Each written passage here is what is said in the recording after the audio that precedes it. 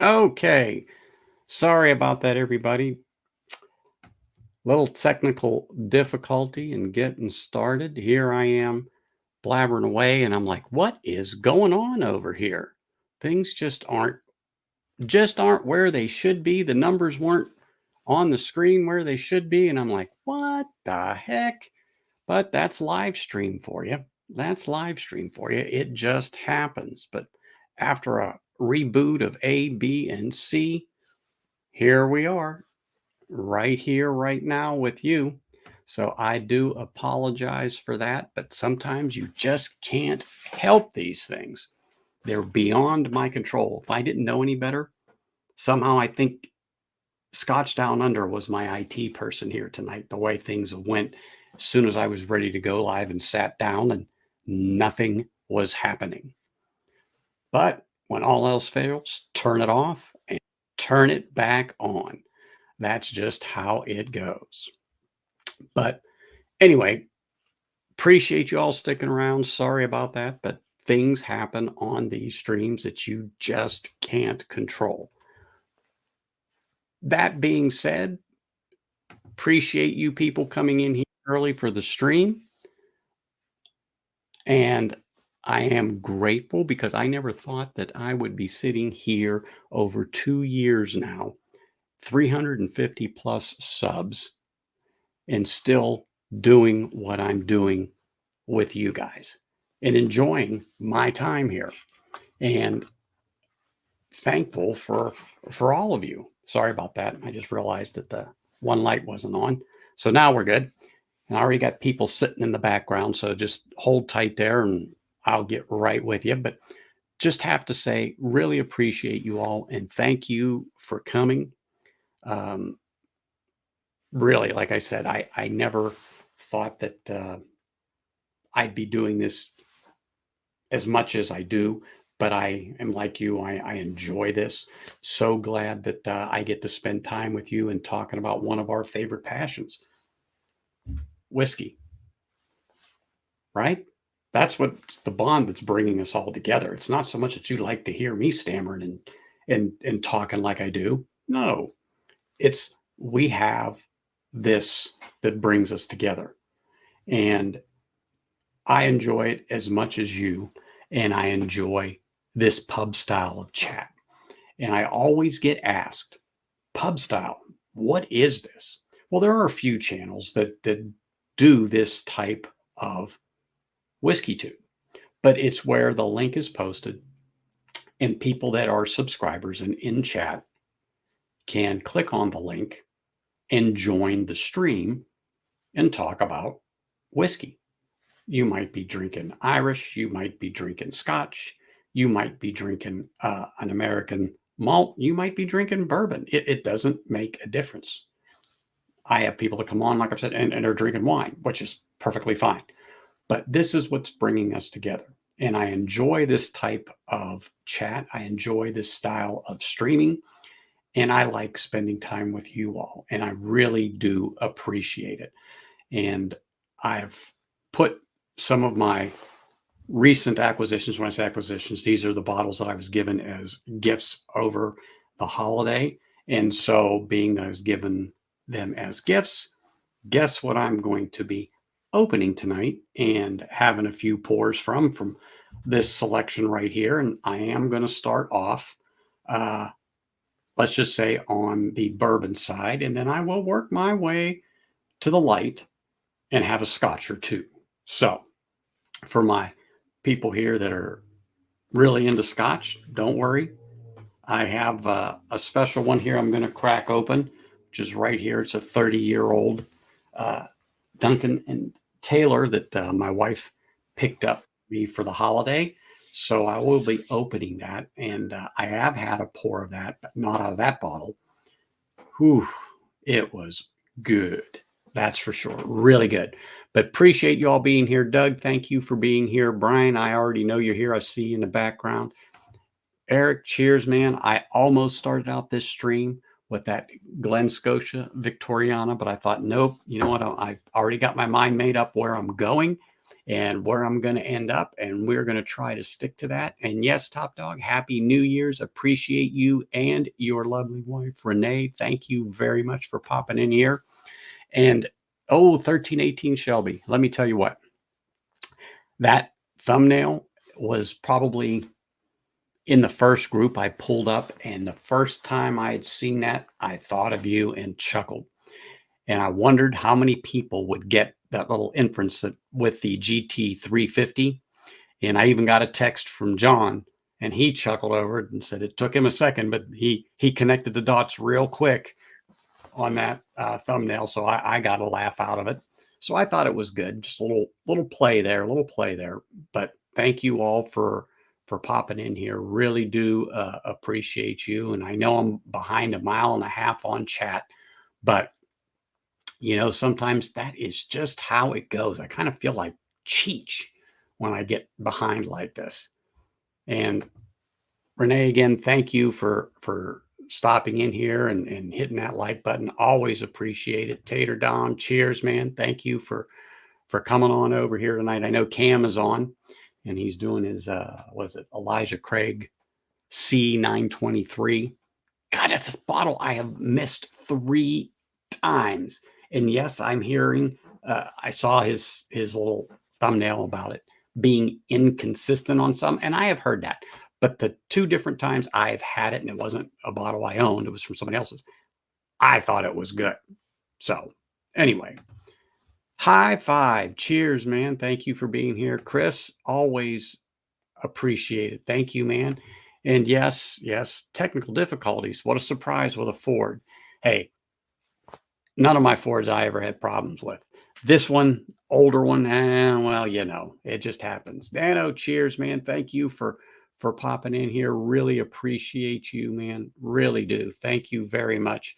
It's great to see everybody here. And of course, Mark is here, Northwest Bourbon. And you know what, Mark? I've got the rye of that Penelope toasted, and I saw your review, and I wasn't going to watch it because I didn't want anything in my head that would make me feel differently, but I'm a rye guy. So I'm going to open mine. I have it right here, the toasted. And I think yours was a char 1, toast was heavy, right? If I remember yours right. And that's pretty much what mine is. 5 years on this thing. But, like I said, it was a gift. And so I have to do it. And I like rye. So, all righty. Anyway, let's just get down there. Hey, I know I saw Peter in here. Hold up. I can't get ahead of myself. Yes, sirree. Cheers, man. Yes, I will be having a little scotch tonight too. So thank you for coming in. Mr. Hall, cheers, man. Thank you for popping in here. Really appreciate you. Oh, look at this. Major Zero, cheers, man. Big Vic, thank you. Love that thing with Independent Joe. Was watching that while I was working out some stuff here. I thought that was a good series he did this year. And I really thought some of the other whiskey tubers had some good stuff on. It wasn't your normal Advent like in past. They got creative, like ADHD whiskey and Mash and Drum. If you've watched theirs, Independent Joe, and I mean there's other ones out there, the Bourbon Bar and stuff like that. It wasn't the traditional where you buy the packet and you open these things up and so on and so forth. I mean, they did something different, kill codes the same way. But anyway, I just liked that this year versus the traditional type of the way it was done. I just did. And I got a little more enjoyment out of watching those. It was more creative. It was more them, let's say. I thought it was good. I thought it was good this year. That's for sure. But anyhow, let me just get right down through here. Everyone's saying hello as usual. Appreciate it. Oh, look at this. Here he is from the land down under. Cheers, man. Hey, got to do what you got to do, man, but appreciate you coming in. Here he is. ASMR Whiskey. Cheers, man. Great to see you here. Look at this. Happy New Year, sir. Always appreciate you stopping in, Kev. Thank you very much. Really do appreciate it. Can always count on fair and honest commentary from Whiskey Uncensored. That is for sure. All right. Went to spend my gift cards today and came down to a Little Book 7. Or took the Little Book 7. Well, you know what? I hope it works out for you. Hope it works out for you. Deathless Dogs, Dan, cheers. Great seeing you, man. Thank you very much. And reminder for everybody, smash that like button. Really do appreciate it. All right. So, got a few people here I'm going to bring on. I got to bring my man Z-Man here. Got John here. And then, of course, there is Brian. Cheers, man. Cheers. Hope you guys had a wonderful Christmas. Sure did, brother. Congrats, man. Sure did. Yes, I was down in Yuma for a little bit visiting the parents. So it was nice. It was nice. It's been raining in Arizona. It's pretty wild. Friday here, Friday before Christmas, it rained like a cow pissing on a flat rock. Oh yeah. I was loving it, man. Down in Yuma, they had flood watches, I guess, and it was a mess. I didn't leave till Saturday morning. So stay in the house. I avoided all of that like a plague. But there was a lot of, you could see where it washed across the roads there on 95, especially when you're going towards the Yuma Proving Grounds when you get through Quartzsite. But that's what happens there. Yeah. That is nothing unusual. But I took my truck just in case, something about being a few feet off the ground. Got some water. Yeah. Not that I go through rushing water. I got one of those trucks too, man. Yeah, exactly. Yeah, I mean, it really does give you a sense. But the truck to me is so comfortable, just cruising on down the line. It really is. But anyway, first one I am going to crack tonight that I have always wanted to try, but the prices on the bottle were ridiculous, is a Midnight Winter Dram right here. I have always wanted these, but as you know, the prices on these bottles have got 200. 300 easy. There's no way I'd pay that for this. No way. I won't buy them when they went to 150. I stopped buying them. Yeah, I would never pay that. Would never have paid that for it. Hey, look at this. Cheers, man. How are you? Cheers, Major Zero. I'm good. Can you hear me okay? Oh, yeah. Yeah. So I'm going to crack the top of this and I'm going to pour a little in a glass, but also what I'm going to be doing this year. Oh, a little 114. Yeah. I should have gotten 2 bottles. I'm probably going to run out and I'm going to regret it, but I've been killing this stuff. Hey, truthfully, that's one of those bottles. Do not drink that shit, dude. That's right. But it's one of those bottles that so many people overlook. Yeah. We don't mind them overlooking it because it makes it more available for us. Yes, I had to drive 8 hours to get this bottle, by the way. That like nowhere near me. And then even today on the way back, I was at Destin and we drove back and I stopped in a couple of places in Alabama and nowhere to be found. So I mean, I get so much grief, but people think I'm trolling them. Really, it's hard to come by in Mississippi, Alabama, and Tennessee. Like, you can't get this in West Tennessee at all. So, and I've already killed the bottle.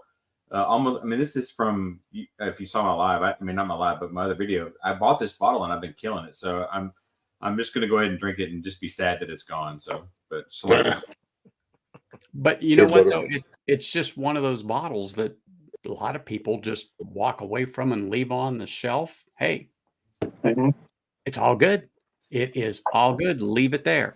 Last time I was down in Arizona, my wife found it mismarked. All right. Along with a Redbreast 12. Well, the Redbreast 12 was a way better deal at like $40. Oh, that's fantastic. It was. Here, that Redbreast 12 is $80 Stole it. everywhere. Stole it. I know. Everywhere. Well, I will say this: Walmart at least admitted it and said, "Yep." But they said you can pick the 114 for like $13.99 or $14.99, or the Redbreast. She chose the Redbreast. I said, "Smart move." Yeah. I Smart will move. pay. I will pay their $17.99 or $18.99 or whatever it is for it. I don't have a problem with that. But I had to that pay other one was the buy. That I other had one to was pay. I paid $32 for that one, which was $10 too much. Bring on the hate. I get it, but it was one of those there's things. no hate. But Old Anthony, old granddad is $20 for where I'm at here in Arizona. But I don't. They used to sell in the grocery stores for that. I don't see it no more. So Major Zero, I have to go to my liquor store and it's there. And actually, because I like doing a mix, they were in the bottom of the shelf and I couldn't reach it. So I went to the counter and I said, "Hey, can I get an old granddad 114 for the bottom shelf? I can't reach it." And the girl went in the back and grabbed me out a bottle. I'm like, "Cool, good for you, girl." There you go. But I mean, it truthfully I is a good bottle, and Yeah. I have two. I have two now because you never. It's one of those you don't want to run out, and No. and well, just like everybody knows, once you crack that thing, it's like, oh my gosh, I had to use my special letter Well, opener to get that I want to do band. I want to do the Z-Man Pour, which is the Woodford Double Oak, but I can't find a small bottle. I can't spend $60 on or it's like $65 on that. I'm wanting one of the it's not 375, but it's like the one that's maybe it is 375, the low, the smaller bottle. Yeah, you're talking because the small bottles were like the norm, so they're right. This will be gone here probably another month or two because I've got like 4 bottles left. Yeah, he'll take Z-Man put that. I think Matt maybe helped you with that. I don't remember who invented it, but I'm gonna give you credit for it, Z-Man. They put that with the old granddad 114. I want to do it, but I just can't spend $60 on a. I got it. I got the recipe from somebody in chat and I tried it and it was really fucking good. Yeah. We'll give you credit, Z-Man. You're the man. So yeah. I gotta pour some of this now because like I said I've only had, I can't remember the one I actually got to taste before. It was a couple of years ago, and I'm like, oh, I got to get my own bottle. I got to get my own bottle. Of course, they fly off the shelf, but then the prices, from 100 to like 150 to 200 to $300. Are you kidding me? It's good, but believe me, it's definitely not really over $100 good. You're pricing yourself out of the thing. But again, my wife picked this up for me, and I know she didn't pay over a C note for it. So no. I like what Peter White said. You can get BTAC bottle. I know. Easy. I can get Stag. I can literally. It's late now, and I've been drinking, so I wouldn't do it. But I could leave my house right now, and I'm in a podunk little town, north of and I can go to 3 places and grab Stag right now, no problem. I mean, it's varying prices. It's from $149 to $329, but I could go. I know I wouldn't do it, but I could pick up a Stag right now for those 3 prices. But you can't. I drove 8 hours to get the old granddad 114 from my house, so it's ridiculous to me. But it is. Hey, cheers, Mr. Murphy. Always great to see you here. Thank you for stopping by. Remember, smash that like button. Yeah. You got 27 in chat and 8 likes. Oh, there. Hold on, I'll reload the page. Yeah, once you refresh, it'll go up to like 24 or something like that. I looked a bit ago, but should be up there 24 or something like that. I don't know. I just redid it. Mm-hmm. Oh, there we go. We'll get up there. Hanging's there. He'll hit that like button twice. I know it. I like that. So Anthony, I'm taking care of the Scotch part for you right now. So hey, I might go down that road towards the end. Oh yeah. I think I'm just going sweet tonight. I got a Scotch on standby for you. Hold on standby. Yummy. We will get there eventually. All right then. I pulled it out of the bunker. It's the only Glen Scotia I have gotten. Oh, that's a good bottle. Yeah. I love it. Cheers, Jake. Cheers, man. Thank you. Thank you. Hey, Jacob. I got Cheers, Jake. man. Okay. Is Whiskey Sensor making fun of me because I think that bottle's special? Which bottle? Ben makes fun of everybody. Oh, he's an equal opportunity offender. He doesn't discriminate. Yes. It's okay. I can take it. I got thick skin, but 114 is hard to come by here. I mean, and you know, when I do the hunt videos, a lot of people will give me grief about hunting that bottle, but I just can't get it here. It's like it's one of those things that's like it's rare for me. You know, it's not like stag or Weller or whatever. So Yeah, I wouldn't worry about it. I talked to Ben on the phone. He can talk shit. Ooh, excuse me. He can talk shit with the best of them. I find it funny here because the OTB 114 and the Evan Williams white label, they just sit on the shelves. Yeah. You can go into any store and get it anytime you want. I tell you what, this is sweeter than I thought. Midwinter's Night Tram. Which act is it? 10? Act 11, Scene 9. So that's a brand new one. Right now. Yeah. Yeah, I got finished in 4 barrels. Wow. I bought Act 10. I like it. And if I like it for 200. This is the first bottle I've owned. I've tried a few and thought they were good, but like I said, when you go to buy them, the prices were ridiculous. Oh, yeah. And when I seen them, like I said, at north of 100, I'm like, absolutely not. Then I seen them for $200 and then $300, and I'm like, forget it. But anyway, I know she got a good deal on it because she says, no, I can't pay those prices. He'll definitely kill me.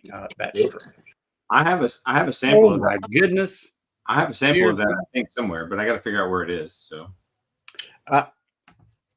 That's it. Roger, Bourbon cheers. Bourbon might be one of the only things I'll put in front of bacon, but why not? there's not many things. Why not both? But oh my She's god. hanging. So this isn't, like I said, That's crazy. this really isn't bad. $33. I can't imagine what'll happen after a few days in the bottle, get a little air in there, let the oxidation do its thing. Yeah, it should be all right, man.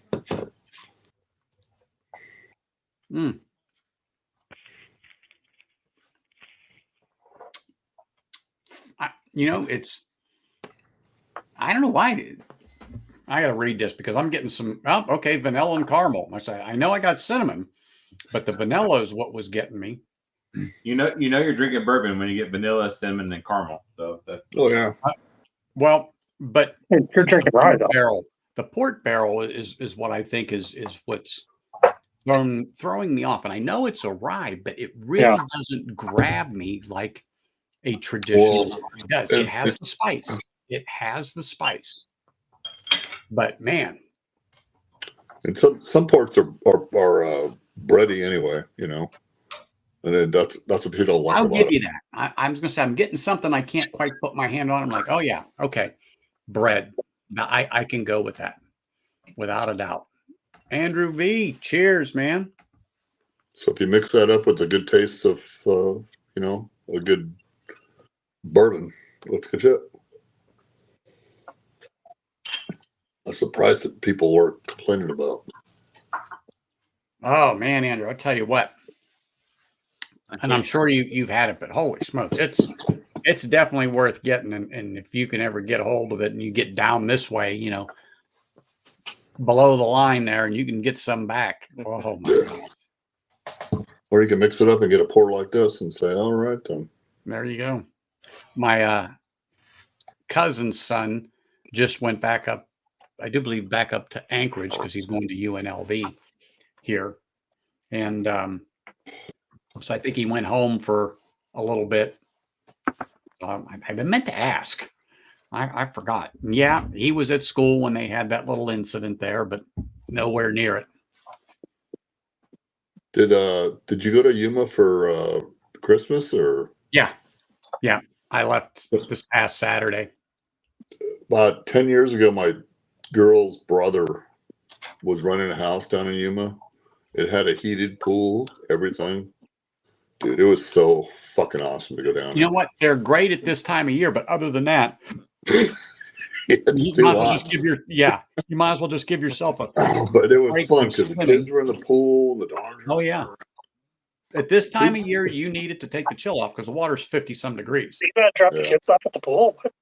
Yeah. Hey, but Open the door. and we had a big bulldog in a kennel in the back, and border patrol was stopping vehicles on the freeway. They saw that dog and they went, "Yeah, you guys are okay." Now, see, Hangin' I knew would come across with some common sense stuff. He says he gave up on the bottle to bond, old granddad, when 114 is that cheap at under $20 a bottle. I don't like the flavor of the bib. It's That just is not. You know so what? I don't think it's bad at all. $33 here. I'm not telling you it's bad. It's just not for me, brother. That little bit more proof sometimes really opens up a bottle. That's what I say. I've always said I'm a proofy bitch, and if I'd have thought about it, I'd have wore my T-shirt from Cheech that has Proofy proofy bitch. bitch across from it. And but when you hit that 100 and you go north, wow, Yeah. I think it opens up on a bottle, and that's why I love Elijah Craig. Don't get me wrong, and I love the Toasted Barrel and things like that. But the problem is, stop making it at 94. Bring it to 100. Give us all a treat, people. I think that thing would. I mean, I think the Toasted Barrels are amazing just as they are. But if you get them damn things to 100, just a lousy 100, make us all happy. But well, you can get to 100, but how about you just non-chill filter the stuff too? Well, Yeah, I don't Look. get that shit. hey, one step at a time. Let's just get it to 100. Yeah, don't Okay, ask let's I get it to 100. But I really do feel that when you get to that 100 and then 105, 110, now you're in a sweet spot. I don't know how you all feel about that, but I agree with you, brother. You- Yeah, you're I like the Russell sticks at 110. That's perfect. Yeah. and see, Hangin' even says, I'm a big fan of 120, man. Once I hit 120, that's my sweet spot. I think I can agree with that. Yes. I mean, and I like spicy food. So when I eat spicy food, like I like to eat a jalapeno or something first. It wakes my taste buds up. Like if I hit something, some people talk about proof fatigue. I don't get that unless I'm like drinking something like crazy high proof. I have some 155 stuff over there that'll burn your taste buds off. And man, once you hit 120, to me that or better, that's where I really start to enjoy the flavor of what's going on. And even if I dial down, like I'll drink a 120 or a 125, somewhere around there, and then go back and do an 80. You get like the flavor. To me, is so much more intense on some of those things because the proof is not there anymore. You're not getting hot. So, but I'm weird. I like Scotch too. So I can't be. I have a trash palate, and I've been quoted as much saying so. But that's just me thinking. So, hey, Yeah. I can agree with that 120 because that seems where I go. But 115, 120, 125, kind of. I've got a little wider range. But boy, I've got some at that 125, 128 that is just this syrupy caramel, vanilla, just viscous, like deliciousness. 100%. Yeah, it is really, really, really different. And yes, I was going to get to that, but Whiskey Uncensored did. 100 proof Elijah Craig is called Henry McKenna. Well, yes, but that is true. I'll give him that. But man, that is one bottle that is either an absolute hitter or an absolute shitter, depending upon the batch. And that's why it's so important to look But at the those. price and availability on the McKenna is just ridiculous now too. From yeah. let's just say $50 to over $100. Well, 50 to 60 out here, and I have two bottles that are like half full. One tastes like hard plastic, the other tastes like rotten wood. So when the fanboys come over here, I want a Henry McKenna 10. Good, try these two bottles. And the faces that they make, they're like, what the fuck is wrong with that? I'm like, it's garbage whiskey because of the batch. But if you can find a batch, grab them all. Mm-hmm. I've owned 2 bottles. If you find the One right I batch. wanted to pour out, and the other one was fabulous. No, I'm lucky. Yeah. The one I finished the first one I ever got. And because I got it for like $45, I went back and bought the last one they had. So now I've opened it and it's fine. It's fine. It wasn't flat. I will say the flavor doesn't quite seem to be as forward as the first bottle, but I haven't touched it now in probably 6 months. But anyway, I noticed that. But other than that, no, it was not. Yeah, it wasn't terrible at all. And that's what I was more worried about going to that bottle. But it's fine. Now I have another one behind it that someone got me. And it's like, yeah, I cannot say beyond a shadow of a doubt it's going to be as good as the one I got because it's a totally different batch. And I don't even remember the date on it. I think this bottle here, I got it from Dave Bogosan. It's the Michter's 10. This is in the running for the best that I've had all year long. I mean, it's amazing. If you have the single barrel, the 10-year bourbon, I mean, it is. I'm gonna milk this thing down and do it in half-ounce pours until it's all the way gone. This is amazing. So I don't know if you had a chance to try the Michter's single barrel 10-year, but it's awesome. Oh, it's good. And yes, Eric, that was the Port Charlotte 10 that John had. One of my first choices when I'm cooking a steak and I'm sitting down to eat it, that Port Charlotte 10 just seems to hit the mark with a nice piece of beef. You know what else is any Lagavulin? Lagavulin, the 8, 11, the 16. If I'm cooking a steak, that just it's like perfect. Or even that 16 Lagavulin is quintessential. I mean, I have a wood fire pizza oven. If you can do that, if you can get like a good wood fire pizza oven with one of those, those pair amazing. Well, I can say this: I am not disappointed in Midwinter's Night Dram. At least this one, I am not disappointed in that. So, I mean, once that thing opens up, and I got to get it another good pour out of it and put the cork on it. But I think that's going to be a nice bottle. That port just, to me, I really like the way that works with it. And like I said, a little time in the bottle, a little air, I think is going to be great. And since I'm kind of drinking a rye, next one I've got to pop open here is going to be this Penelope Toasted. I just drank one of those. I literally just had one of those. That's I've got this one here. Of course, it's 100 proof. The char's a one. The toast is heavy. Aged 5 years. Batch 23-303. Why is William Hall commenting and not in the chat? William Hall, why are you not part of this conversation? Well, he is right. He knows I love Ardbeg. That's Ardbeg. That is William. You should be part of this conversation. Turn this camera on. Give him a minute. My letter opener here. I have a little Ardbeg here right now. Oh, you got the Big Pete. This is the 2015 Christmas edition. Yes, you have taunted me with that time and time again. So there's basically Ardbeg, Kalila, and Bowmore. It does say N Port Ellen, but there's maybe a drop of Port Ellen in here, probably. But Big Pete. At 53.8, yes. Yes. Cheers, Vaz.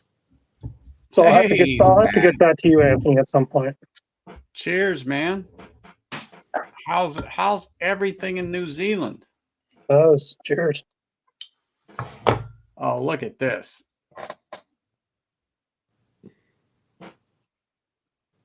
Nice. You got an Ardbeg today. Sweet. Ardbeg. Anamorphic. Oh, yeah. I think I saw one of those at Liquor Lineup 2 last week. I know I saw the Heavy Vapors. Now, unfortunately, I watched Mark's Ooh, review of this today. Nice pop Because there, by the way. he did the toasted bourbon and this bottle. He did a review of it. And of course, I watched it, but I'm still staying open-minded because I'm a rye person. I like a rye. So I'm hoping that this is going to be. Oh, okay. Yeah. I mean, he didn't say it was terrible, but he was not going to buy a replacement. Okay. That's fair. Well, I like their juice.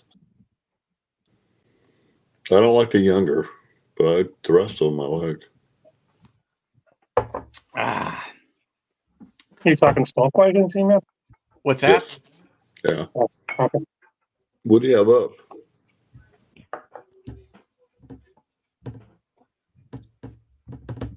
Oh, sorry, I'm clearing something out here before I. Okay. Do. I get a different Glen. I made sure I have about 8 different Glens around me so I can have a fresh one. God. My project tomorrow afternoon after I get home from work is to wash all my Glens. I've got Well, a bunch on the counter. I think I'm at 7 or 8 now. I'm like, I usually wait and I hand wash them. I got a one. It's like a brush on a stick made by a company called Glencairn. Cleaner. And Yeah. yeah, I've And heard me- I've heard good things about Glencairn. yeah. As a matter of fact, this is their rack. So I'll put 6 Glens in here, take it over to the sink, do what I got to do, then dry them off, put them on here, and I just tote them back in. This thing's pretty nice. It holds, like I said, it holds a half dozen and it works. But now I've got them spread out. But see what happens when you speak his name 3 times? Do you see? Oh. Sure, All right. brother. Let me pour some of this here. Yeah. And see what's going on with this Penelope toasted straight rye whiskey. And you know what else I did not get at all on Midwinter's Night's Dram? Generally, I don't get it, but the Elijah Craig, I will. So the rye, some people will get a minty note on it. No. I very rarely, but Elijah Craig, I will get that. I cannot stand the spearmint that comes with rye. Like if it's a spearmint rye, I can't even finish it. Now I like the peppery rye, but if it's spearmint, I'll pour it out. I can't stand it. I don't pour it out. I try to work my way through it, but the problem is that it's so high that you can't get rid of it. Yeah, there's nothing. And then if I drink that early on, if I drink that spearmint, it seems like it translates there. It's like embryonic, whatever that word is. It seems like it just translates to the next drink I'm getting. I can't get that spearmint out of my mouth. I don't like mint chocolate, like mint chocolate ice cream or any of that stuff. I'm just not a mint guy. So you don't like any of the redwoods?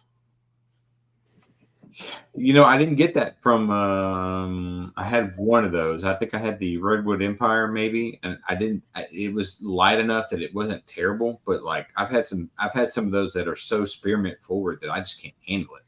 Mm-hmm. Exactly. And I'm kind of glad I don't get that. But it's not off-putting to me. But it's just not a note that I pick up in a rye often. Right. Or Elijah Craig. And I'll ask somebody. That's the first question out of my mouth when somebody says, "Hey, I'm drinking this rye. Is it minty?" Because if it's like drinking mouthwash, it's gross. I can't handle it. Mm. Hey, Tim. Cheers. Thank you, sir. Don't forget to smash that like button while you're here. Hit it hard enough that Bourbon feels it.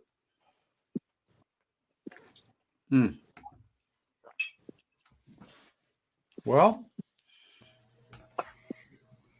There you go. I'll just say this. The Midwinter Night's Dram has a little more going on than Penelope Toasted. How's that? A little more going on with it. I think that port finish is what's pushing it for me, but I don't think the Penelope's bad. I don't think a port finish fucking pushes anything. The Woodinville port, the first bottle I had, I loved it, Anthony. And when I got the second bottle, it's hot garbage. Give the Sagamore port finish.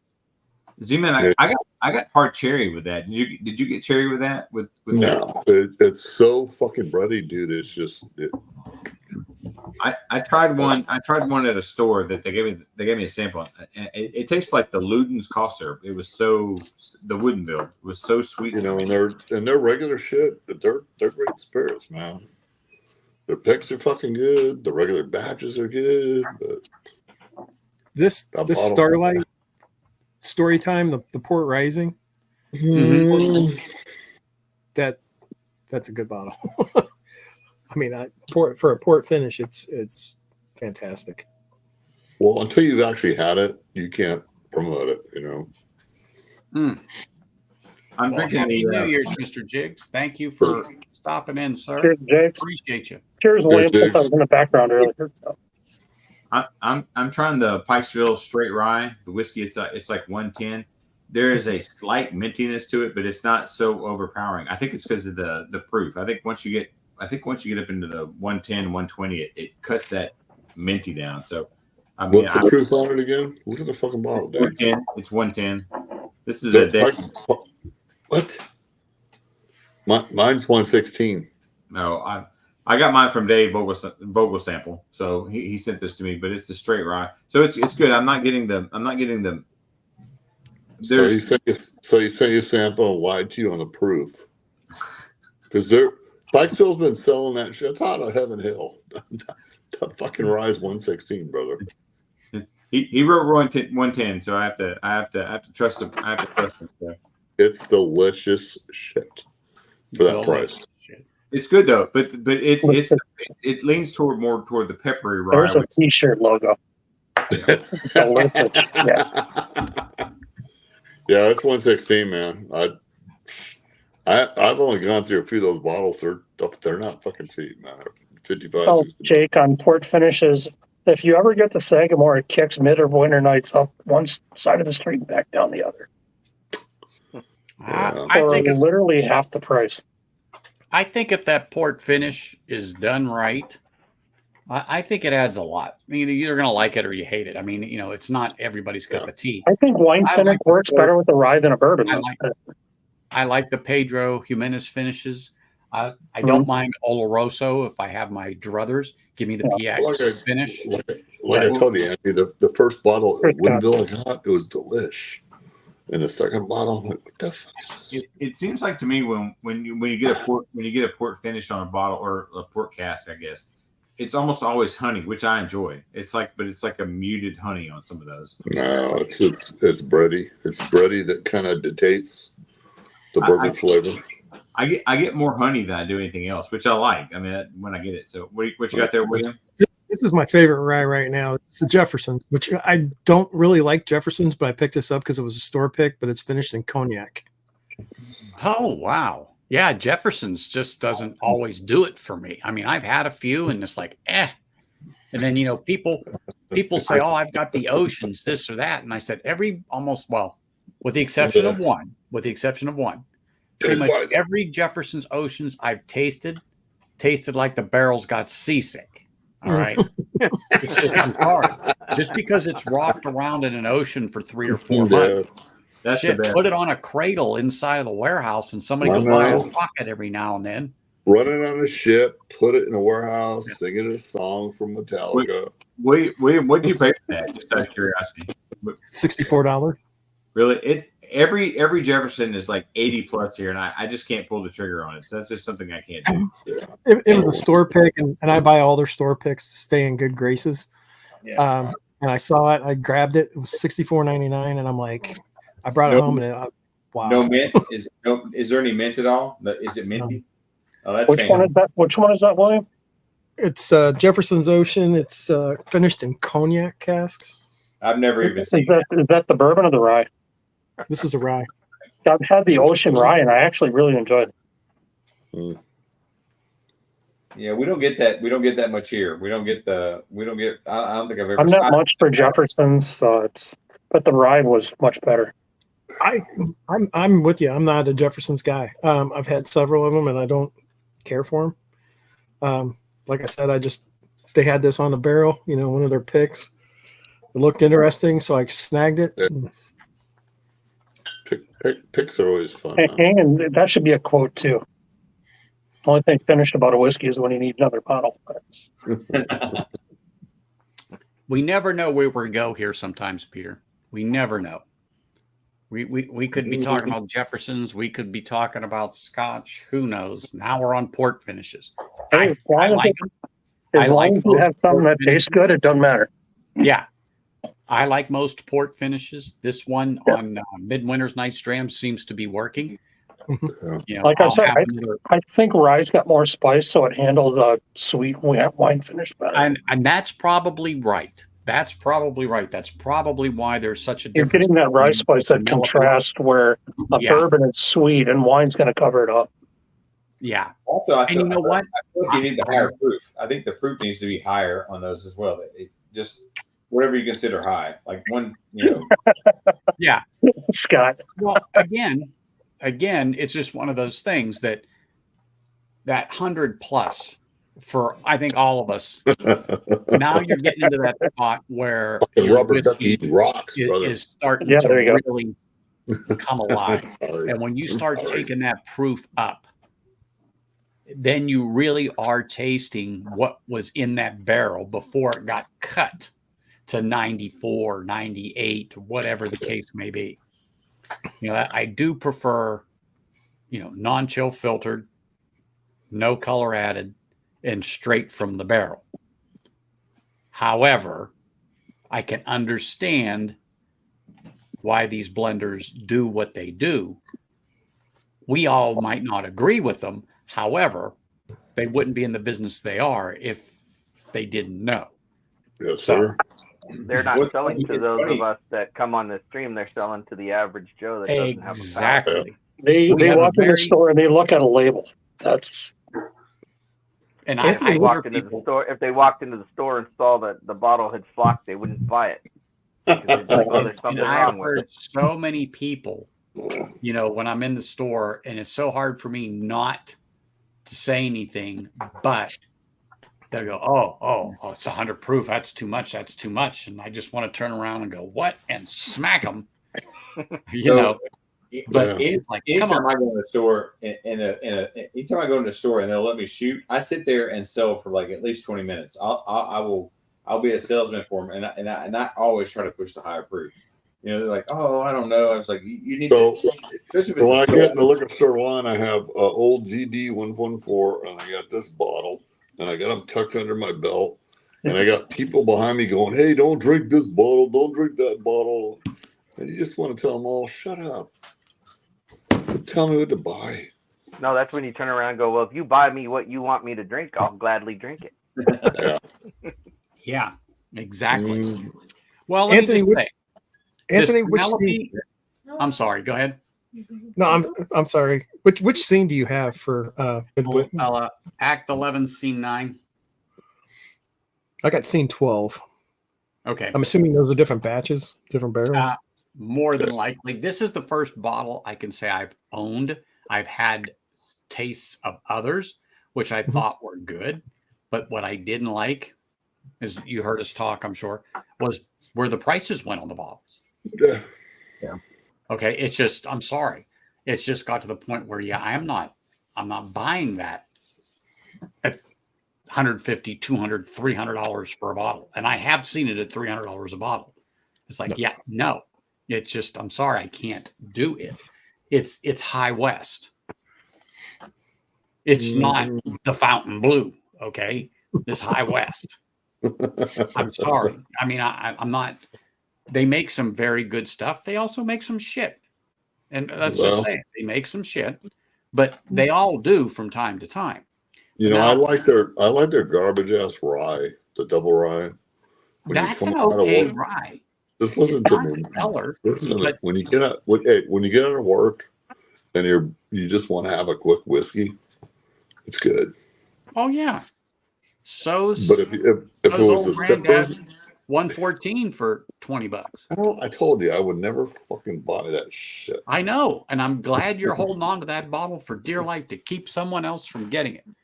All right. Yeah. I mix it So- this way. I still got the mixes. Now that I've got the rye out of the way, we have, and I've gotten a sample of this, and I just can't remember. I think it was from Big Vic, but the Architect. So I'm going to go ahead and open this next and have a pour of that. And then let me see where I'm going to go. Hold up. Nope. It's funny to me across whiskey too, because you either love Penelope or you hate Penelope. There's not like a middle ground for that. So I have to digress and go to this bottle because I forgot I got one more rye. Have you ever heard of the Prideful Goat? Oh yeah. That's one of those. It's from one of those guys, the blended guys, right? Or not? No, bourbon real. Yeah. I got a sample of it from some guy called Whiskey Corner. So it's very hard to find out here. Hey, Z-Man, Carlos is awesome. So I will not. I'm not cracking that. I'll crack that on stream with Carlos. Yeah, Carlos has the best hair compared to me in the business. So no, I agree. Prideful Goat. I love the dude, man. Prideful Goat's Texas, right? I don't think it's Texas. I thought it was You know Virginia. what? That's a good question. I know of it. I just can't remember. Let me turn the damn bottle around. Dancing Goat is Wisconsin, right? Oh no. Yeah, They it's distilled in Indiana, so Yeah, we it's can all imagine sourced what that is. MVP. But it's Somebody- bottled by Gulf Coast Distillers in Houston, Texas. so somebody had the person that was actually putting that thing together, and he's like a Nassif, the divorce lawyer, I'm sure. and he's buying barrels from different places, and that's how he's fucking making his shit. And he has investors. Gene Nassif. And that's how Gene Nassif is fucking making his money. And he said he's making more money doing that than doing divorce lawyer shit. So It was good. Yeah. It was good. I can't remember what My strain he wife's was in. sticking her head in the door. She wanted to know how the Midwinter's Night's Dram was. I said it was good. Well, it's tasty shit, man. It is. It's good. Want to get another When glass drink out of it and let it sit for a week. Let it open up. Yes, sir. I'll Yeah. be right back. I'll be right here. When I sober up and I can find my sample, I got sent a sample of that. I just can't find it. So What? I was like, what? No, this is the Prideful Goat. So Andrew B is asking about the old overall. Getting there. I've seen some of that, and I'm getting there. what do you think of that, Andrew? Have you tried any of that, or is that just something you're thinking about getting, Andrew B? The old overall 10-year. I've not had it, so I've seen it. Marty Whiskey Nose did a review of it. He had it, and then someone else just got a bottle of it. I don't see it out here. I very rarely see Old Overholt out here. However, I do have a bottle of Old Overholt. I think it's the rye, and I found it by accident because a store got it by accident. Okay. But now it's like, where the hell is that? But it's not the 10-year. It's not the 10-year. But anyway. All right. Let me have some of this. Prideful Goat 6-year, unfiltered cask strength, 56.8 ABV or 113.6. Bottle number 1800 of batch number 5. All right. There's a lot of math for that one. That's a lot of math for that. So it's a 95.5, so it's a rye. So aged 6 years, MGP juice. So, all right. I have no problem with MGP. But we were talking about wine finished earlier. I tell you what, that is very hit or miss for me. It's either spot on or it's no good. But I've got a Bull Run 16 year finished in, was it a Merlot, Burgundy, something like I can't remember. But it's right. Oh, here it is. It is, I'm sorry, Pinot Noir cask. That was delicious. Is delicious, I should say. That was really good. And unfortunately, I can't get another one, so I'm staying away from it for a bit. But if I could find another one of those, oh my gosh, that would be delicious. And to have a backup. But anyway, it smells nice. But you know what? We're talking about rye and mint. I'm getting just a touch of mint on the nose. However, So, let me just say, there's mint and then there's spearmint. I don't like spearmint. You know, can you distinguish between the two? Like there's mint. I'm getting bread. And I'm going to say mint, not spearmint, but mint. And I don't want to say peppermint. Yeah, because I don't like peppermint. If I get a peppermint note, I am not going to like this.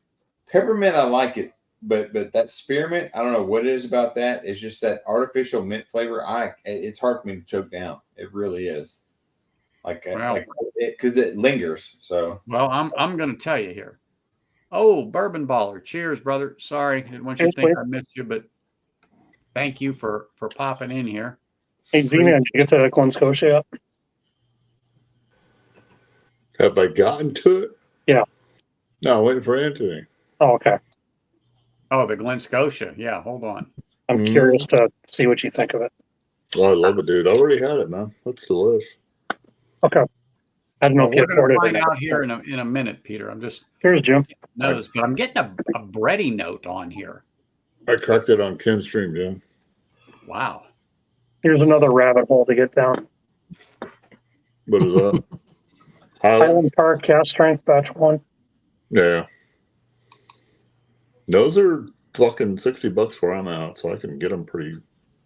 Yeah, if you get a Highland Park cast strength for that cheap, yes, get it. Yes, sir. Wow. The Glen Scotia, I divide out of SoCal.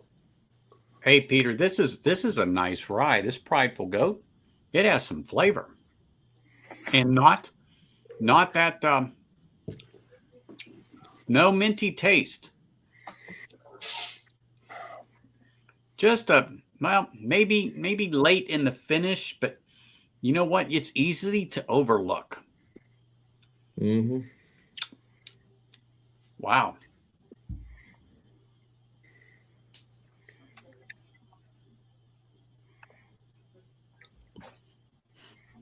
Glen Scotia 15 liter there. Yeah, Yeah. this is. Yeah, there's such a big difference between Campbelltown and Isla. Wow. Yeah, give me a second. I love the Scotch Isla taste. It tastes like fresh water, you know. I do like pot still. Lars, cheers, man. What's up, Lars? Lars. Cheers, brother. Sorry, my sympathies to you. Your dad passed away last week, so. Yeah. Yeah.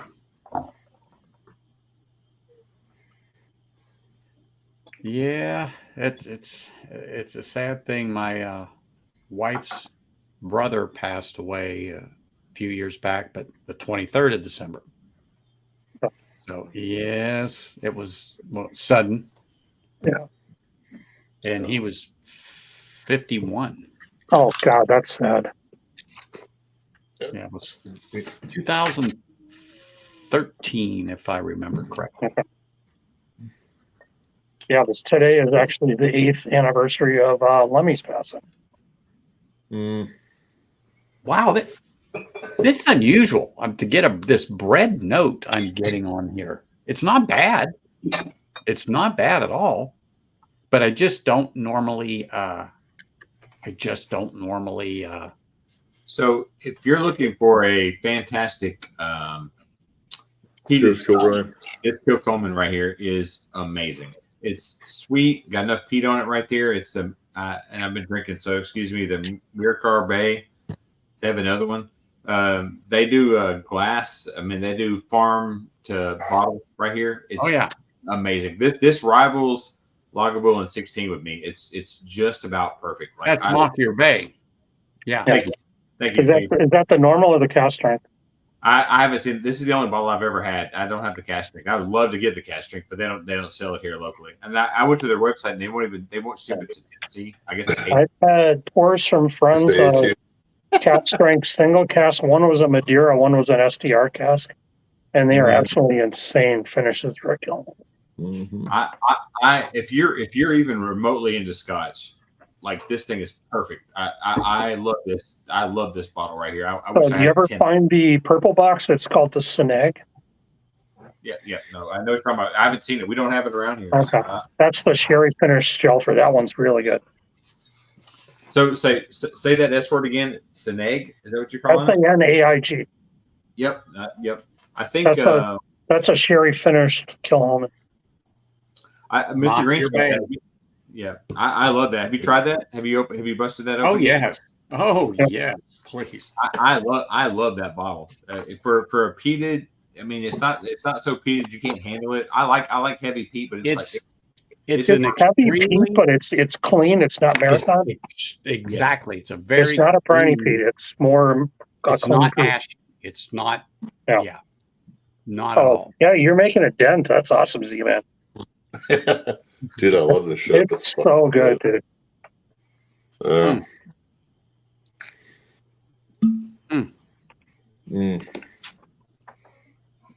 Smells like Band-Aids and hate a little.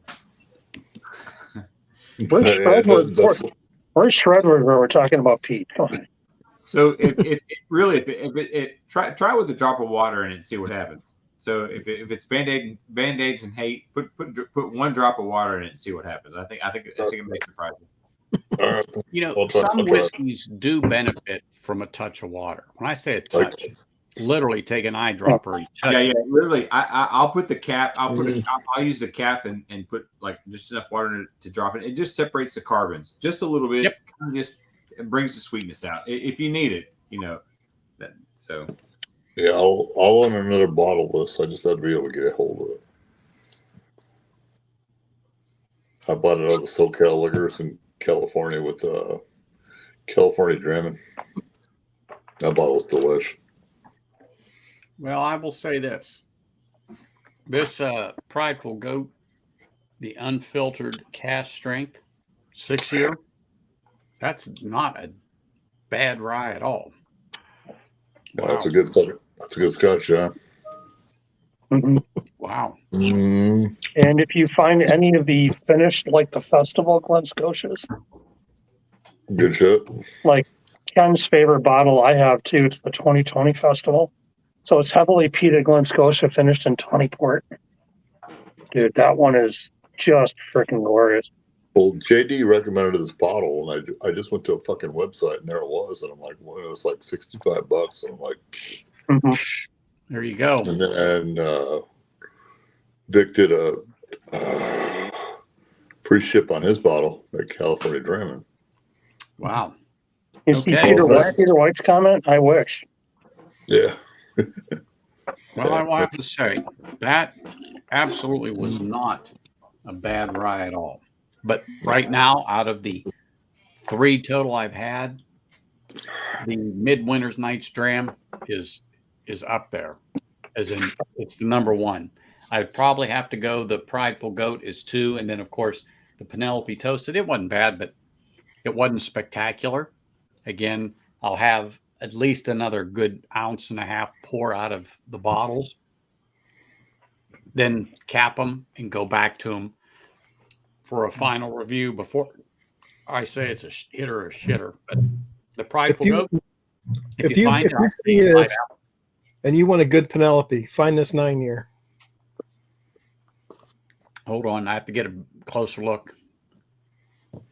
Oh, okay. Yeah. I recognize the bottle. Yeah, it's the 9-year. Mhm. This is by far my favorite Penelope. Period. What state you in, William? Indiana, All right. home of Ross and Squib. Well, There I you don't go. Almost doesn't really started. mean anything, but So Starlight, Hard Truth. I've got the rye out of the way, and I don't mean to say it's bad, but now I'm going to open up my fourth pour, and that's going to be the Penelope Architect. Like I said, I know I've had a pour of this before. I got a sample. Like I said, I do believe it was Big Vic that sent it to me. Well, actually, he's been to Vegas quite a few times, so he's actually dropped it off. But I'm glad I realized I had another rye there. But that certainly didn't drink like it was 113 proof. I'd say at least 105 to maybe, I can't even say 110. But it definitely didn't seem like it was 113. It had a very nice flavor to it. And it didn't have that mintiness at all. William, have you heard of a distillery in southern Indiana called Bear Wallow? Oh, yeah. What? Bear Wallow. Buddy brought back one of their ryes. It was called Liar's Bend. Mhm. That was a phenomenal rye. They're not that far away from Hard Truth. They're down in the Bloomington area. Okay. Yeah, that Liar's Bench rye was a really good bottle. I haven't had any of their stuff yet, but we're going to go down. I want to hit Hard Truth. I want to hit Bear Wallow. Okay. I would love to get over and see who is it, Rolling Fork and Starlight, because they're on basically on the same I want to get campus. the French Lick at some point. Yeah.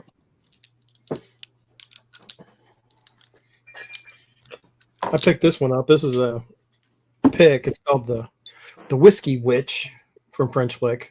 Okay. Oh, shut. Alan does so many videos, and he's so much fun to listen to. Mm-hmm. John, you've been off work all week? No, I've been at work all week. I haven't been on last night and yesterday. Somebody had said they'd been off. Yeah. You. No, I wasn't on the last 2 nights, and then I'm on tonight because I got a half day tomorrow. Half day. Yeah. Yep. I don't 8 have to to go noon, back. so yep. I don't have to go back till the second. Yeah, 8 to noon, then I'm off till Tuesday. For you. So I've been I'm off probably going to get shit faced on Jack and Cokes on Sean's Lemmy string tomorrow night. So There you go. I've been off all week, and I'm glad to go back because all we've been doing is working on the house, and I'm really kind of over this manual labor shit. So, what'd you say, Z-Man? The manual labor shit's for the birds. What's Sean doing tomorrow? Today is the anniversary of Lemmy from Motorhead passing away, so he's doing a Motorhead string tomorrow night. Yeah, I saw that. All right. So it'll be Jack and Coke the entire night. But the only Jack I have is the barrel proof, so that'll be a fun night. No. it's going to be a long night. Got to pace myself. Yeah, my single barrel's almost gone, but I'm not going to touch it. I got to get more of the Hey, Joe. Cheers. bottled and Hey, Joe. the bottled and bond from the base. That stuff is really good. Oh, from Jack? Yeah, the bonded one, the travel one that's on the bases. Right. You're talking about the regular yeah. whiskey, not the rye, right? Yeah, there's Yeah. 100 proof that's called bottled and bond. It's not the bonded though. Okay. Because we've got bottled and bond rye, the Jack Daniels, and I love that. That's No, actually they have really- Jigs, Yeah. I really want to be in on that Boona tasting. That sounds awesome. Yeah, there's a regular bottle of bond from Jack. You see that, Anthony? $35. What's that? Look at Jig's comment about doing a Boona tasting. I'm like, yes. Boona. Friends with benefits. Peter White. Huh. Boona's my favorite Scotch distillery. That Hey, Yeah. that Bunnahabhain 12 I got is like deliciousness.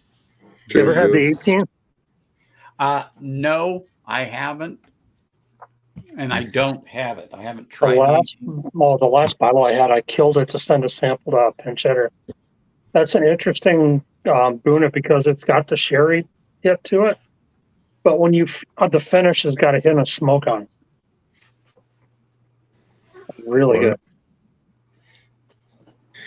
Sometimes, just like on this 12, it also has that Buna 12. It has a hint Mhm. of peat on it, and I think it's a wonderful little taste of what peat can be like. It's there. You'll get it on the nose, and you will get it on the palate.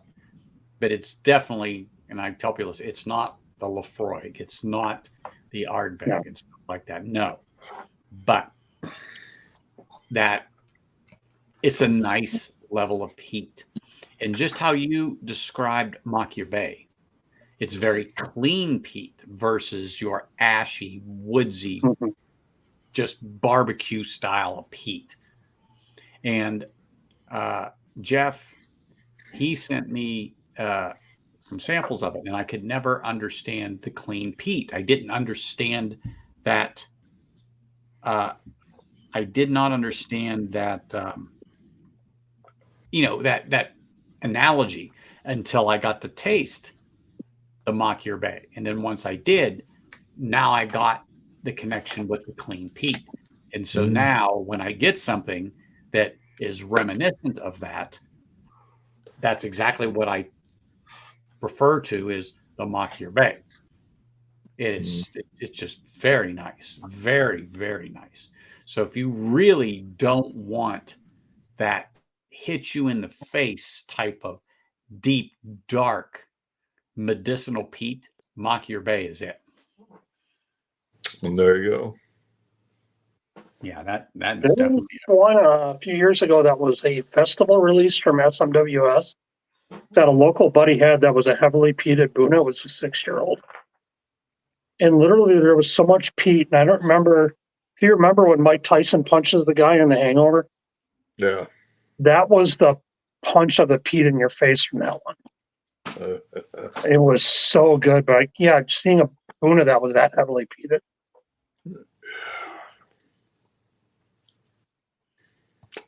Oh, that Loch Lomond 18. Yeah, I think you were telling me, Eric, that you were either going to get that or you had that on there. That is But one of the I'm going best to say, deals in Scotch right now.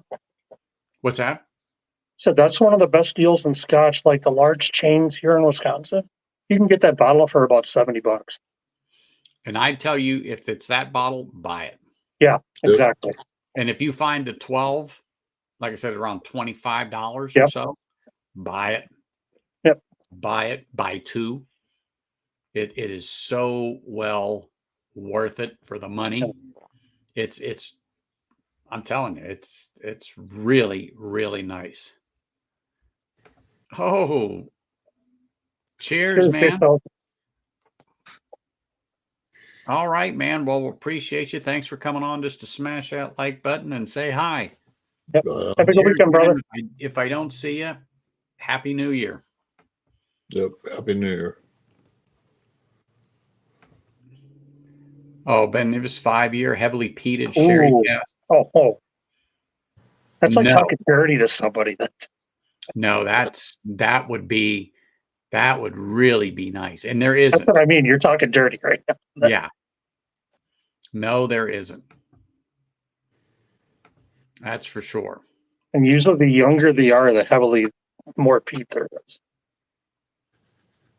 And that's how I'm feeling on this Midwinter Night's Dram, the Prideful Goat. And like I said, I'm not tossing out the Toasted and the Penelope. But I think a little time will tell on them all, and just to see how well they open up. And this Architect, that's not too bad. 104 proof, 52% ABV. I just don't think it's too bad. It's not bad at all. But I think the ryes aren't competing well with it. But now that I'm going back into the... Are you in the background, Sean? Sean in the background. I don't know. I just read his comment. I'm like, are you hanging in the background? Well, I didn't know he popped in there. You know, he's got to show himself once in a while. What's up, Anthony? Well, I Cheers, can Sean. tell you. I guess I didn't even hear the thing tell me you were here. No, it's all good, man. I just thought I'd make a joke about it. That's all Cheers, right. buddy. And honestly, congrats on 350, man. Cheers Yeah. to you, man. I tell you what, I'm Cheers, Sean. surprised I myself. got to leave Anthony. Cheers, brother. All right, Cheers, man. And I have my scotches prepared. I figured that's where we're going tonight. So We will be, but right now, I just finished up No? 3 ryes. I Oh, went to okay. Penelope Architect. I just opened that. All these have been fresh cracks. So from a midwinter night's dram to Penelope Toasted Rye to the Prideful Goat. And like I said, now I'm on the Penelope Architect, and then I'll be going to another bottle, which these have all been gifts given to me for the holiday. okay. Opening and partaking in. All right. So So the next what one- I'm hearing is MGP rye. So Well, this will probably do. yeah, for right now, go right okay. ahead. And right now, like I said, I'm into MGP. And whoops, let me put the cap back on that. I just realized I didn't put it on. John, that's not MGP. This No. isn't. No. This is cast strength too. But But I thought this was fitting because this was also a gift. Cheers to you, Jigs. Appreciate you, buddy. Yeah. Which one is it? Buzzard Fruit. Buzzards. Yeah. Yes. But I tell you what, the architect, like I said, I think it was Big Vic who had given me a sample of this. And I thought, oh, that's not too bad. But now I have my own bottle, get this down another 1.5 ounces and let it set for a minute and then go back to it. I think it'll be good. But the whole thing is like I said, everything that I've gotten has been a gift for the holidays. So all these bottles, so everything has been a fresh cracked, except for the next one I'll go to, which I cracked it because it was a gift from Big Vic. I cracked it 2 streams ago. Well, 2 weeks ago. And it's going to be the Still Austin pick from Barrels of Hope. Oh, yeah. Okay. Yeah. So I'm going to have another little pour out of that. And then it's Scotch time. All right. Pace yourselves, folks.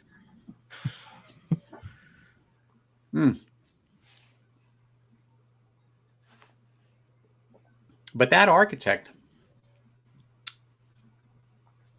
has a nice flavor to it. A little something on the finish that I can't quite put my... I've not tried any of those. I think I've had the toasted Penelope, but man, it's very polarizing. Like you either love it or you hate it. Exactly. I mean, what do you compare it to? Like is there anything like the flavor wise? Is it? You know what? I don't know, because there's a little something unusual, and it's not bad, but I don't know how to describe the taste. Is it? It's not Dickel. It's not Dickel Funk, right? Is it? No. Okay. Lord, no. It's made in Bardstown, Kentucky. So Willet Not pot Dick. still. what's that? Wait, the Penelope that's Bardstown sourced?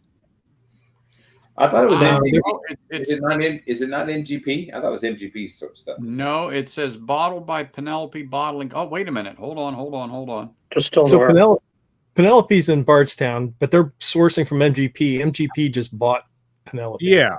Okay. That's Okay, yeah. I was going to say, wait a minute. I thought I saw where it said Indiana, but then I said, well, maybe it was the other bottle. But I'm thinking, So are they don't disclose that. redistilling in Kentucky? Is that the situation? Where does it say? What's state of distillation? it doesn't tell me that. That's why I said, where was I getting that? That was on the Toasted Barrel Rye from Okay. Penelope. I'm Yeah, 'cause pretty yeah. sure. As Will pointed out, as far as I know, it is the McGup. So this one says distilled in Lawrenceburg, MGP, bottled in Penelope, Yeah. bottling in Bardstown. Yeah. So I'm going to say the same thing, but I said, where did I heck did I say I thought it was on that? But anyway, neither here nor there. Who cares? Well, I've heard Sean, good to see you, buddy. across Whiskey Tube. You know, we have a group of us that kind of chat, and like I think Bourbon Hunter loves it, but like most everybody else is not a fan of that architect, as far as I can tell. So Correct. We all agree it's not located in Kentucky. But further, Ben, it is in fact MGP, correct? I mean, and nothing has changed. I mean, the MGP, well, Ross and Squidworth bought them, right? Yes. I don't know why every time I hear that name, I think of SpongeBob. Yeah. You and everybody else. I thought the exact same thing. So I'm sorry. I just had to go there because it wasn't the first time that was brought up, but in my head, that's where I kept going. It was a terrible rebranding. Yes, There's no doubt about it. I think they should have leaned hard into the MGP and just owned what they are. Maybe just make it the George Remus Distillery and be done with it. That's what I was going to say. Why not lean into the Remus thing? That's a brand that people Said were your aware of. shelter of bourbon is called Remus. Why don't you just call it Remus? Yeah, rebrand it Remus. Yeah.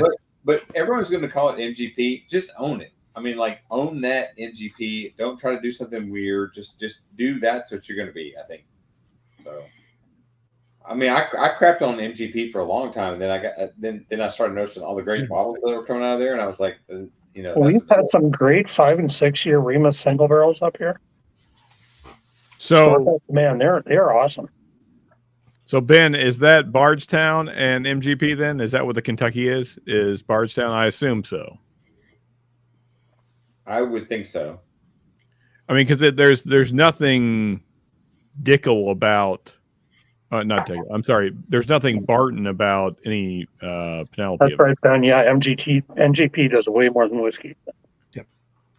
That's fact. Mm-hmm. Yeah. Ross and Squib is just a shell corporation. It's money laundering. Oh, okay.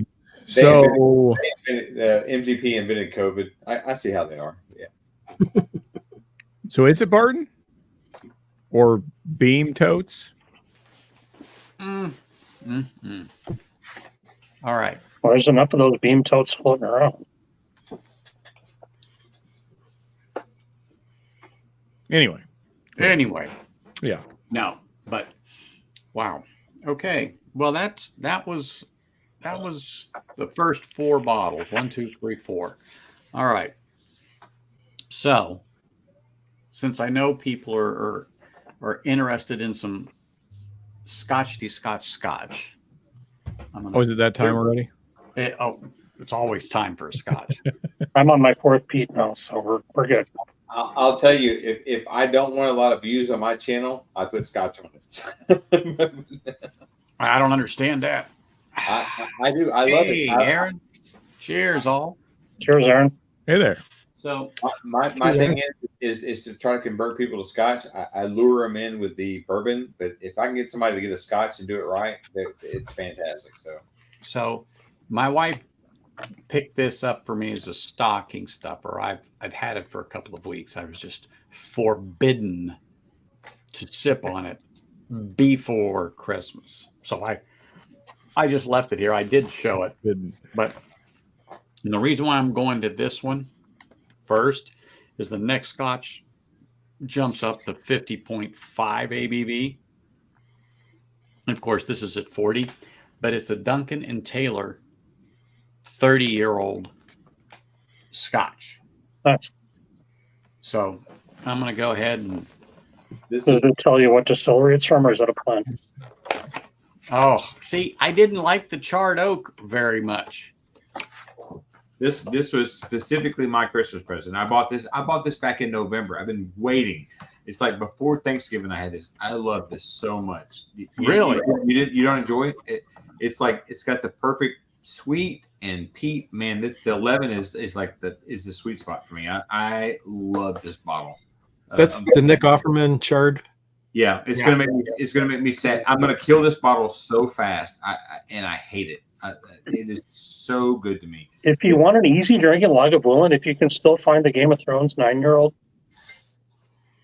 I have that. yeah, that's an easy drinking bottle. Though. I don't think I've seen that bottle, but man, that 11. I love the 16. The 16 is the gold standard for me for peated Scotch. I love it. I that's my Sunday pour when I'm decompressing for the end of the weekend. But that 11, man, that 11 hits the spot. You find a 12-year-old cast strength.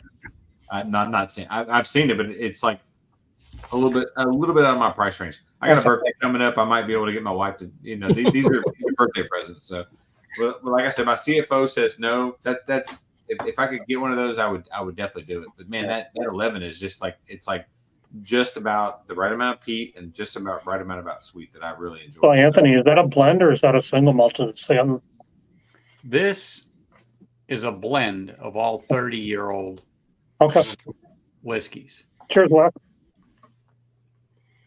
Hey, what's up, Whack? I've had one 30-year-old Scotch so far. So that... Yeah, unfortunately, Peter, no, it's a blend and it did not name. And I tried to do some digging to see what was what, but unfortunately, I couldn't find anything. But I have had a sip of it, and ooh la la.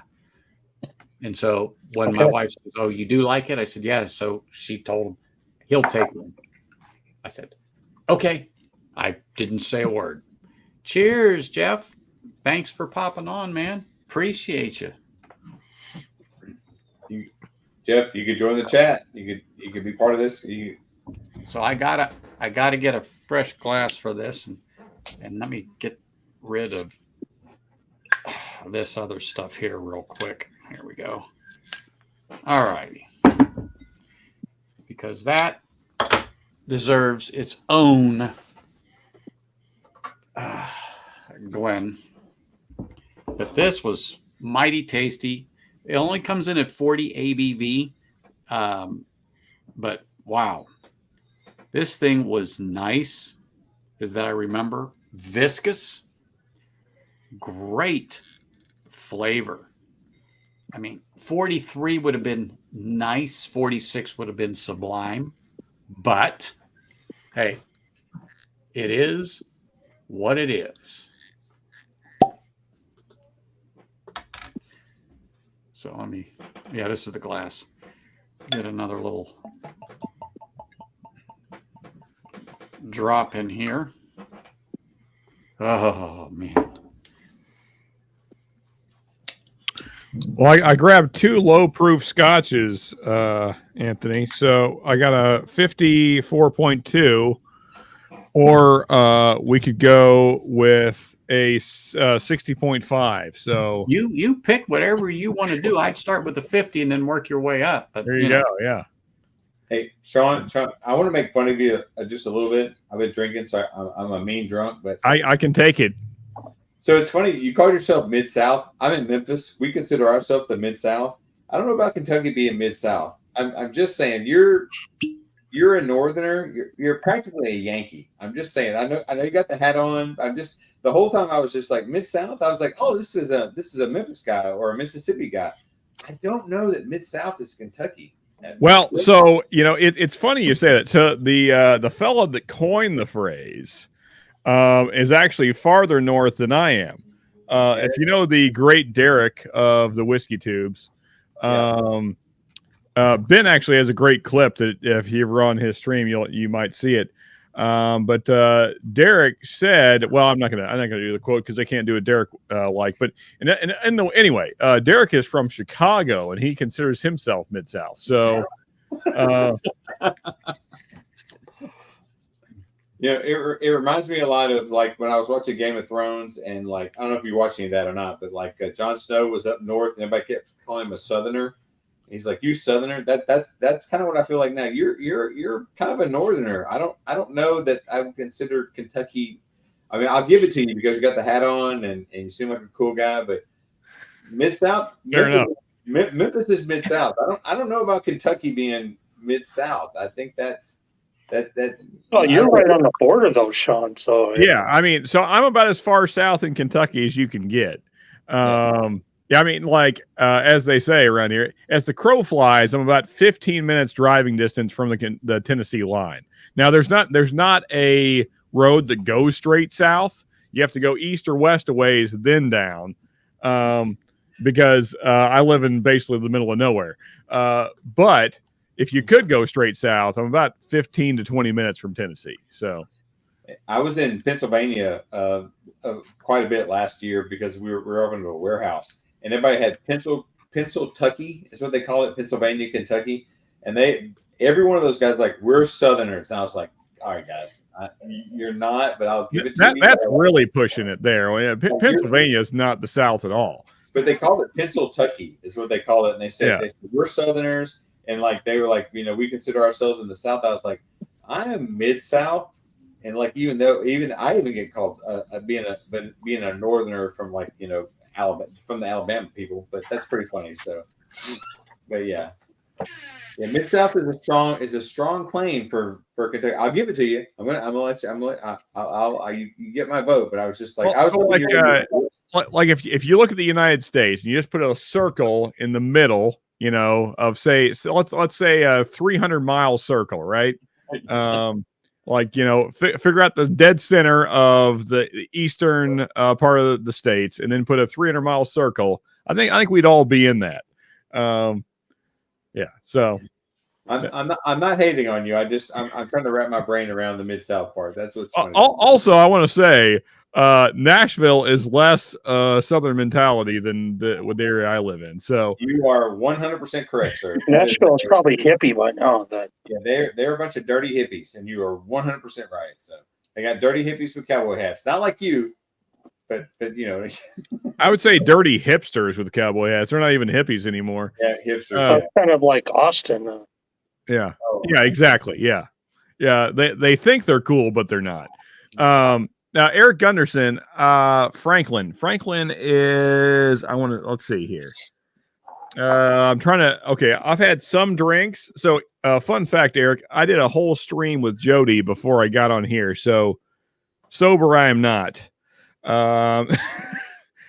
Franklin, where is Franklin for me right now? Let's just get on the Google. So that'd make it a lot easier instead of me just throwing out some nonsense. I want to say 2-ish hours, but let's see here. Come on, Google. Do Google stuff.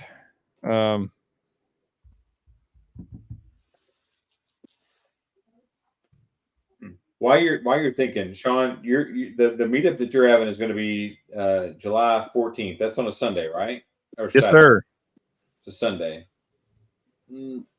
I sent a request to join the Facebook group. It's under Adam and Laura. If you see it, I would love to join it. I could be there for that. That's a possible for me. So okay, yeah, man. I mean, if you are part of the Whiskey Tube, you are invited. Now, don't ask anybody else because they don't consider me part of Whiskey Tube. But if you consider me part of Whiskey Tube, I'll take it. So well, we'll find out when you get there. If not, we will berate you endlessly. So I'm used to being berated. Like, my email is full of people who are calling me worse than a tater. So I'm okay with it. So okay, fair enough. No, honestly, I feel like most of Whiskey Tube is pretty inviting. I know that there's folks that have their opinions and whatnot, and that and teach their own. I mean, I'm sure there's plenty of people that don't like me much. I don't care mainly because I'm drunk all the time.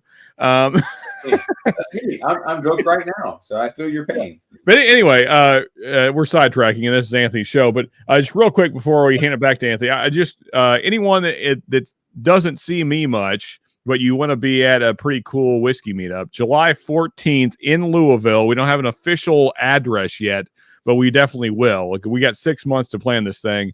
Probably going to be at a big Airbnb. So if you can be in the Louisville area, July 14th, we're going to have a hell of a meetup, I assume. So, cheers to anybody. And the group to join on Facebook, if you're on Facebook, otherwise we'll figure it out. We'll get you the information otherwise, but it's Mid-South Meetups. So just send me your join request on Facebook, and like I started the group, but it's not my group. I mean, the whole goal is to just start whiskey meetups in this area. So yeah, if you have one yourself, then throw it up there as well. Anyway, cheers, Anthony, and thank you for letting me take over your stream there briefly. Go ahead and keep doing you. I apologize for ranting for too long there. So. The important thing is to do Mid-South like this because he's in Kentucky.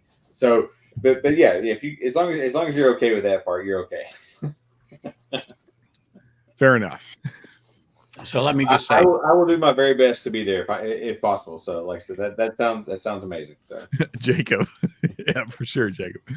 probably is, but let me just say, I was just been sipping on this 30-year-old Duncan and Taylor, and I tell you what, it really isn't bad. I know a little time will do good on this, so definitely another dram has to be drunk out of that and the cap put on. But this has such a nice flavor with a nice bread note to it. I know it's a blend, but way it tastes. 30 years though, that's a big flex right there. So it's got to be a blend of single malts, but I mean, it just has that whole feel. It has the taste. It's actually quite nice, and it actually has a little spice to it, which makes me go, So I don't know, but I'm telling you what, it's a very nice, sippable Scotch, without a doubt. Really nice. Like I said, 40 ABV, so it's the standard in Scotches. Like I said, for me, 43 would have been nice. I'd have been like, oh, okay. But you know what? In Scotch, this is fine. This really is. It does have some nice flavor. The color is nice on it. You know, I'll highlight it here real quick. Can you highlight? Yep, that's what I'm going to do. The color's nice on it. Nice. Yeah. You know, it's a decent flavor to it. It has some nice viscosity on it. I've been drinking. Did you pay for that, or was it gifted to you? It was gifted to me. Okay. My wife. It was one of those Christmas presents before Christmas that I happened to try it, and I was like, "Oh my gosh, this tastes this." I like it. Any idea how much it was? Just I've never seen it. I know this was over $200. Oh wow, okay. Yeah, I know this was, and I think it was more north of $250. Some money. Costs some money. The rule of thumb is for just about anything I buy is about $10 a year. Yeah. For aged whiskey, let's say.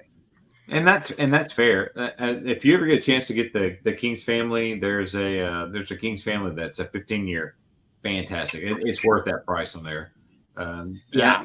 And like I said, 10 years a year is about fair to me. My wife does not think that at all. She does not agree with that. But I think if you can get 10 years, like I said, $10 a year, I think that's fair. That's fair for any whiskey, be it bourbon, or American malt, or of course, a Scotch. I think $10 a year is a good rule of thumb to base it on, and then know your prices in general.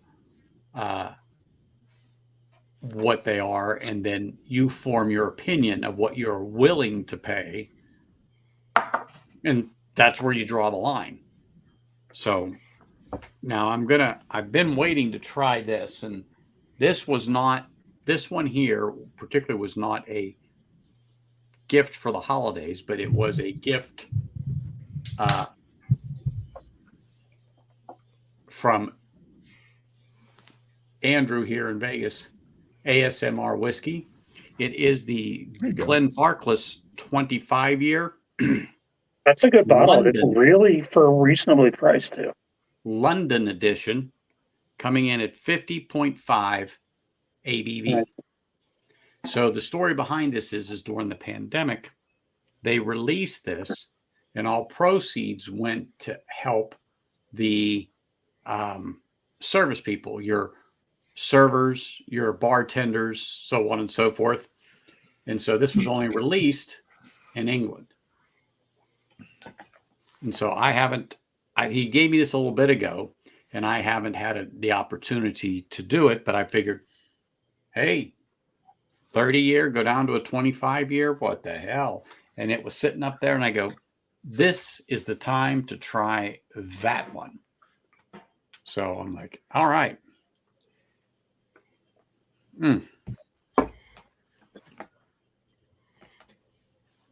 Now, I already know Glenn Clarkless has a little bit of a, I don't want to call it a funk, but I'm going to use that term.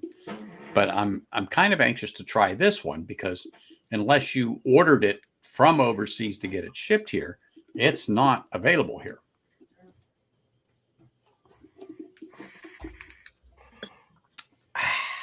Man, that's good.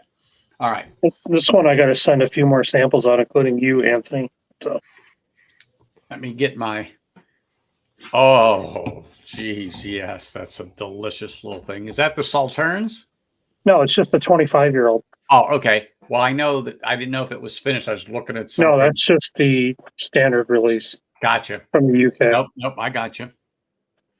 So I'll have to send you a sample of that at some point. Oh. So let me get a little dab in this glass here.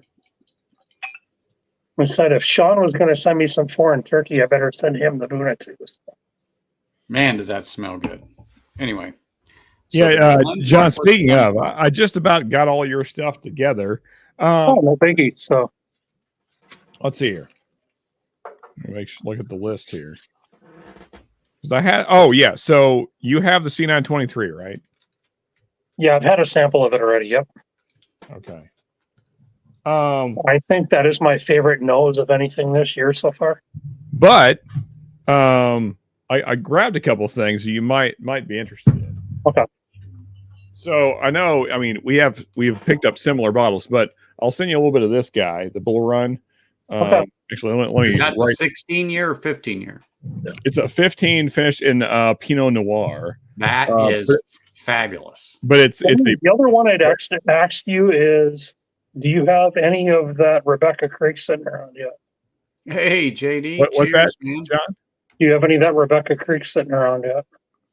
Yeah, so I actually need to get with Great Shot. So he thought he was getting me the same barrel as the one I had before. I have a new barrel. It's good. I can send you some of this. It's not as good as the one I had, which is disappointing, but it's still very good. It's just not. It's not the old one. My problem is after having that Still Austin Blue Corn, he's like a crack dealer now. Yeah, I hear you. Dude, that one is so good. This is like the bottle of the year contention here. Yeah, that's what I've heard. I haven't been able to see that one yet. Oh, the Rebecca Creek. Yeah, if you anyone that can find, and they're all good to varying degrees, but this particular barrel, my God. I know, Anthony, you're not a fan of Texas whiskey. So. But I am of Still Austin. Oh, it's Still Austin. Well, and also, Anthony, it should be noted that's actually MGP that's then aged in Texas. So still in Indiana, then aged in Texas. So, I'm fine with that. Great Shot sent me a sample. Yeah, Great Shot sent me a sample at Still Austin Blue Corn Bottled and Bond. It's just amazing, but it doesn't drink above 85 proof. I mean, you can get wrecked on it. Yeah, very light. And then, John, the other one I thought about throwing in is this New Rough single malt. I know you're getting into single malts. Well, yeah, I'm big into single malts, but yeah, a lot of the New Roughs I haven't seen. We basically get the bourbons up here. I got the malted rye from Doc Emmenecker. Man, that stuff was good. I haven't been able to find a bottle of that yet either. Yeah. That rye was like, all strawberries. It was so different. Have you had the cast strength rye or the regular rye from Still Austin yet, John? No, I haven't had any of the ryes, just the bourbon. Okay. All right. So I've had the 21090 pick, and I've had the red corn and the blue corn. I just want to make sure that my current list and samples I'm sending out is still correct and up to date. All right. Cool. Red corn reminds me a lot of Iron Root Harbinger. Yeah, I could see that. Yeah. Also delicious. Yes, I love the cast strength Harbinger. Cheers, JD. JD, what's up, man? Well, I could tell you, this Glenfarclas 25, the London edition. Wow. This is a tasty drop. So that's 50%. 50.5. Yep. Okay. Wow. This is a tasty drop.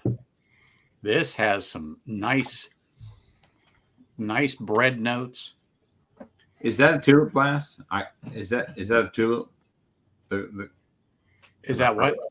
Is it a tulip glass? The glass that you have? What I'm using? Yeah. This is not. This is a free glass that I got from, it was a cognac, and I forget the maker, but that's their, I don't know if you can see it. It looks like a tulip, and I'm not seeing one that has that long of a stem. Usually Correct. the stem is a little bit I short. enjoyed it for drinking scotches because I don't want to heat it up. Yeah, 100%. I love that glass. I was going to say, where did That's you why I get? like these Glencairns with a stem on them. Yep. Oh yeah.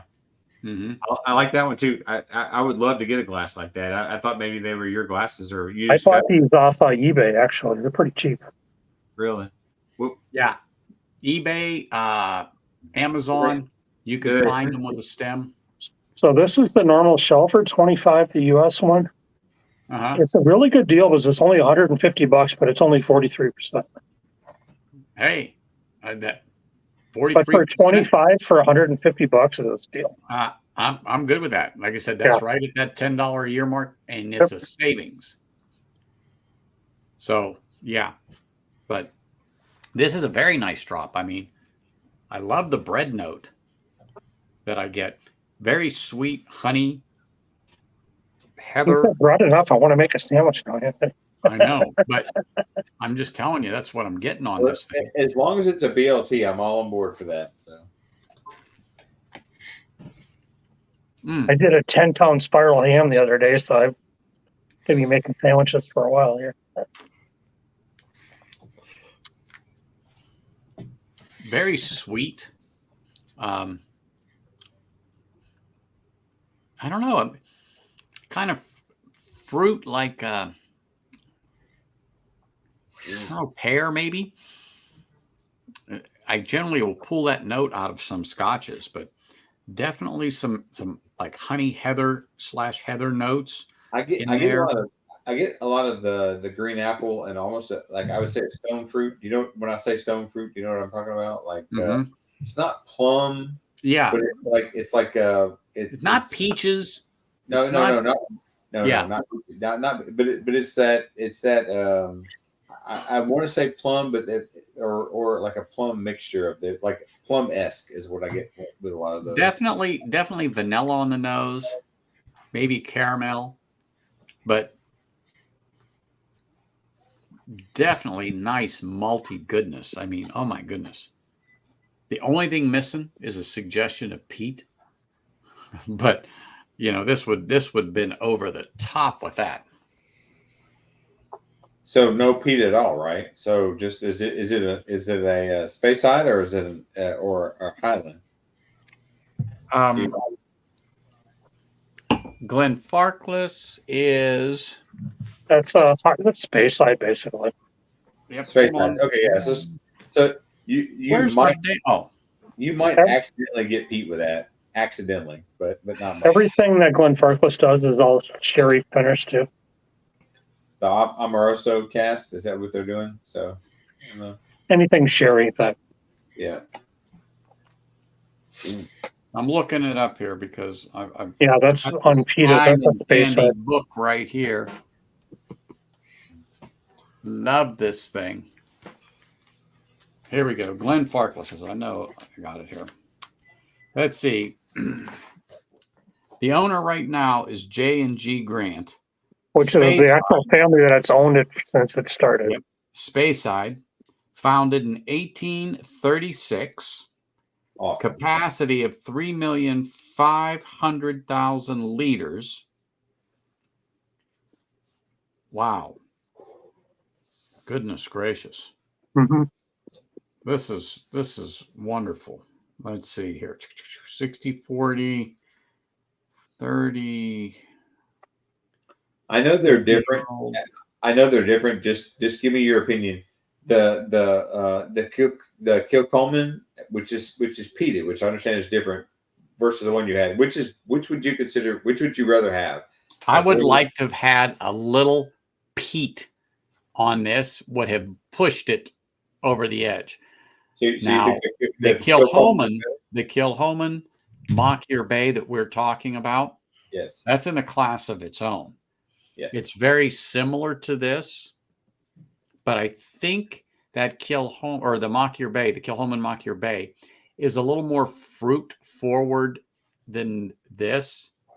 The Glen Farkless, the 25 London edition is more traditional. I don't know if I'm getting the right word right. Is more bready, is got more malty sweetness to it.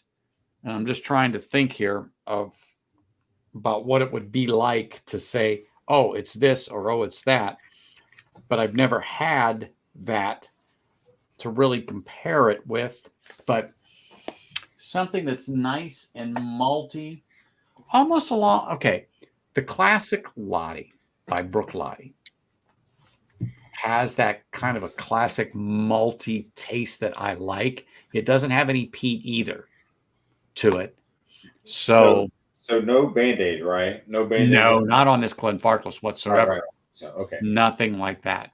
It's not Lafroig. I think people sometimes confuse peat with Band-Aid, which I don't agree with. So I like the Lafroig 10, and to me that's a great thing to eat with pizza, like a wood-fired pizza. But a lot of people go hardcore with that Band-Aid. And like with me, if you've seen any of my videos ever, Willet pot still tastes like a Band-Aid smells to me, and I think it has something to do with how the pot still was done. But I never really got that from the Lafroig 10. Not as hard as the Willet pot still. So now that Ben Riach is some good Scotch. I've not had that one. So. Are you on your way to work, JD? Yeah, I'm in the car driving, and I can't do any more speaking on the phone and have it spelled for me because it's spelled all wrong. I understand that. I understand. Is it snowing over there or? Everything melted. It only snowed through Christmas Day. All those photos on Instagram were from Christmas Day past, and it's all gone. It's all gone. So that's the only time it really snowed. 12, 13 degrees or what? No. It's 4.5 Celsius, 30, 40, 30, almost 40 degrees. Oh. Okay. So you just have your windbreaker on? Actually, I pretty much, I have a thin hoodie on that's real thin. Mm-hmm. So and I'm drinking the Glen Farkless 25, the London edition, coming in at 50.5 ABV. Nice. It is nice. It is nice. I was just saying to everybody, is the only thing that's missing would be a nice suggestion of peat on it. I believe that with you. You like everything, beat it. Well, you know what? I like this just like it is. Don't get me wrong. So especially at 50 ABV. So what would happen? What would happen if you put like a little drop of the Kilcolman in there just to see what would happen? Just not a ton, just a little bit to hit to make your own blend. It's already blended. It's already blended, so they don't care about it being blended. Just put like a little bit of that Kilcolman, or even the Lagavulin 16, just a little bit to make some. See, now he's got me going. Now see, he wants me to go down that dark road of smoke. It's not dark. Come on. He wants me to go down that road, and I'll do it too. All right, let's get crazy, person. Oh yeah. let's I see. get. Wait a minute now. Let me think here. A little peat. Oh, here we go. Oh, Here we go. No. No. Oh, is it? My wonderful. Is that the Balvenie? Peat week. Belvini Peat Week. Oh, yeah, I I think can't that would open be that good. because I have like a pour or two left in my bottle. The 2003. Yep. And we'll just put a little dab in there. Oh, this is nectar. That's one of my favorites, but unfortunately, it's This- almost gone. And they call it Week of Peat now, but before it was Peat Week. They just changed I'm going it. to taunt Anthony a little bit here. So Yeah. I just have the double oak. I don't have that one. So Oh, boy, if you can find this one, here's a little don't Belcona for tell you. the Anthony. wife. Just buy it and ask for forgiveness. There you go. my wife does not. It does not forgive, unfortunately. So, but yeah. Well, hey, forgiveness is what we're required to do. I'll try and see what happens. But Yeah, they got a 19-year-old one, wheat Peter the Wheat one, and the duty free stores. They're 19-year-old. Just to let you know. really, Yeah, it's a duty free. I think only exclusive. I think Dustin bought one, but yeah. So that's the next one you might want to look at. I think it's a 19-year-old, but I know it's in the high teens. all right. There's a Nice. little dab in here. There's a little dab of some Belvini into my Glenfarclas. Let's let it just do its thing. Sit here a minute, but oh my gosh, does that smell so good? Oh my gosh. I think I'll just leave that set here a minute because I may have to go back to it. That's for sure. All right, let's swirl this. Got a little drop of Belvini in here. Oh, I'm getting a little peat on it now. Getting a little peat there. Oh yeah, I can get a little wisp of peat on the nose. Oh yeah. Let's see what we got here. Let's give it another little stir, keeping it dizzy here. Let that all come together.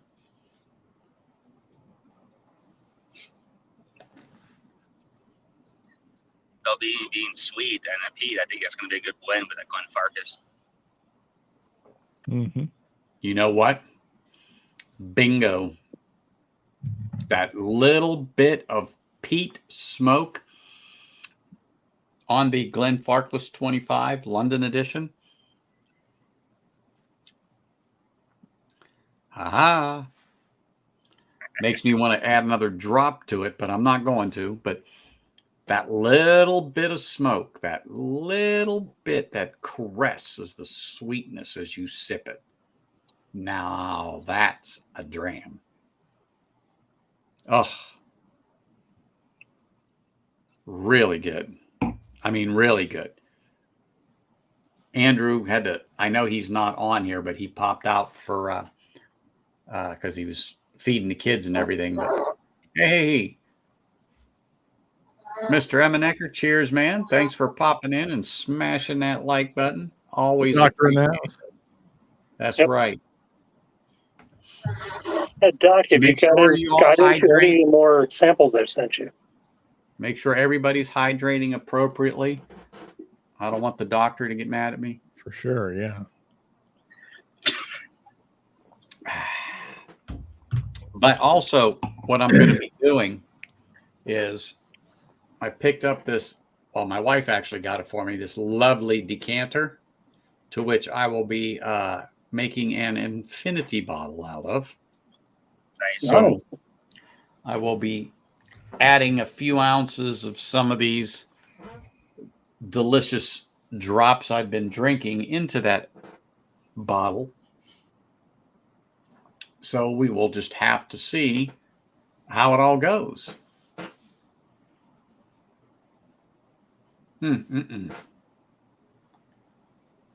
Man, that did the trick. That little bit of Belvini peat week in this Glenfarclas, that little bit of peat, that did it.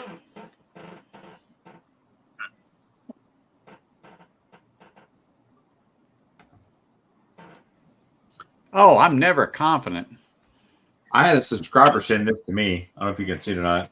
Like he laser edged this bottle. I need to figure out what I'm going to put in there. So that's pretty cool. So yeah, it is. It's got your brand on it. I see it. Yeah. And he wrote Infinity Bottle in case I didn't know. So that hey, we all have moments. Yep. But isn't that right, JD?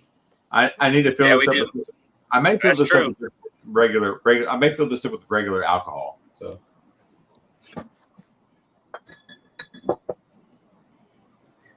Got to get you a laser engraving guy. That's what I'm saying. So.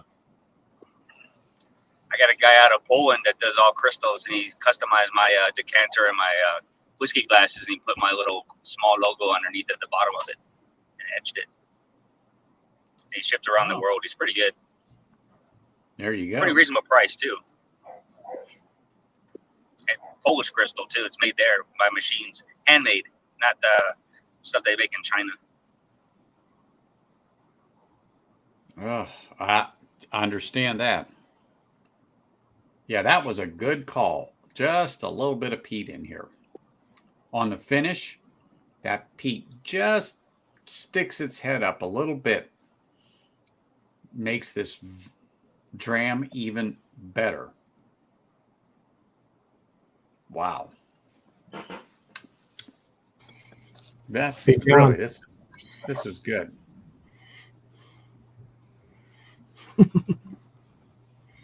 Really good. So that worked out. What, are you going to hit somebody with that one? No, John's saying he's going to use his as he's filling his blends with Dickel. I'm going to let everybody try it, and they'll never chase Plantons again after they try it. Do a 50-50 blend, Dickel and Malort. Oh, Right. hey, full disclosure, I didn't hate Malort. I didn't hate it. I think that's a great. No, I don't mind it. The thing is, I saw Dan's stream last week, and I want to make the Malort cookies now. If you mix that Malort, which I don't have any, I've only had one small sample of it, but I think if you mix that with grapefruit, you would love it. If you like grapefruit flavor. The sad thing is, I live in Green Bay, Wisconsin, and they keep Malort behind the counter. What? It's not on the shelf. It's behind the counter, behind the glass. Wow. For a good reason. Yeah. No, I think if you mix that with grapefruit juice and mix it with like I don't know, vodka or even a bourbon, I think you would enjoy that drink. Yeah, but Dan said those cookies with the Malort glaze on them were really good, so I might have to try it. Yeah. So, I mean, I must feel how like other people feel about when I crap on the Willet pot still, and they love it. Like the Malort was not that bad. I was thinking it was going to be like skunk juice, but it wasn't that bad. Cheers, Big Cat. Cheers, Big Cat. Hey, cheers, man. Thanks for popping in. Somebody else wants to get. So, Sean, if somebody else wants to get Big Cat's address, he hasn't had any new riffs, so I'm going to send him 3 different bourbon store picks. But if somebody wants to send him some rye or some single malts, or he's in Washington State and he doesn't get any new riff. Really? So I'm going to send him bourbon. But that's all I have for new riff right now. Whew. I got the original Maltster one from New Riff when it first came out. That's their first true malt. That one's really good. That was like 2 years ago. Doc, I'm going to have to send me that malted rye, and it's like pure strawberries. It's so good. I think the one new riff I've tried, I didn't enjoy. It was like had a pruny flavor to it or something. I didn't like it. It was a store pick too. I need to go back and review that. The Balboa is good. The malted rye is good. I mean, the 3 different 4-year store pick bourbons that are really, really good, though. All right. Force me to go to Highland Park. Highland Park, yes. Force me to Especially go. that I got that taste of peat now. I've got it. You know what that is? That's a man's drink. You've left the kiddie area, and now you're moved into the man's area. That's what happened. where do I get into the Lafroig and the Ardbeg and the Lagavulin and the Glenlivet Nadira, the Oban, the Lion's Octomore. Fire, the Distiller's Edition? I mean, oh please. Don't make me pour my Highland 18 yet. That bottle's almost empty. Restrain yourself. Do you have the distiller? You have the Lagavulin distiller? I do too. What do you think about that? I've seen that it's like $130. That's almost have to get marriage counseling before I buy that. But I do have a birthday coming up, so where do you put that? Where do you put that in the scope of between 8 and 16? You know, it's a nice treat. Okay, they're NAS, and let me just say, if you like Lagavulin, I do. You're gonna like it. Is it worth the fight though? Is it worth getting in trouble for? Or should I? Or is that the cherry finished? I don't know. No, it's not. It's not the sherry fat. It's the 12. It's the 12-year cash strength. I think is what it was. Is it okay. not? There's the Distiller's Edition I've had before, and that was sherry finished. Let me pour this. Hold on. Let me just get a little taste in here. All right. I think now let me go get that bottle because I don't think that one is, and it's right here. Yeah, but what year too? There's one year that's so-so. I've seen one of those. Correct. I've seen one of those. It's like $129. That's twice as much as I'm allowed to spend in a month, anyway. So now this isn't available anymore. But if you can find the Lion's Fire in the Lagavulin, it's a 12-year. But you'll be looking at 150 and north. But oh my goodness, is that? I've seen the distiller, but I want to say it had a phoenix on it. It does. No, that had literally had a lines on it. The one that's out now has the phoenix on it. Yeah, I've only seen the one with the phoenix right now. So. This is one I found when Ralphie is my favorite. This is the Offerman edition, the Guinness, the one before what you have. Yeah, I've got this one right here. This is the Offerman. This was the year before that one. I wanted to get that one, but I haven't seen it at all. I've not seen it any place. So. Well, you won't find this one anymore. Yeah. That's why I got this one in a backup.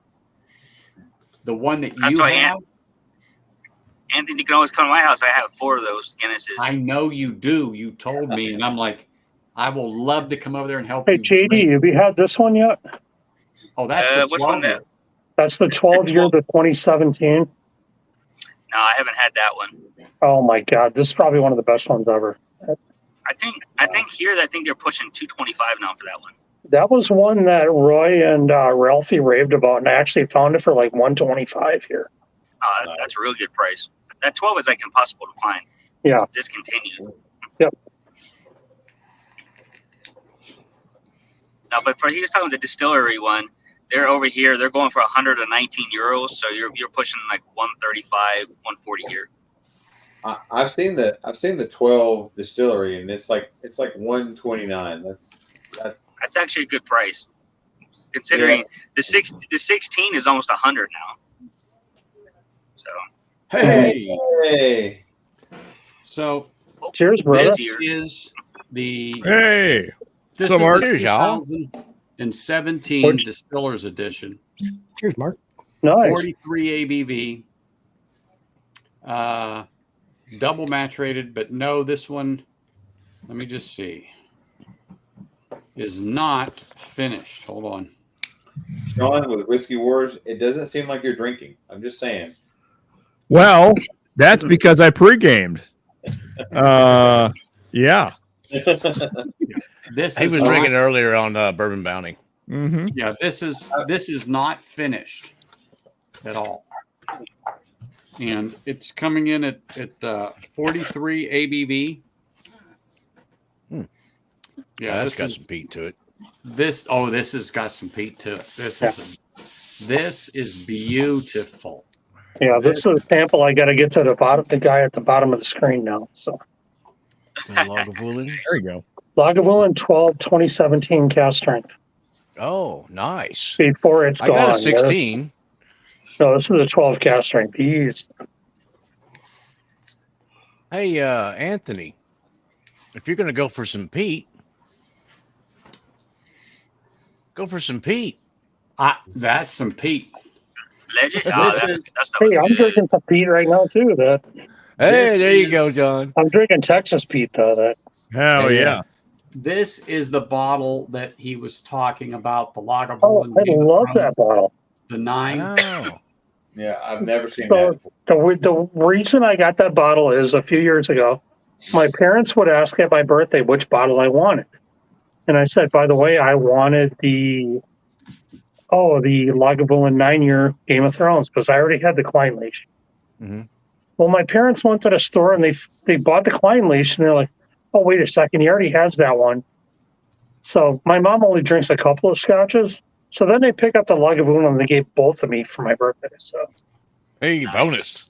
because I had given them Glengoyne 12 and Macallan 12, and they like that one, but like, no, you can have both of these. I'm like, okay, The Macallan cherry cast or the oak cast?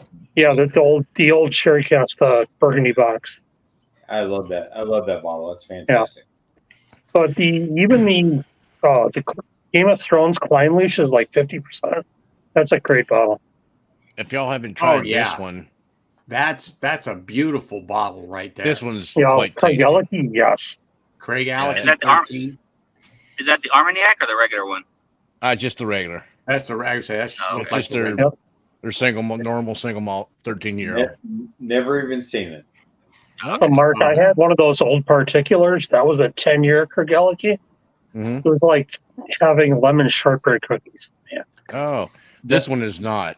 This is Irene Tan Pick. It's a Ooh. 12-year. Oh, Colila. Oh, you know? Yeah, Coila. Yeah, so it's got a little peat to it, a little smoky. This is Oh. one of. Pinch hitter gave me an 8-year-old. 261. Holy crap, was that good? This is really good. So I'm glad Big I got Cat, that bottle. If you can actually still find this, The Game of good Thrones. luck. Yeah. It's Yeah. been off the market for a couple of years. So if anything's left, they're gonna rip you off for sure for it. Yeah, the one I just picked up today was Talisker. Oh, I love. I haven't tried it yet. Which one? I don't even remember. It was like a bluish looking box, Talisker Storm. possibly. That's good. I'm not sure. This is another. If you like the 14, this is cast strength. Oh yes, Ooh, yes, nice. yes. That's the Game of Thrones. Yes. Yep. Mhm. 52%, yes. Yes. Yeah, Kilco's got all those. He's got the whole Yeah. vertical of. And then I've Game of got a SMWS Klein leash that's a 8-year-old. That's first fill bourbon. I think it's about 60%. It's literally Klein leash 14 dialed up to cast strength. Oh my gosh. I have definitely gotten more into Scotch this year than ever. Especially Pete. We need to be living close together, Mark. That's Well, I'll apparently tell you. I can get stuff down here that you can't. So and I we can we probably can get swap. stuff that you can't, but I just can't get the barbecue. That's all. So I picked up the Lagavulin 8 a while ago, only because I got it for $40. Sweet. I'll tell you. Now it's as much as the 16.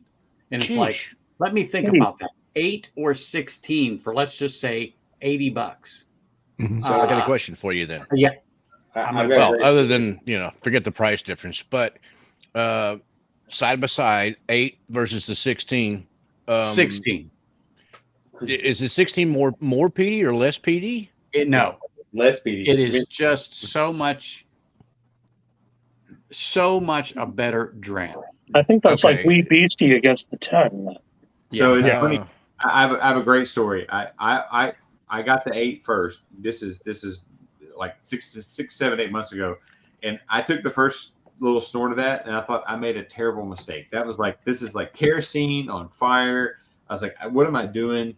And then I went back and I started doing little baby sips of the 8, just to kind of get it going and to kind of acclimate myself to the peat. And then once I hit it, then it was great because at that time I had a rule with my wife. I had to finish a bottle before I could get another one. Before I had this cabinet behind me, she's like, "You can't do another one." So I was like, "I'm going to power through it." And then about halfway through that bottle, I was like, "You know what? I like the heat of the peat. That's something I want." And then, but going like you said, going to the 16th, the 16 is so much better. If you try that 18 or that that 8 for the first time, it's like I've made a terrible mistake. Yeah, that was- higher ABV sets everyone back on their heels, and I think it did me too. But I only paid $40 for it. So I wouldn't start the night out with that 8, but after I've had a couple of other peated scotches, I would do that, and I think I would enjoy it a lot better. I mean, I love 8 now, but at the time I was like, oh, this is hard. This isn't my favorite at all, but for the price and the ABV with your classic Lagavulin flavor, bing. Okay. But now, what the damn thing's going for, you can keep it. Yeah.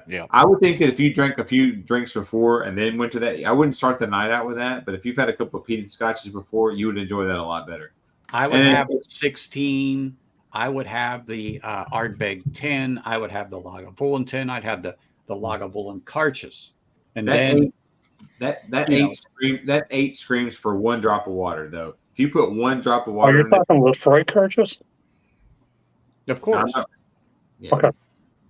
If you take that 8 and you put 1 drop of water in it, it changes everything with that. So that's it. That's one of the few that I recommend that you put a drop of water in. Is the 8? Is the Lagavulin 8 because it brings all that sweetness forward, separates the carbons. That's for me at least. That's what I would do with that one. So that's it. And you paid $40 for that. I'd buy that all day long if I could get it. At $40. I'd have 10 of those. 80, it will rot on the shelf at $80. Yeah. These people who are selling this for that shitty ass price when the 16 is right next to it for either the same price or $5 more, I'm buying the 16 all day for long. sure. Yeah. I mean, my thought would be like the 8 is kind of be young. It's going to get to have sharp notes and stuff on it. You know, you're going to get more ethanol on the nose and everything than you will everything else. But the 16 is going to be a lot more rounded off, a lot more smoother, and a little maybe slightly tamped down. I mean, how can you not be happy with a Lag 16 and Ardbeg 10 on your shelf? Oh yeah, our bed exactly. 10's like a daily. You know, Yes, exactly. That's just a very daily. light. You know, 16 is as expensive as it is nowadays. It's not a daily for sure. You know, you got to go easy with that stuff. And you can get the Jura 10 or 12 and get kind of the same. Not as the Lagavulin 16. Well, if you want the peat though, you just go with Kilholman right? at a cheaper price Yeah, too. Kilholman is really good, Pete. No, This is really good. I didn't like it the first time I tried it, but then it kind of it's just like there again. The peat has grown on me, so Yep, it does that. like a fungus. yeah. No, But, one you know, that peat will grow in you, and especially if you drink 2 or 3 of them, it's like, you know, this is something I'm craving. This is something that you want. Yeah, I mean, the only one that I haven't liked still is the Lefroy 10. That one I is just an don't like. I wholeheartedly agree with that, Mark. Say, Mark, I I, mean- gotta send you the cast strength because between the cast strength and the shelfer, cast strength is much sweeter. It doesn't have the band-aids and heat that the shelfer does. Oh, okay. Now, Wet ashtray. somebody sent me a sample of the Lefroy Lore, and that was actually pretty the good. floor is freaking glorious. That one was good. It So if didn't you have like that weird, Ugadal, you're gonna like Lore. Yeah.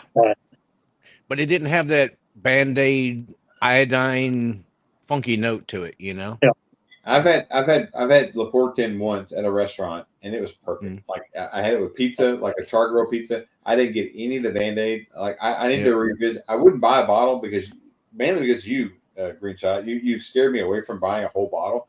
But I loved it at the restaurant. It made me almost question that maybe I didn't get the right thing. So I'm gonna have to get. Yeah, Lefroy 10 cast strength is much sweeter. It doesn't have that real iodine Band-Aid note to it. Really, that's odd.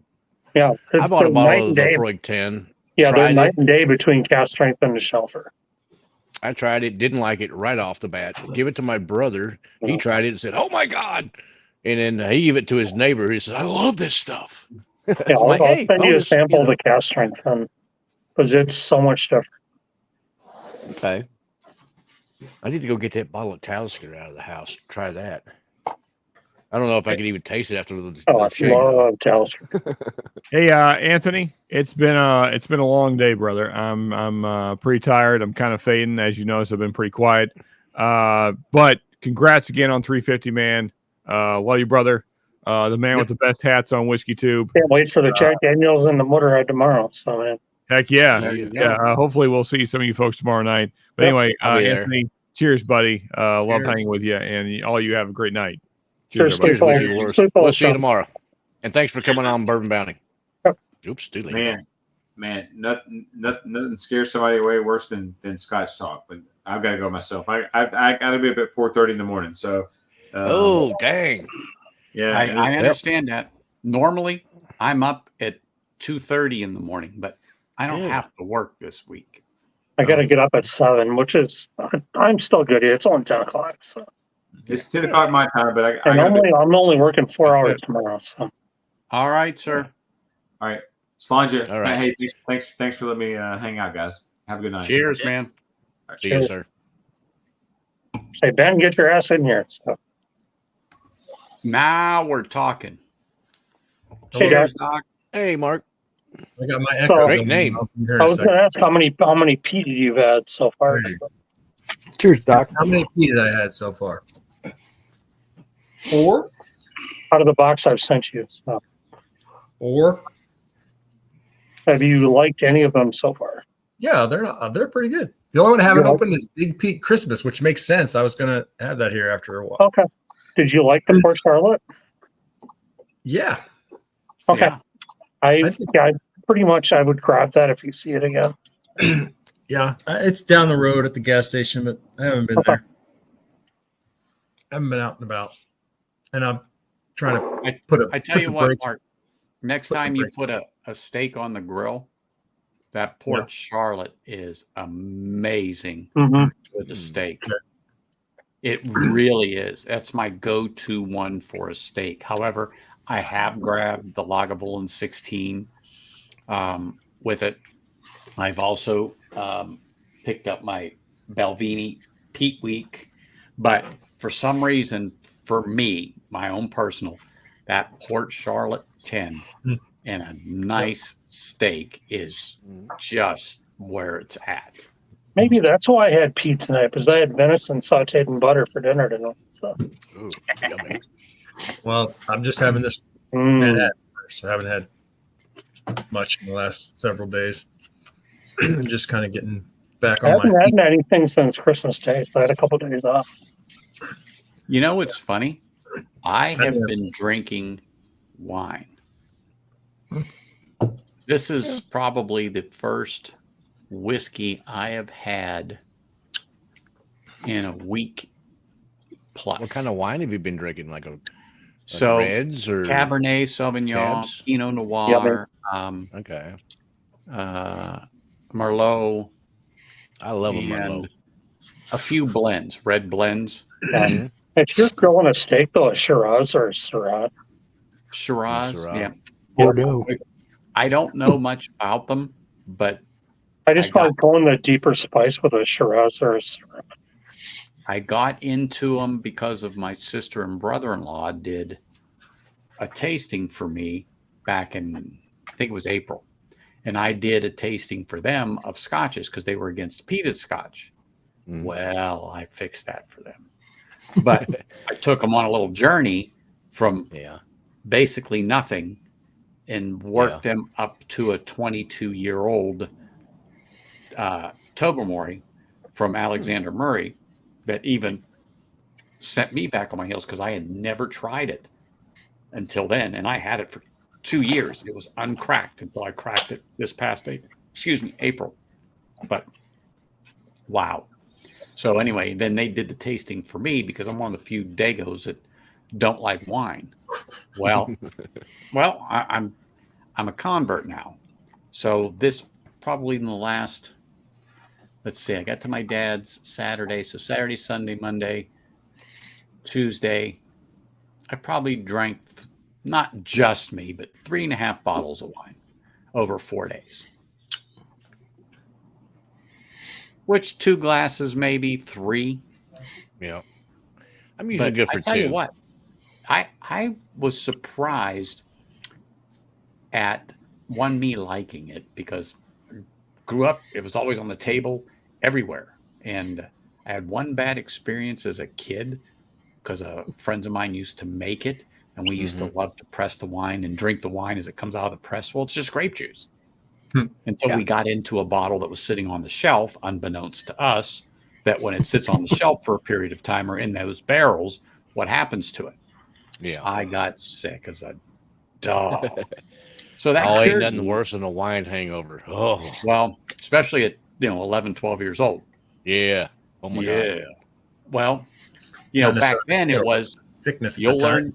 Hey, back then it was, well, you're going to learn in the morning why you don't do that anymore. Yeah. Yes. And that cured Exactly. me. It's when Daddy wakes you up about 6 in the morning and says, "Come on, help me do these chores." Oh God. But anyway, so once they did that tasting and I got through it, it was an eye-opening experience to how you appreciate a wine, which was really not much different than what we do here to get acclimated to a whiskey, to appreciate it. Because we really don't get all the notes on the first sip or the second sip. It's the third sip and fourth sip to where really our palates have opened up and pick the little subtleties out of the whiskey. It's no different with the wine. It's just that I don't know how to articulate it as to what I'm tasting without a coach. Yeah, you don't have a basis for the Bingo. tasting notes. Bingo. So like when I'm tasting something that you've all had and I go, there's something about this that I can't get. And someone mentions, oh, well, that's cherries, or that's this, or that's, oh, yeah. Cheers, story time. Yay, Shane. Cheers, man. Drink a lot of wine when I'm cooking with it. Coq au vin or beef bourguignon or. Yeah, but if you're cooking with a wine, I mean, you have to have a wine that you like the taste of. Yeah. You don't want to cook with a cooking wine. Because you got something to chef, you don't want to drink. Yeah, exactly. Because it just tastes nasty otherwise. Yeah. And so like when a cooking JD cherry gets back to the States, I got to go over to California just so I can drink some of his Lagavulin. There's a lot of good wines coming out of Texas right now, surprisingly. What's that, John? 810. The committee release Ardbeg, the Scorch. Heavy vapors. So that's, no, that's a Scorch. That's a heavily charred cask. Scorch. So my local not store seen has that an one. Ardbeg Hypernova. I heard And of it. I'm debating it. They got that barbecue one too. Oh, that barbecue. I just saw that last week. And the heavy vapors. I think. Yeah, if there's any whiskey that was ever made for barbecue, it's Ardbeg. Yeah. Yeah. Ugadal is like, for me, it was the first thing when I first tried Ugadal, I was like, this is like brisket burn-ins. That's the first peat that I really liked. Yep. Oogie and how do you say it? Anoa and I like Corey Vecken. Corey Vecken's good. Yeah. You just need a really good peat to open the door, and then you like pretty much everything. Yeah. Yeah. If you get those and you like those, you're like, oh well, peat is nothing nowadays. Brisket. I think right before I had the Oogie, I think I had the Lafroig Select, and that literally was the worst thing I've ever tried. You're probably right about that. Oh yeah, the barbecue. What do those go for, cost wise? Yeah, they're higher. Ardbeg, so like $100 or something. Oh, I think so. The committee release, you're probably talking 150, 200. Yeah. Oh, easily. On an actual committee release. Now, I have the. But this Scorch is a committee release, and I paid 150 for it. And Noah is another. Are all those others you're mentioning, are they committee releases too, like the Corey Bacon and the Corey Bacon and the Ugadal are the normal self-release. So the Ugadals, which one? yeah. So This is- Ugadal Mark the Ugadal is less shelf release. Yeah. It's more sherry cask and it's about 52%. But it's like barbecued brisket. That's Yep. It's a gateway drug. It is yeah. too. So Now, are this those is- like the $100 ones? Or are they the 80s or less? Oh, no. 80s. Ugadal's about 80, 85. Yeah, 80. Yeah. I don't know about the place that I know has a bunch of them, so we'll see. Yeah, Now- Ugadal would be a gateway drug. Gotcha. Mhm. Now this here is the hardcore. This is the hardcore. This is the one that they did with the black malt barley. Hmm. Wow. Okay. Okay. Wow. And Yeah, this is so the they committee smoked the holy release. crap out of that, then. 50.1 ABV. And I wish I'd have been quicker to get the backup, but I didn't. So I'm at about half, if not a little less. And Not bad. no, but I'm babying it over the last 2 years because once this gem is gone, Yep. yeah.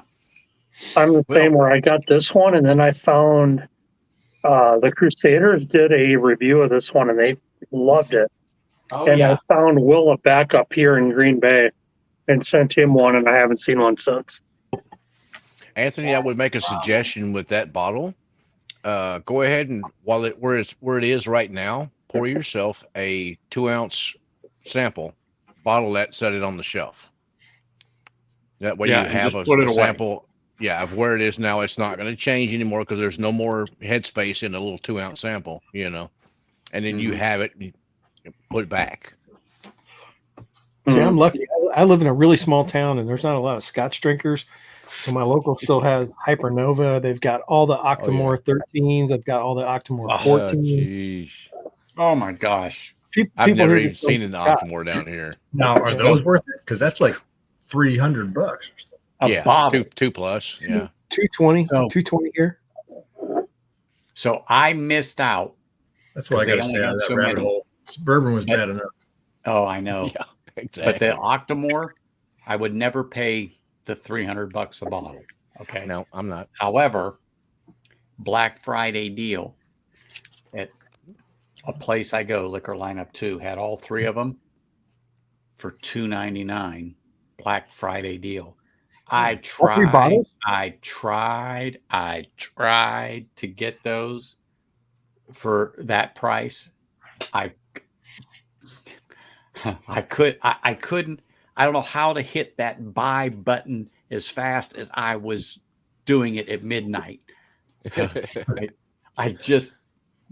I couldn't do it. And they're I disappeared. mean, I didn't get it, but I would have bought it for $2.99.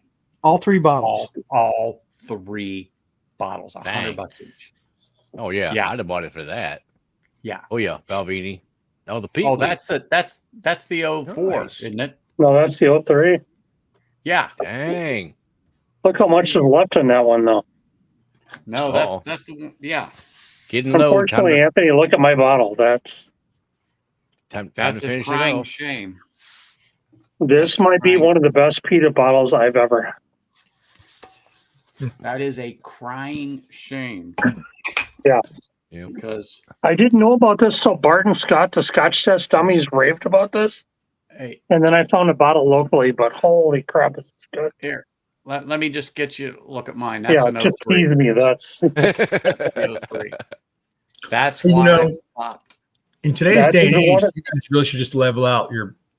if you want to try a good peat that doesn't have maritime notes, this is a good one too. This one here is the one that, like I said, everybody that he has that I have had Yep. raved about. I just fell into this Yep. for a very good price at about a C note. Yeah, that's about what I paid about 95 to 100 for it. And Perfect. and I couldn't believe it. And I went out of this place snickering and sneering the whole way. Yep. Because it's one of those things where once I laid the cash down and they made the sale and I got the receipt, I was gone. I didn't stick around, nothing. Yeah, this Should've- one was behind the should've glass at turned the around. store I bought it, and I was like, "Yeah, My I'll take that one. I'm gone." My wife is the one that spotted it. My Was it wife two? finds a lot. As a matter of fact, the majority of this stuff that I was drinking tonight and that I opened, my wife bought for me. Nice. I just remember Bart and Scott on the Scotch Test Dummies raving about this bottle. And I'm like, wait a second, I saw this on behind the glass at the store. So I went back the next day. I'm like, yep, it's there. I'm buying it. Yep. So And they I'll be were right not back. wrong. I'm gonna run. Is that the in house Offerman and grab box? a different bottle. okay, walk, don't run, just come back. Well, yeah, I'm gonna walk because it's kind of dark. That's right. And I'm gonna grab that Talisker that I picked up. What box were you just looking Get at? that house. Is that the Offerman box with the fire on it? Yeah. Major Zero was on and he picked this up and he loves it. Me, Is that a charred one, right? yes, that's the charred oak. And you That know was how like I feel about 110 around here. $100, 110. So I hate to say it, I like the charred better than I like the Guinness. See? And wasn't there a port finish? Wasn't there I another was one? totally the Oh, there's other different way. Offermans? Yeah. So this was 22s. Mhm. 23 should be popping out. 21s was the Guinness, which I liked so much. About 3 hours after I got it, and 4 pours later, I had my wife drive me back to the shop to get the last one. Not that I couldn't drive, I just shouldn't. So she brought me back there, and I picked up the last bottles of the Guinness. This one, when I first reviewed it, I wanted to run my tongue across a carpet in a dairy farm. Okay. Okay, then. I couldn't, I thought this was horrid. I couldn't believe I spent the money. Then I went back to it about 6 months later. Okay. It became palatable to me. But there is no backup to this. And this shit's still on the shelf. Okay. All you need to know. See, That's all you need to know. That's But- like, give but us your I was- honest opinion. I was How excited many- for this one because honestly, I love Guinness. you may actually really like it, and that's fine. And I'd be willing to drop you off a sample so you could see it and try it for yourself. Just email me so when I come by and blow the horn, I can just throw this out at you. How many are there? Editions of that? And the Offerman, Yeah. there's one every year. They're a limited release. Like since when? 20, 20s, 19, 18, 17. I don't know how far back that show goes. It's from like, Well, So there's the Parks Guinness, the Rec. charred oak, and then isn't there a port? Didn't he do a port? I don't know. I don't know which one is at the store I go to all the time. There's one up there, There but was one before. There was an 11-year-old before the Guinness. it might be the fire looking box, or it might be even just like whiter. Is there a Marty, what's up, brother? plain Yeah, Marty. box? we're waiting for you to come Jump on on, and have Marty. at least Sure, one Marty. pour for my 350 stream. See, know you gotta I go was to really, work. I was Anthony. really disappointed in the Offerman with the Guinness because I'm a Hey, that's you're the only at beer. Magnum right now. 357, bro. I'm at what? 357. Holy smokes, I'm burning it up. I didn't even know. So you go from a Shelby to a 357. Not very good. Cheers, Dave. Have a good night. There we go. Cheers, Jake. Cheers. All right, Oh, Jake. Marty, cheers, jump on man. here.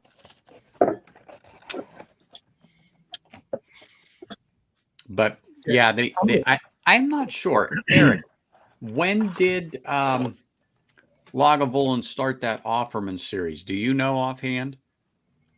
Yeah, that Talisker 10. Yeah, that's Yep. I love it. It's just a 10. I have not tried it before. Oh, Talisker 10 you'll love. I knew you'd be here because it's That's like Thursday and you're off If you- Wednesday, Thursday, right, Brandon?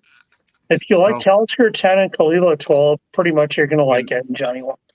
And get on your phone or sit down on your computer, pop on, get a pour. It's my 350 sub stream. So- Okay. I think the Brandon- original 11 sounds like the bottle I saw still sitting on the shelf in that store. Where I Yeah, go. there was an 11, there was a Guinness, and then there was a heavy chart. It's not If, really. if you find that Guinness one, honestly, if you find that Guinness one, for let's just say $100, $110, whatever. Just reach out like your arm's a cobra and pull it right back into your bosom. The Guinness one. The Guinness. I've I seen it. like the Guinness one. The I Char never Oak been is- I like Guinness. I've never seen the bosom of a cobra. I love me some Guinness though. That. but See, now I'm really, going to go Mark, buy one just to go I back to it and make sure I'm not wrong.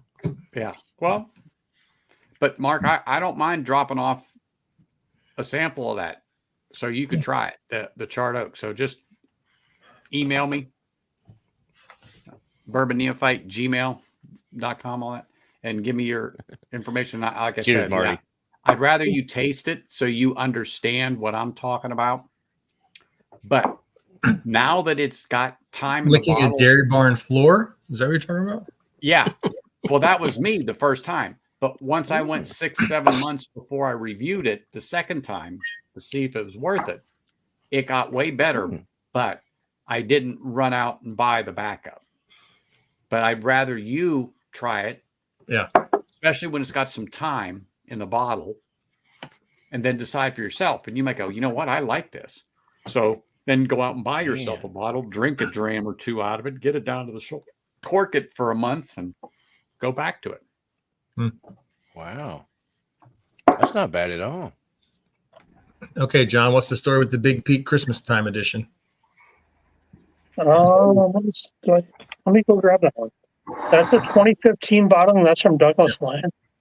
Big Pete Christmas edition. So that's Ardbeg, Kalila, and Bowmore with a tiny bit of Port Ellen in it. Wow, that's going to be peaty. It's sweet. I really like that one. Smells like Band-Aids. Really? I mean, they all smell like Band-Aids to me. Oh, Yeah. You got a bottle of Yellow Spot from one of the other shit. All right. So, Tell Brandon, me, I think that's sweet, Mark. Tell me what you think. This is the highest proof of the ones you sent me, and I'm starting yep. with that tonight. So, okay, I got you now for Christmas. All right. Yeah, all right. as I agree, it's probably a teaspoon of Port Ellen in that barrel. it's smoking. Oh, it's some kind of a blend of. Yeah, there's Ardbeg, Kalila, Bowmore, and Port Ellen. No. Well, I like all of those. From a particular distillery that. Those are 4 different distilleries, but Port Ellen's been closed for about 30-some years. Yeah.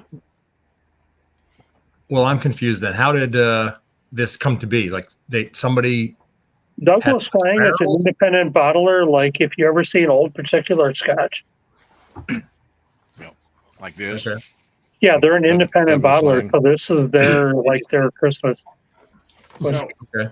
So they have Like other this old one stuff here, and they Mark. just blend Yeah, it. it's a blended Scotch. so like this one I just poured. It's a 30-year-old Duncan Taylor blended Scotch. But more than likely, here, let me highlight it. It's a blend of single malt scotches, but they're all 30 years old. Okay. And So Mark, I'm gonna think you're gonna get a lot more sweet on the nose on that one. hey, Gandy, cheers, man.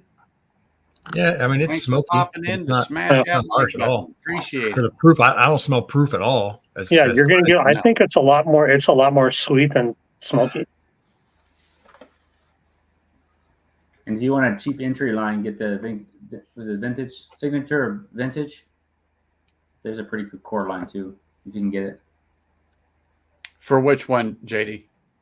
Well, they have a lot of independent bottles, especially like Ecuador and everything else. Oh. Like So you get a lot more sweetness, Mark, on the palate. It's a lot more mouth coating. Yeah. Like viscosity Viscous. of it. Yeah. Yeah. Mm-hmm. That's kind of syrupy, like Swedish. Mhm. Sweet-ish. Yeah. It's not like a Swedish fish, but No. sugar. That's good. Yeah, because people forget about Ecuador's peated products too. They're pretty damn good too. Oh, the Bellafin? Yeah. Oh, yeah. I love Ecuador. Mm-hmm. Yeah, my newer one now that I really like is I can get the Ecuador 10 and the Caledonia, but I really have a hard time getting the Belican. I got that That's like one. I everybody. really You like know, that. That's really good. since JD is here and Eric is here, I got to pour some Glen Scotia Victoriana. Oh, that's Oh, a tasty yeah. one. Oh. Well, I have one I bottle know- of Glen I know Scotia. I JD guess likes I'm going to pour it now. I don't have that one out here. That's in the house. That's right. Oh, wait a minute. I have a I just Glen actually Scotia. I don't think it's picked the one up last Victoriana, week. though. It's not. No, my Glen Scotia is a Irene Tan pick. Oh, Wow. go This ahead. one. Rub it in. Yeah, Ben's getting one for me. Whiskey Yeah. Mentor's pick. Wow. Eric says Eric's going to join me. Oh, I don't blame Oh, you, brother. DD, the Irene one? Uh-huh. Yeah, it's called an Epiphany. Yeah, Ben said he was going to give me that one too. So Oh, it's good. 9-year-old. Only if anybody watches 227 Ken's bottles. stream, you know Ken loves this one. Oh, yeah. Oh yeah, that's the best. Oh, The the 2020 Campbelltown? Tawny Port Glen Scotia, man, that's Hey, John, this one is 54.5%, by the way. yeah. I can't wait for Ben to pick me one up of those. It's good. I'll have to Okay. send you some of this one, but this one is just glorious. Nice. I showed Heavily on peated Ken's Glen stream. Scotia and 20 Port. There you go. It's Irene Tan, Anthony. though, so you know. Oh, hold on. All right. Oh, yeah, that's Ooh, terrible. Nice. Baines. That was about 10 days ago. I picked it up in the mail. Ken, what's up, buddy? I know it's your favorite bottle too. So. It's Scotch. Hey, Scott's down under. Well, Cheers, brother. Ben said he was apparently Irene's got a pick of the Great King Street Classical Blend that's finished in a sherry cask. Hmm, So he's going to Cheers, pick me one of those up too. nice. Appreciate He's on you his coming way on there. to smash that like tomorrow, button, I brother. think. Thank you. Yep. Oh, man. I probably Nah, need I to don't send like him that. some Imagine money I for put this something. bottle on screen and Ken shows up. Imagine that. Oh, hell Hey, yeah. we all open some Glen Always got Scotia the and all of a feelers out. sudden Ken shows up. I know that's Ken's favorite bottle, so that's one like it was 2020, This so it was one's the not bad festival either. thing. And then it Oh, was for like sure. in every That's a good Costco bottle. here that Okay. That's what I'll she said. send you great shot. I'll send you some of that Glen Scotia too then. Okay. Love it. Oh, with PC10, yes. Port Charlotte's good stuff. Oh, Now, yes, it is. when I got the bottle, it said heavily peated, and I tried it. And I'm like, oh, come on. Who are you trying to fool? This ain't exactly. I heavily thought peated. you said heavily peated. Come on. What the hell? Rip But me you off said, here. Hey, when you're Optimal, there you when go. that That's what you need. steak's cooking on the grill and you pour yourself some of that and you sit down with that steak and potato, let me tell you. Yeah, I gotta find a couple of the wine finishes of the Port Charlotte. I'm not much on the wine finish. Oh, Personally. was it SC or M1 or something? Those, I know Moose texted me yesterday and he's gonna send me a sample plate of a bunch of the Kilhomans and Octomores. Oh, yeah. So I I'd was like, love yeah. to try one. Wish I have not could have tried got it yet. those for $399. He's got a bunch of Kilhoman single casts, so he's sent me that and a few Octomores. Fantastic. Man, the I best got- Octomore I ever had was 7.1. That was just Mhm. insane. I've only got two Kilhoman. I've got the Mackier Bay and the Sheneg. Oh, that Sheneg is Oh.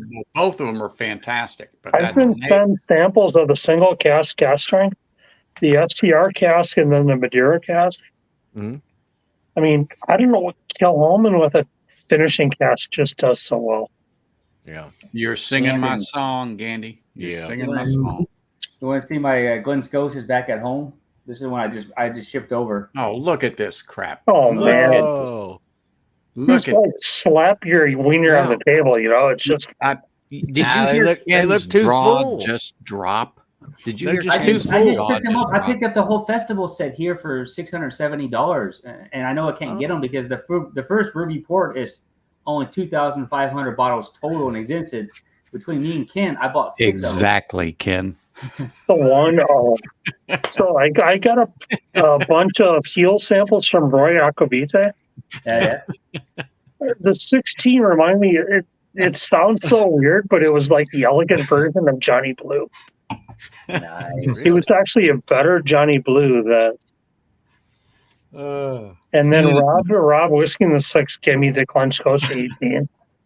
That's freaking amazing. That was good timing, Ken. But to Hey be guys, honest, I'm gonna duck out. I got a bathroom to tear out and redo tomorrow. So all My right. God. Oh, I have thought fun. you were More gonna power tear to it you, up. brother. I'm on Cheers, vacation, but Oh, doing Yeah. annual labor this week. So hopefully I see you this weekend, William. So I'll be here. No Okay. rest for the All right, wicked. Good guys. Thank Cheers, you. brother. Cheers, Cheers. brother. Thank you for coming in. Cheers.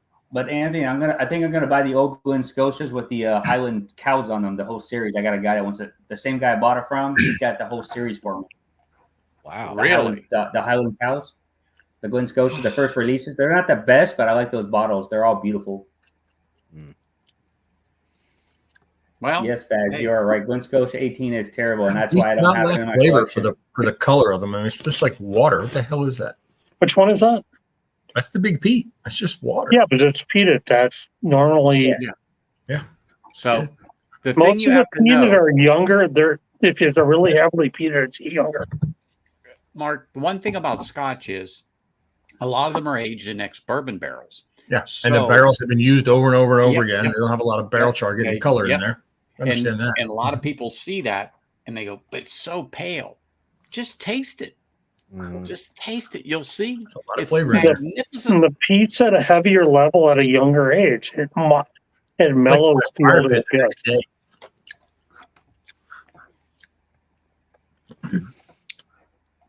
Yeah, It's that's a the one fire. thing I've noticed Thank with a you, lot of sir. scotches. Again, You know, appreciate you for being on. Cheers. Cheers, They're- Will. lighter colored and Yep. lower proof, but still have plenty of flavor. That's the thing. Normally don't use virgin barrels. Oh, That let me bourbon. see. What's this one? we got I'll here? go back to that one then. Which one is it again? Poor Charlotte. There you go. Oh, There you go. Oh, yep. You can't go wrong with that one. That's a good one. There you go, Another Mark. Port Look at Charlotte this one. 10 is so good. Oh, here I got your Port Charlotte though. Yeah. Port Look at the Charlotte 10 color on is that one. so and tasty. you're right, Yeah, Eric. that's got a little color to it. That's a You're right, Eric. tomatin tool, 16-year-old. Roman tool? He says Wow. it's a tomatin tool. A Roman tool? 16-year-old. Takes a while to get there though. Yeah, but see, look at the color on that thing for 16 years. Yep. It's that light, you know.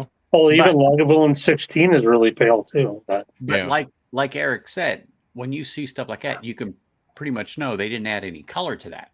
Yeah, to true bring that. it to a Right. deeper, richer color. Because Yep.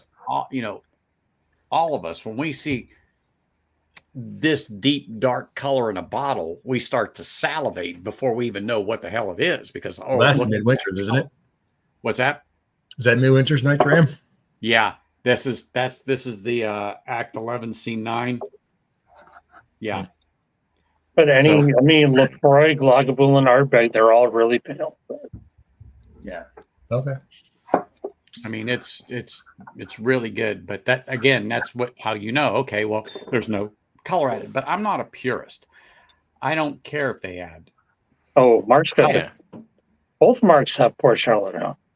You know what I mean? I don't. Or- I don't feel it That's really. 10-year-old. Now, which one is that? Port Charlotte. Okay, the 10. I'm PC working on 10. it. I'm not quite ready to kill it just yet. I'm gonna keep some. But if you've got the classic Lottie, you want to buy the Port Charlotte now. Oh, Yeah. the classic Lottie, the Port Charlotte, the Isla Barley. Oh yeah, Mhm. I have an Isla barley, and then I have the organic barley too. I didn't. And that's I don't have really tasty. There he is. Can't miss the blue tube. Yeah. Classic Lottie. But They also have an 8-year-old like that too. Like 16 has EH. the Victoriana is just That's the amazing. first. Well, Well, Victoriana is really tasty. I don't know. If you don't count Monkey Shoulder, that's the first Scotch I bought. Huh? Monkey Shoulder. I bought one bottle of that. It was okay. And I finished the bottle off, but other than that, I'm like, I haven't bought another one. I've been through a few bottles of blended Scotch, but I still have it over I there. used to drink Johnny Black, but now the Great King Street Classical Blend is kind of my mixer now. My grandmother used to drink J&B Scotch all the time. I just killed one of those Hey, lately. Baz. Cheers, man. Appreciate you. Thank you for stopping in to smash Yep. that like Cheers, button and Baz. say hello.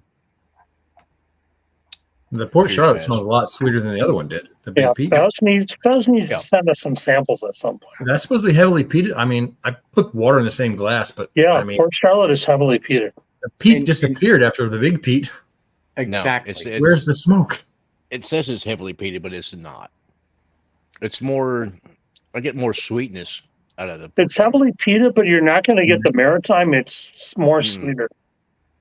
Yeah, it's more like Okay, Baz. campfire Cheers, man. smoke in It's the a- background. Well, it's kind of a peat. 8:30 p.m. here in Vegas. What is it? Thursday night.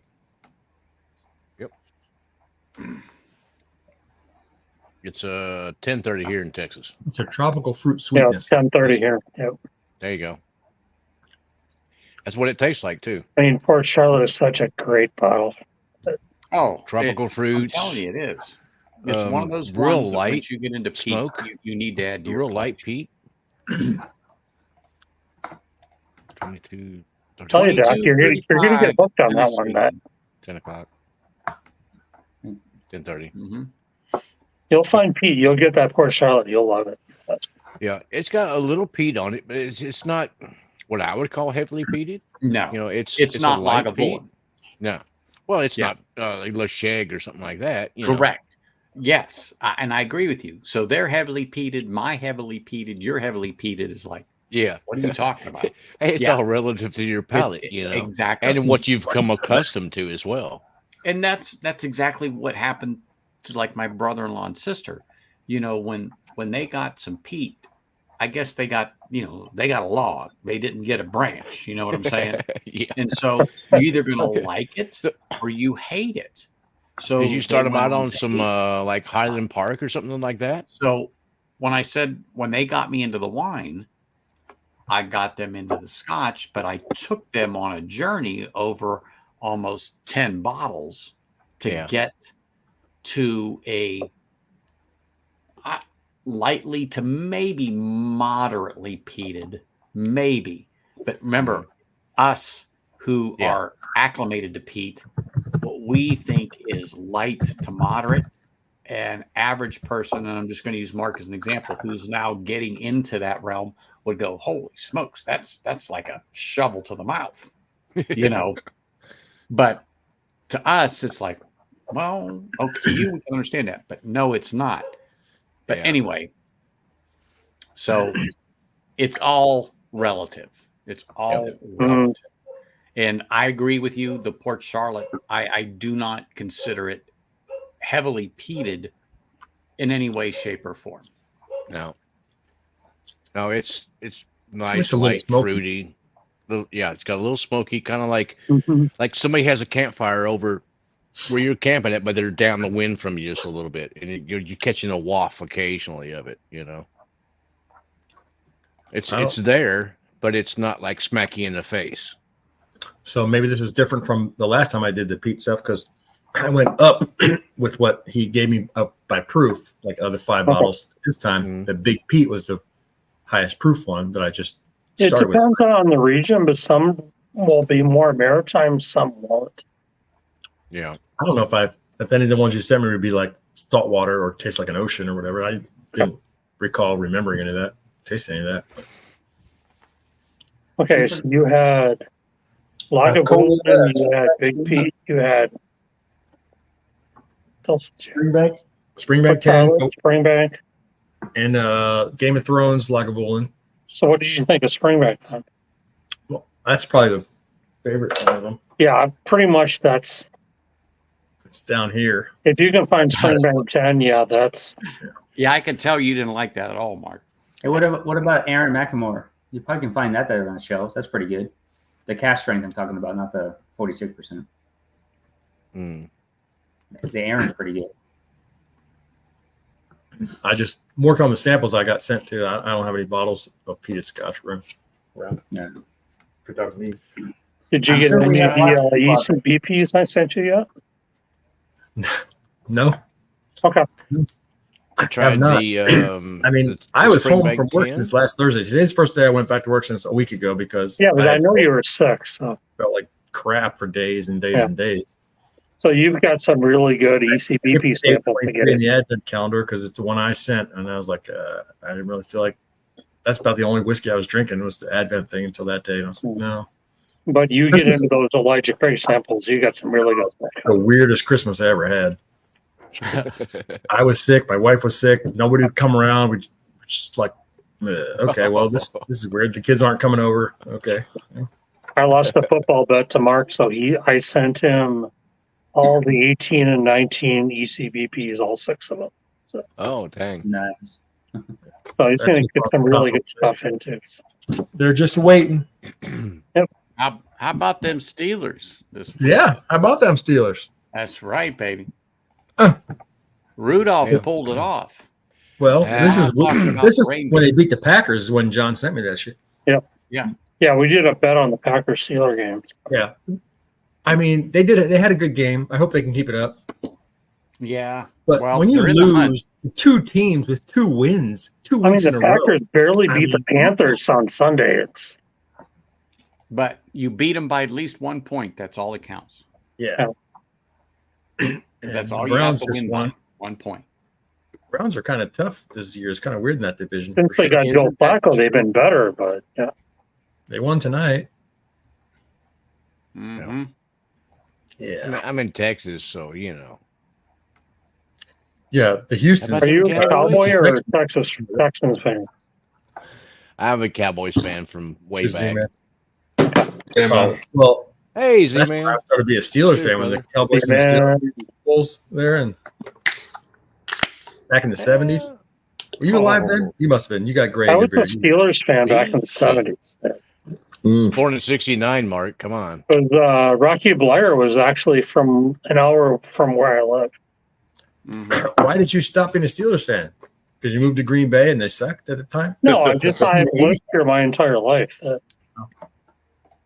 I mean, everybody was a Steelers fan when they won the Super Bowl when you were a little kid and they won 2 years in a row. Hey, I'm a fan. And the next year, the other team wins 2 years in a row. So It's you're like there. we had like Steeler shoes from like the Sears catalog. Oh, God. Yeah. I became a Cowboys fan because I was in the Air Force, and I'm from Kentucky, so we have no major football team in Kentucky at all. It's if you like basketball, there's the Wildcats, but so I moved down to my base was We had a Florida. really good football team in Tennessee, by the way. Just Yeah, Titans, but no, I'm thinking the orange and white on that. oh. Balls. Wait, I moved. That's not we moved Kentucky, to though. Florida, and my No, my it's best friend Tennessee, down there though. was from Texas. So he was a Cowboys fan. So I'm like, well, he's my best friend. I'll go ahead and I'll pull for the Cowboys, and I've been pulling for the Cowboys since '90. So Okay. you can feel sorry for me. Keep I can say after Troy Aikman, but But Tony They Romo keep went to managing to college. shoot that themselves in year, the foot which was, constantly. But basically, my office is in the same town in Charleston where Eastern Illinois University is at, where Tony Romo's alma mater. he was from right down the road because I used to live out south of Milwaukee. So he was from the small town just next to us. Cheers, Z-Man. In like the Milwaukee TV stations when the Packers played the Cowboys, I'm like, who are you rooting for? I'm like, the Packers? I'm like, I don't care if the Cowboys quarterback is from this town. But Romo was from Wisconsin? Burlington, right outside Racine. Okay. keep it up, Ken. They'll come.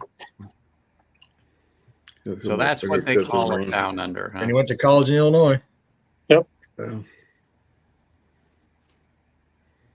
Cheers, Ken. I just finished off that Glen Scotia 18. Fuck. 15 or 18? Yeah. And are you learning to fly or learning to fret? Well, Nice. who knows what Z-Man. Ken's learning? He said he's learning Well. Floyd, so I wonder if he's just learning to fly. Hey, learning to fly is awesome. So He might be. Yeah. I love me some He Pink might Floyd be. now. Come on. Or play dogs all the way through. Play pigs on the wing. Let's hear it. Money. There you go. There you go. There you go. So the Animals album has to be my favorite Pink Floyd album. Cheers, JD. Happy holidays, brother. I think The Wall was my favorite. I want to say Awesome Them was my favorite, but then again, I love a lot of the different Floyd albums. Yeah, The Wall is good. There you go. just Roger Waters has got a bunch of political views. Yeah. Well, there's a lot of different artists that have political views that I don't give a shit about. You Yeah. know? Exactly. I like the music. Don't care what you have to say about political stuff because I don't care. You know, Musicians. You can musicians believe whatever you want to believe. You know. Don't bring it to you. Musicians as a whole are a bunch of moody bastards. Like, you know, Foo Fighters like have a cigar. Exactly. Foo Fighters have a cigar. What? Yeah, Foo Fighters did a version of Have a Cigar. You gotta go. They for it. did? Oh, Yep. man, I've never heard that. Not me either. I like Foo Fighters. They're pretty cool. Dave Grohl is a fucking phenomenal person. You know, Yes, just sir. as a person in general, he's a phenomenal person. And what he's done with the Foo Fighters and, you know, starting out where he Metal's did. such a good instrumental. Yep. But To shut, do what? yeah, exactly. Yeah. They're But just Dark Side of the Moon is a good album as well. So. no, Shut the fuck up. Keep all the politics and bullshit and, you know, religion and everything else out of the Exactly. mix. Do what you're supposed to do. You know, play us music, make us feel something. Go the hell on. Mhm. they're a bunch of moody bastards, and if they couldn't write some of the lyrics and do the things they do, they weren't like that. Were you talking about the I Moody can Blues? understand, you know, No. Moody Blues. Any I can musician, understand being a moody bastard, being a singer or an artist or something like that, but it helps. It adds to your Mark, music and Mark, everything else. But Mark, yes, sir. any musician nowadays or in the past, in order to kick out these weird ass lyrics, you hear how they write these songs. They broke up with the girl, dad kicked them out of the house. They write this shit. You know, if they lived it, they've done it. Dog ran away. Yes, sir. Yeah. They lost their truck. That's country music. We're not talking about. That's country music. No, We're talking rock now, Mark. Come on. Good night, John. Really? Oh. Wait a minute. John dipped. You pull an Irish goodbye on us?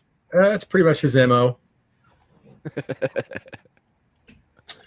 Maybe he Hell, had I'm to not too far Yeah. behind him. I need to dip out here shortly myself. Yeah. Tell me how Brett Michaels has wrote some songs, Mark. Who's Have he that? wrote? Yeah. The lead singer for fucking Poison Fool. Broke up with his girlfriend. He wrote Every Rose Has a Thorn and a laundromat. Brett Yeah, I Michaels. mean, some of that stuff, you know, it's okay, but you need that kind of input, you know, being an artist, to have something that you can, you know, pull from and to get, you know, inspiration to write a song or write lyrics, you know, that kind of thing. So, you know, I can see that. Well, So what I'm saying before the to you rose is- had a thorn, was that his That's a cherry lot. pie?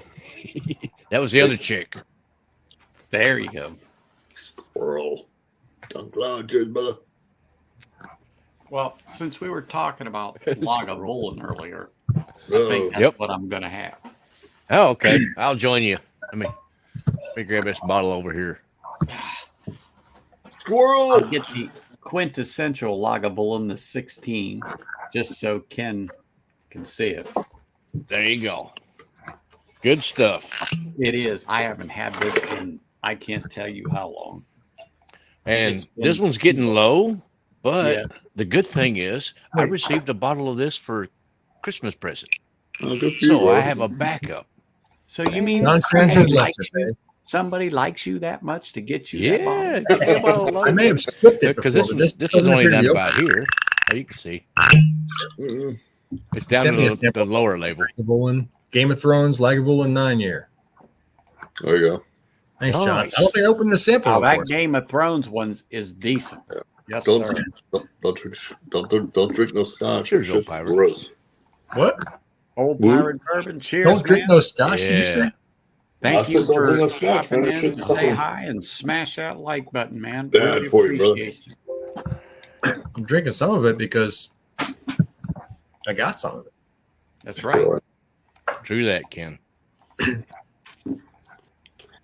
Z-Man, starting this to is my feel, third pour of scotch. Mark, I'm starting to feel like all you guys are drunker than I am. So come on now. It's not bad. Very possible. Ooh, it's also fruity. I drank Doesn't make that. a few More, on the Bourbon Bounty stream earlier, but I had to stop. And you know, you had water to and leave. everything. Hey, Mark, I watched, man. Yep, I had to leave, go get my mama from the airport. She was flying back in from Detroit. Okay. Good for you, brother. Yep, got her back You to go the pick up some house. Lagavulin 10 travel exclusives compared to the other 10s. Never tried it. No, you can't, Ken.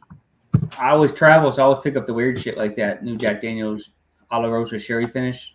Man, that single malt, that shit is good. That's like a red velvet cake. Mm. It's, Gosh, the nose. That's the on one this thing I have Lagavulin noticed about 16 Scotch is is I really amazing. like the sherry finish. Yeah, that's the easiest one to be subtle because it can overpowerful some of the heat and char that helped you out, neutralizes it.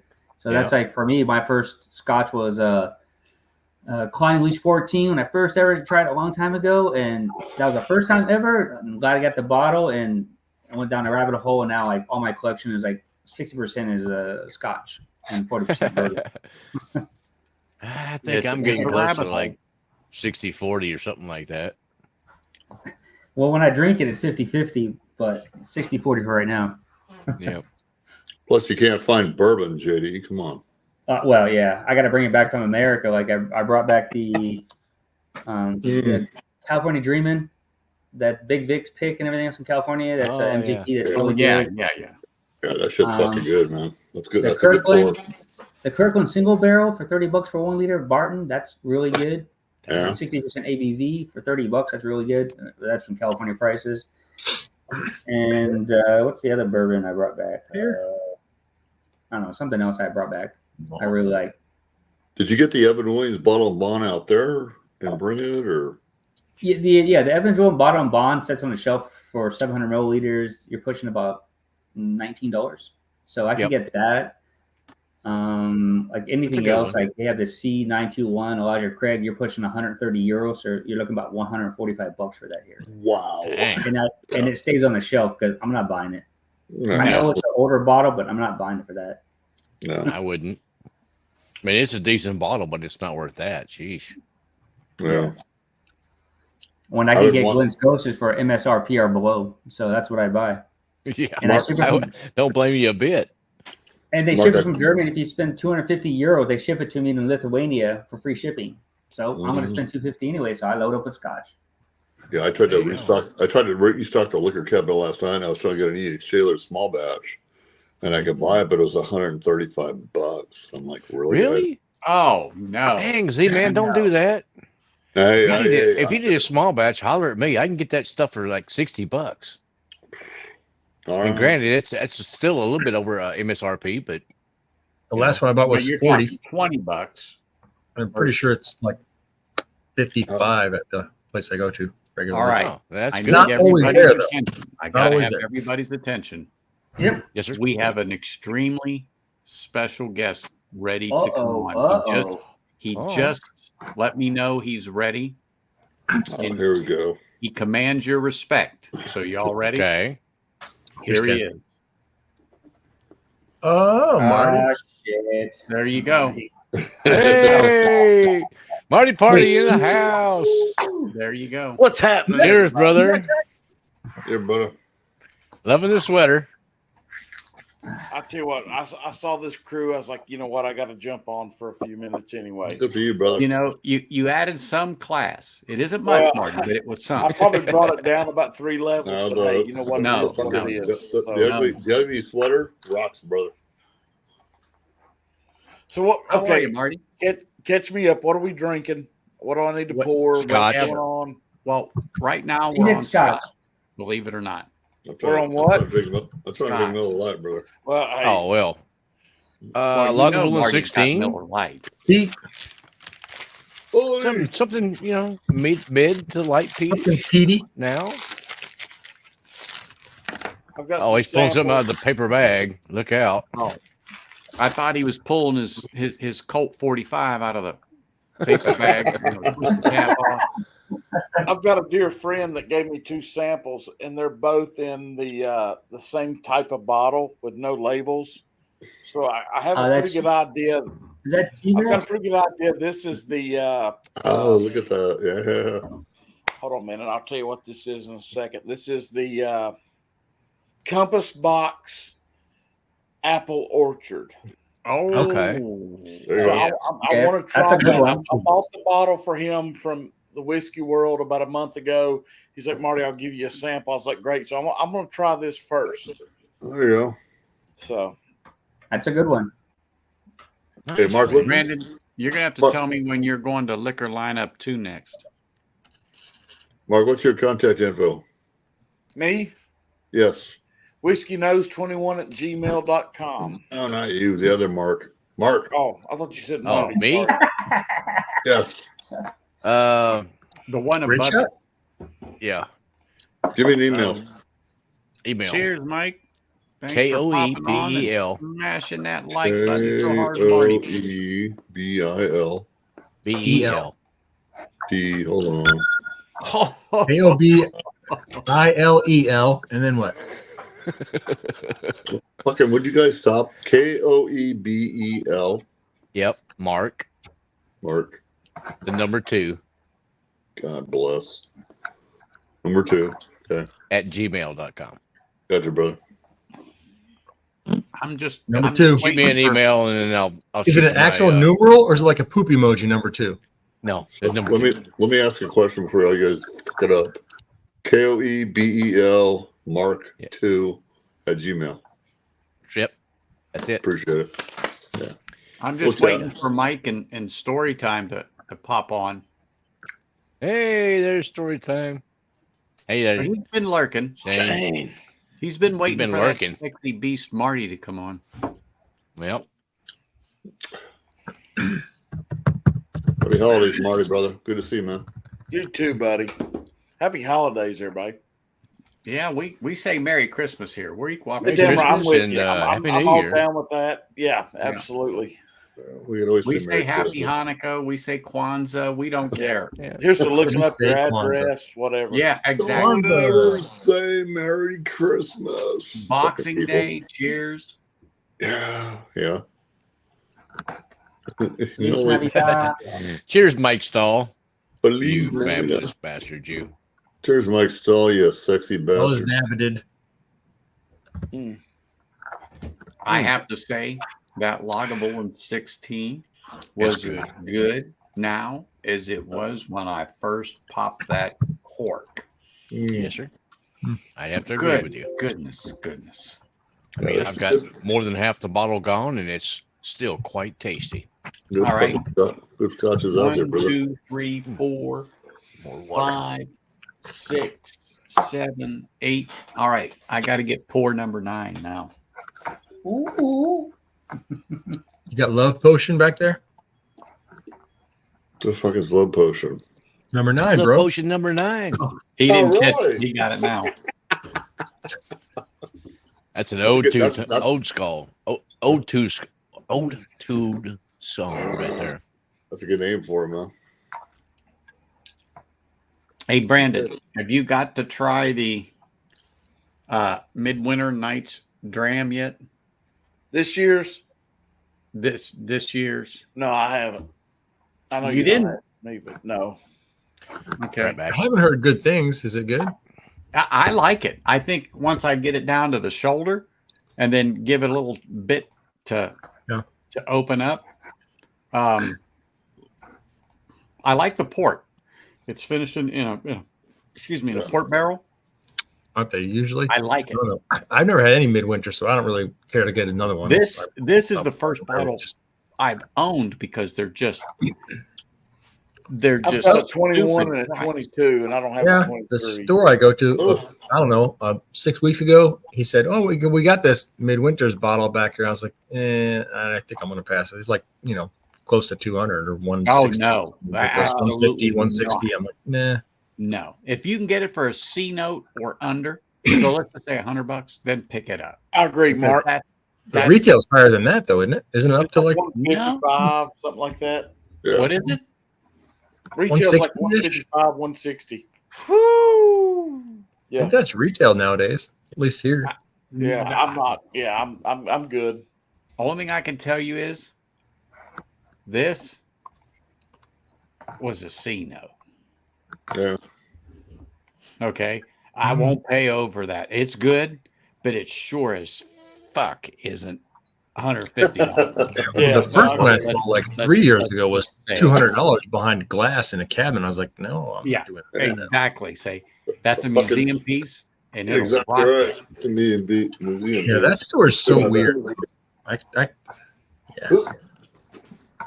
They got all the crap behind the glass for way more than it should be, and then they got exactly OGD 114 back there for $30. Like, how? Why? Okay. Put that up there for OGD 200. 114's good. But then I don't want to buy anything at their store when they got the other shit behind the glass for ridiculous. I'm like, I agree. Yeah. Mark, I agree 100%. So, Brandon, let me know when you're going to be at your lineup, and I will make sure you have a taste of the Midwinter Nights Dram. So, if you can be there this week, let me know before I sign off, whenever that is. But you need to taste it. But definitely don't spend no $200 on the damn bottle. No, heck no. Anthony, you'd be I proud saw it of around me. here for $250, and I'm like, no, it ain't worth that. Hey, $2.99 I saw it in Arizona. This was like Act $2.99. 11, something like that. I'm like, yeah, that's the nah. most. Yeah. No thanks. Plenty of other bottles that are a lot cheaper, worth, and better tasting than that. At 100 under. Right, Oh, Mark? exactly. Yeah. Hey, Hey, Greg. I buy this, get 2 bottles of this for $200. Damn, Hey, Skippy. hey, Anthony, you'd be proud of me. The last 3 bottles I bought, let me tell you what they are. Okay. I've got a Lecheg 18. Oh, shit. Boys, I'm telling you, that damn thing is solid. Wow. I got Lecheg 18. I've got a fantastic Christmas gift from Greg for a Kilhoman Cast Strength Mock-Cure Bay. Oh, nice. I got the Isla Barley Bercolotti 2012. Dang. Listen, I'm telling you what, those right there, and there's one more I got. What is it? Marty. Oh, the Campbelltown Lock. Marty. Yeah. What I want to know is, who likes you that much? Nobody. Nobody. All you gotta do is look at my views and subs. Nobody. But that's okay. Hey, I don't care. I was just talking about your review of the old Overholt 10. You know what? Shut up, Marty, I love you, brother. Love you, brother.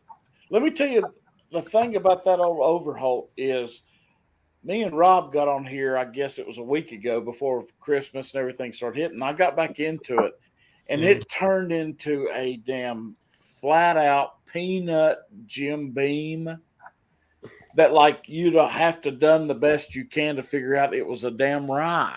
That's funny. That's funny. I mean, it's good. Don't get me wrong, but I'm telling everybody watching, everybody on screen, $100. Yeah. If I did it again, Eat shit. no way. Doing that. It's like I said in the review, the old Overholt's nothing but a damn old granddad 114 bottle. It is. People Same damn fucking thing. love it, brother. Well, Z-Man knows it's got the same damn label and the little sticker on it. And everything. It's a beautiful bottle. Big butt plug cork. I'm gonna take a pour of that just for you, brother. That's it, man. I mean, Do you see what Brandon put down there? I highlighted it. Oh, And I know where he's God's talking sake, I about. seen a bottle of Long Branch on Craig. I know where he's talking about. It's just down the street from me. Press the hell out of the bottles, yeah. Jeez. And Long Branch isn't worth $20. Hey, No.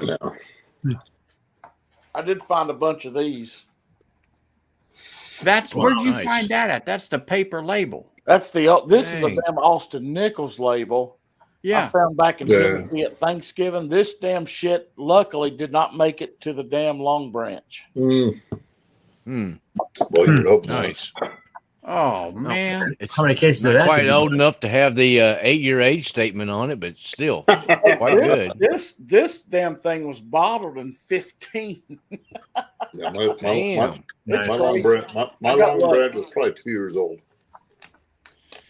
Hey, Marty, I got your bottle, by the way. 18, killed that thing. Hey, Mark, if I owe you some money, you just text me and let me know. Hey, it's don't John worry about it. Chance. Well, He I didn't got Irish Oh, too what's bad. up? Just had to poop. Don't you threaten me, Greg McDonald. Well, that's only because his illegitimate bastard great grandson or his grandson don't talk to him anymore. Fucking Greg. Hey, Boy, let me tell y'all this. You'd be proud of me. Freaking If I legend, piss Greg. Somebody off. I think Franz, Z-Man, Emanecker, Mark, all you guys might be proud of me. I saw when we were home at Christmas, I saw Parker's Heritage Rye 10-year for $2.98, and I walked. Good for you. Yep. Good for you. I did. I walked on it, man. I was like, that's, you know what? that's a hard walk, brother. I don't know if Well, I it was. It was, but I'm sitting there thinking, I just Yeah, paid $100. $300. No, I'm out. There are others who would pay it, and that very well may be the best whiskey I think I've tasted. But I don't have a giant, experience. But I mean, I thought the Parker's 10, the heavy char was good, but yeah, I probably wouldn't pay 300 for one of those. It was $2.98 plus no. tax, and I probably got 20% off, so I'd have got $40 off. I'd have basically got covered the tax. But you know what? Right now, I'm on such a Scotch kick that I was like, you know what? I know there's a store here, and I hope to go in the next 10 days. It's about an hour from here, and That's they've like got the $100. new Octomore 14-1 for $2.19, and I'm like, I'd rather have that. I For mean, I know that's a lot of $2.19, that's money. a freaking steal right on that. That's what I thought. It I is. was like, you know what? I'd rather have that than that damn Parker's Heritage. I mean, I paid $370 for this one, and that's the most I've ever paid. Yeah, Wow. damn, dude, that's amazing for that bottle. But this is a freaking amazing bottle, though. Since Yeah, I see I the got UK this, on it, so I know where you got it. since I've actually got That came from the UK, though. That. Oh yeah, damn right. I'm Yeah. going to go ahead and pour this, and I don't think I've Oh, a touched this little thing in Offerman? 6 or 7 months or more. Good for you, brother. It's not my favorite, but it's here. So I'm going to pour it. I tell you something about that one, Anthony, and the guys in the chat and everybody watching. They watch. As I've gotten further down into that bottle, it has not changed at all for me. It had for me, thank It gosh. has I've not, been that pouring bottle it has down the stayed drain. the same from the crack to the end of the neck. Is that the regular one or the That's the Guinness Alderman. one? This is the Offerman 11? charred oak Oh, okay. from last year. Gotcha. So I'm going to go ahead and pour myself some, and I haven't had any for. Dang, squeaky bastard. Oh, Ken is just drooling, I can tell you right now. There he is. He knows the sound of a Diageo cork when he hears it. It calls to him because he says, He knows. "Oh, Lagavulin." Hey John, hey Krantz, did you buy the 2023 this- Bunnahabhain Cast Strength? No, I That haven't. says it all. I haven't either.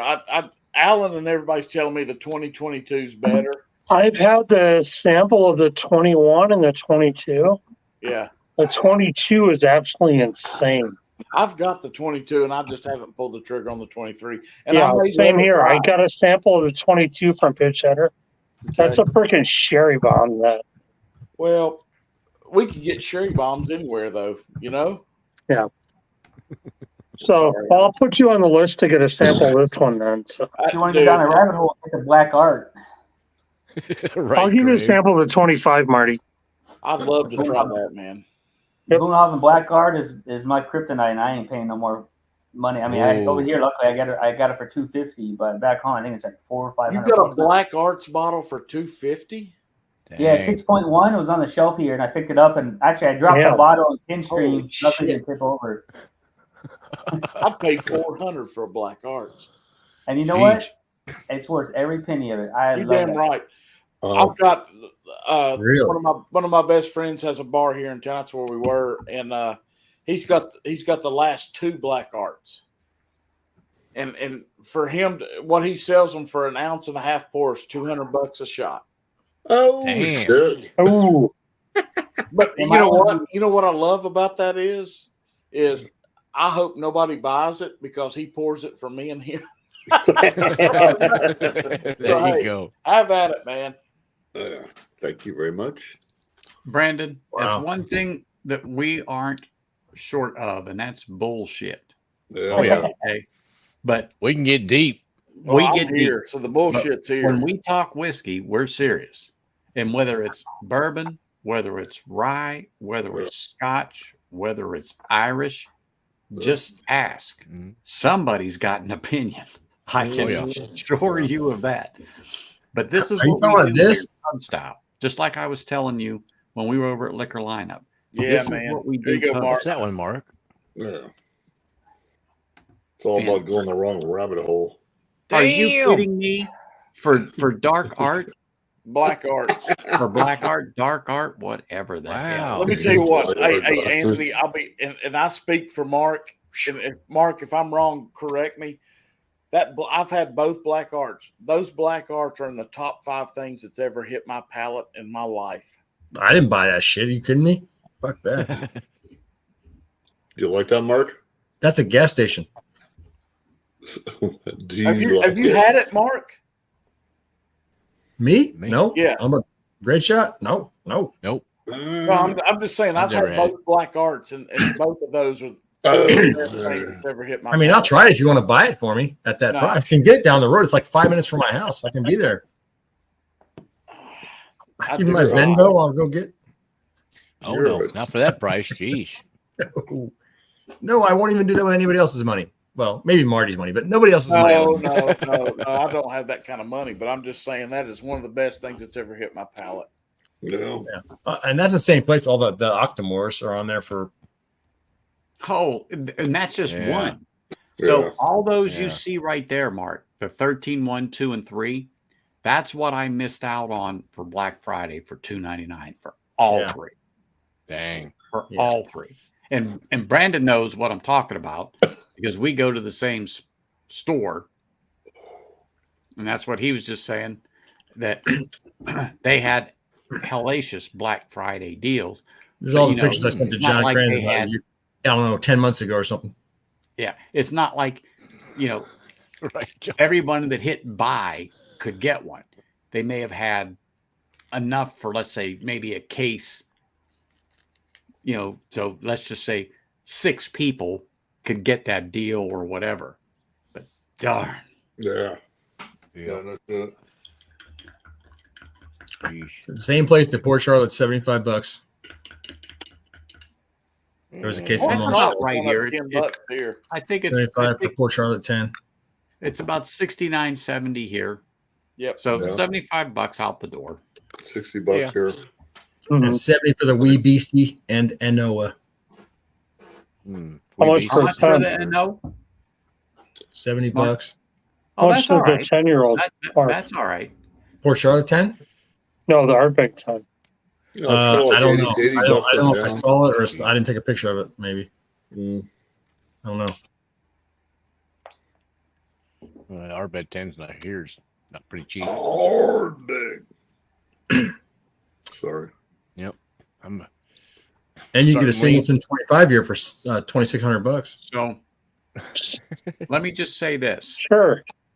I don't know if it's because I'm like 9 or 10 pours. I'm sorry, it's 39 years. My bad. But this is a classic Lagavulin, particularly on the nose and everything. But it's way better than it was last year when I first tried it. last year I was like, oh, this is horrid. Do not buy it. I still stick to that, but it's gotten much more palatable for me that this Offerman charred oak cask has sat for about a year. And like I said, I'm about halfway down. It's not something I'm going to grab regularly. There's just no way. Yeah. That I have to like stop myself, because it's easy to stop myself when something really isn't appealing to me. But this has gotten way better than it was when I first sipped this shit. You're down in it pretty good too, it looks like. I am. I've given a couple of samples out. Okay. In the beginning and one of them was the 4 Leaf Whiskey's husband, because he's a huge Lagavulin fan, and I needed other people's opinion, because when I tasted it, it was horrid. And so I wanted to get a couple of other Scotch drinkers, particularly Lagavulin drinkers, that appreciated it. Well, he liked it right off the bat. He said it was really good. Does it A get couple better? other people said it was just okay. So anyway, I just didn't like it in the beginning. It's much better now. I can drink it. I still am not going to run out and buy another one to back this up, because they're still on the shelf. I mean, at least 10 they're here everywhere. Yeah. Yeah. And there's, like I said, there's a reason. Now, they just announced the new Offerman, and shit, I can't remember what it is, but I know it's due out. So why didn't you like it at the beginning? That char in there was just too damn much. It just didn't, to me, it just didn't work at all. But as time went on, and I gave out some samples, I forced a couple of drinks down, and then I left it set for 6-7 months before I went back to it and did a re-review. Well, woof, man. Right on. Yeah, some whiskeys are like that. I mean, it just, yeah, it just wasn't good. Yeah. I've been through a few of them where you get halfway through the bottle and they're heaven, but the beginning you're like, what the fuck did I buy? Yeah, gotta get it past the shoulder a little bit sometimes. Yes, sir. And the cheaper shit no less, usually. All right, fellas, I better cut out of here. I need to go eat me something to eat. All right, Mark. Peace up, whiskey, y'all. Good to see you, Mark. Love you. Cheers, man. All right, brother. Have a good night, man.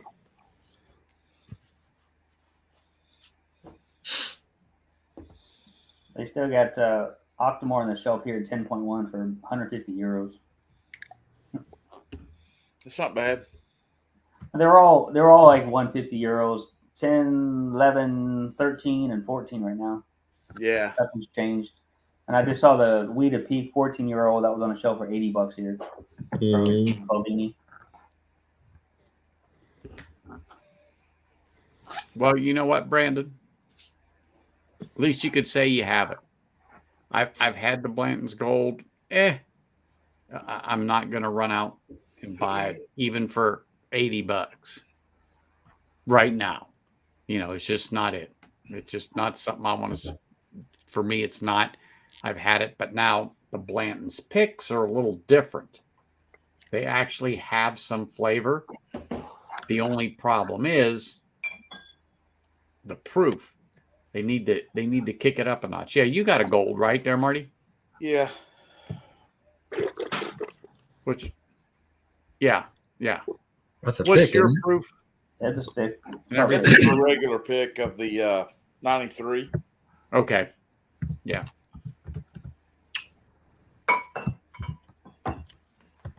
But yeah, the charred oak, like I said, it's okay.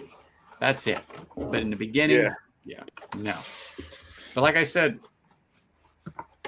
Mark, just if you're interested, I'll drop taste off for you so you'll know. So just get me your information so I know what house is yours when I throw it out. I just was sending an email right now. Okay. Because this is one that I definitely would say try before you buy. Yep, I But agree. what it is now, in my opinion, to what it was a year ago, much, much better. I mean, on the nose, it's like a bullet all day long. Yeah. I get that banana bread note heavily on this. And it doesn't have banana taste, but on the nose, to me, banana bread. Hang on, Anthony. I'll pour it with you. Oh my goodness, look at this, people. Look at this. Oh shit. Look at there he is. I know. I saw that. I mean, Get you on hang here, around Eric. this- Say hi. You hang around Whiskey Tube long enough, you really draw the people out. Yeah, you do. Eric is a great dude. Yeah. I'm not sure if it's the same thing, but I got a sample from Shane a while back of a Blanton's single barrel. 129, yeah. Now those are totally different. Uh-huh. Yeah. I thought that was just straight from the barrel business, but maybe not. Like Eric was talking about. Oh, Marty's got it, Brandon. I'm telling you. I don't he's know about got all it. that, but Hey, dude, you put on that ugly sweater to get on stream. We appreciate you. Hey, look at that sweater. Show him, Marty. Go ahead. Okay. they got their ass kicked tonight. So Well, it don't matter, dude. It's just nice to see you fucking on here, fella. hey, just It's tell all him, Marty. It happened. next year we'll be ready. Whatever. Right. You know how it goes. Yep. Anthony, I pull a little. I get a great char note, but I also get an orange peel. See, I don't get the orange peel. I get more of a banana bread type of a note. I'm about done with all this stuff, so I'm going to try and get rid of the Oh, the classic Oh, the Lottie Lottie. is the It's thing. a little classic. Yeah, that's a hitter. It is That a hitter. is- But you know, Last time I had a cigar mark, I killed that bottle. you know, right now, a year into this bottle plus, Marty, it Yeah, I agree. definitely has gotten to the point where I can have a dram of it, but I'm not going to be going to it like, oh my gosh, it's calling my name. But at least now it's gotten to the point where I can drink it. Where before I just couldn't. I didn't know what the hell I was going to do. You know what? When you put it on the palate, it has zero weight. There's nothing Correct. there. Correct. And then you take it back. It's there's no front end, no middle. It's all back end. It's Oh, all back no. end heat and little pepper spice and like Anthony gets the banana. Yeah. Classic Lottie will wake you up at 100 proof, but it won't wake you up at the front. You'll just go, oh yeah, this is nice, and you're like, oh my god. Mm-hmm. Liquid pro. You know what, Anthony? This pleasure. may be good with a cigar. Oh yeah, definitely. Well, I'm thinking about trying it with. I got a couple of different ways to go, but this one. Well, I started off with a 116 peated Scotch Z-Man, so Good for you. Just 100% kind of tone it Lottie. down a little bit. It'll work its way down. Yes, sir. Was that pipe tobacco? Yeah. So Oh, this yeah. one is by Cornell and Deal in association with another company called Warp. But this is a cigar leaf. Okay. Yeah. So you have some normal, what I call normal pipe tobaccos in it, and I just won't get into it all. But there is Excuse me. is it the Oloroso? Let me look here. Let me look here. From the hold on, let me look. I'm trying to get myself off of highlighted here.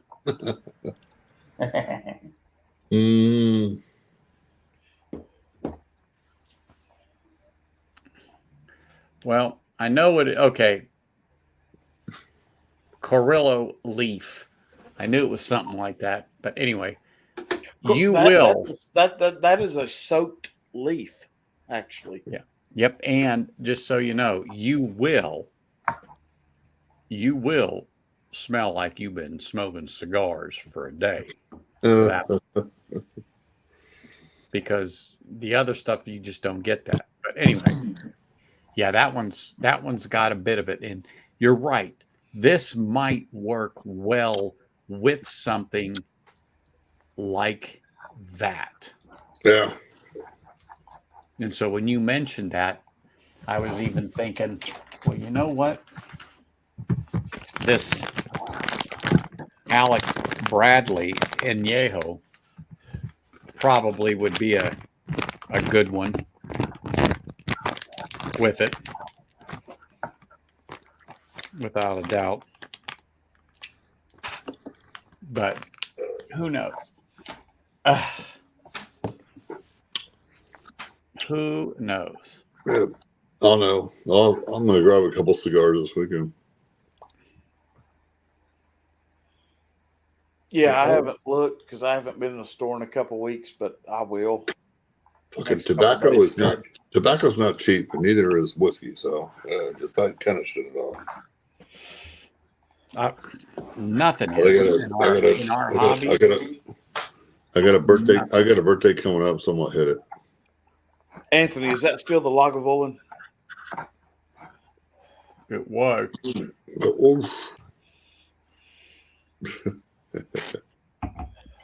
Mm-hmm. I don't get the tire fire and all that shit off this one. No, not anymore. The char though leaves kind of a bitter taste on the back end. It's not that sweet, savory smoke. Yeah, it kind of makes you go. Exactly. Yeah, so I've got a little. It makes you want to chase it with a little water. Yeah, bingo. I agree. Yeah, yeah. And Mark, I'm not trying to like dissuade you or anything. It's just something you just have to try for yourself to see. I don't think it's horrid now, but you'd have caught me a year ago when I reviewed this. I'd have told you, do not waste your money on this shit. I've been that bold and said don't. But it's one of those. I'm gonna coin an ADHD. Hey, listen, what I can tell you three. I can buy. tell you 3 or 4 right now on the shelf that's better than this. Oh, and I know you can. I'd do another Port Charlotte before I did this. Oh yes, all day. And save $20. Yeah, $30. If you can find the Kill Home and 100% Isla, I'd do that. I polished off my 9-year-old. That shit was good. Damn right. Oh yeah. Absolutely. I think I drank in 2 weeks the whole bottle by myself. I couldn't control myself. Yeah. It's just one of those that once you crack up, it's like, holy smokes. And in a couple days, you look at that bottle and go, oh my God, it's half gone or not more. So you buy another one. Well, yeah. But that's just it. This isn't that bottle for me. I like the pot. I like the pot stilled scotches. I like the ones where they like you taste like they took the liquid out of the sea. So when you're drinking that shit, it's good, clean water with the flavor of the scotch. Those are the ones I like. Sorry to interrupt it, but I'm like, hey. All right. Remember, scotch and cigars are a luxury expense. Yeah, you'd think. Brandon, it's just another rabbit hole we go down. Speaking of rabbit holes, you know another one we're about to go down, and I swear to God, I could give a shit less. Larceny and fucking Elijah Craig Barrel Proof are getting ready to hit next month. And I'm like, God almighty, here we go again. I feel like we just now got a hold of fucking C923. Oh, now there's a whole brewing shit with that on online stuff. Yeah. All the different groups are talking about the different versions of the C923 and bottle on different dates and laser code comparisons. I'm like, man, you guys got a lot of time on your hands. I don't give that big of a shit. Cam, was talking about it today. Yeah. Yeah. He was talking about the C923. That's where it came from. There's it's kind of entertaining to read this stuff, the Matt Porter's responses to people giving Cam shit online. It's fun. But you know what? I like to listen to Cam. I mean, I like to listen to his reviews. I think he has a very good palate. Yes, sir. He really has a discerning palate. Matt Madness 2022. Yeah, he is. I've always liked him. I've loved listening to him. I enjoy watching him. You know, I picked up bits and pieces of his stream today as I was preparing for this one. Yeah. I can't argue with him. I mean, he brought up some good points, and you're right. There are always variances between batch and batch. I personally haven't, and this is just me summarizing everything, I haven't noticed such a difference in it. Yeah, I mean, it's really specific and kind of nitpicky. If you got the same batch C923s, but there's different bottling dates and timeline or whatever. I mean, yeah, I guess there's difference. There could be difference. I'm not going to notice it. Shit. Well, yeah, and if you think about it, when they make a batch, and I'm just pulling this out of my ass, I don't know if it's true, but let's just say they use 10 barrels and they make 100 bottles. Okay, then the next batch comes. Well, we all know that each barrel is different, but they're trying to get consistency in it. So will you get some variations between batch A, batch B, batch C, and not because it's A, B, and C as far as how they separate it, but in C923, the first run, second run, third run, fourth run, of course. I'll give you a great example of that. To be like Jack Daniels. Yeah, I'll give you a great example of that from last year of 22 was when that Calumet 16 hit. There were so many channels that were like, this is definitely in the running for whiskey of the year. No. The bottle I had and the bottle that Hawk had came from the same store. I bought it for him, sent it to him. We got into it together and we're like, I don't know what everybody's fucking talking about because this is just fucking a damn back end cherry hot bomb. And it did not work. Now, when you got down into it, now by God, it got better. I'll give it that. But we were like, we're missing the boat here. But like those batches and bottles differed for everybody. I got A123. I walked in the store. They had boxes of shit. And I saw it in there, and I asked the guy, Greg. Have it? And when I took it home, it was like it was a proofy bitch. What's up, Joe? Once I went through it, it was fine. Cheers, brothers. Just want to say congratulations to Anthony. Appreciate you, brother. Oh, well, thank you. I have to put something in my glass. I've got a Sorry bottle. about that, Z-Man. Didn't I'm mean going to to be go late grab for a you. bottle I got today. I'll be right back. I mean everything I say to you. You say everything you mean everything you say. I got it. And don't play with me, man. Don't play with my emotions. I've been asking Anthony. I was on a stream earlier. I went and took a nap for 2 hours. Woke up, came back. That's what you do, man. Power naps. Because Anthony is a fucking rock star. Since we were talking about Lagavulin and I was drinking that other stuff, let's get the Guinness. Now that we got Marty. Now that we got Marty on here, looks like a harp. Cheers, get the Guinness edition now. Yeah, and when you get the email, if you want to, throw like 1 ounce Lagavulin flights, that's fine with me. Okay. Actually, the first scotch I tasted was at a bar when there was what the hell? There was a tasting we went to with my wife. I forget the brand. Oh, it was Cedar Ridge. But I was talking about their Quintessential, which is a malted release from Cedar Ridge, and it's a single malt American.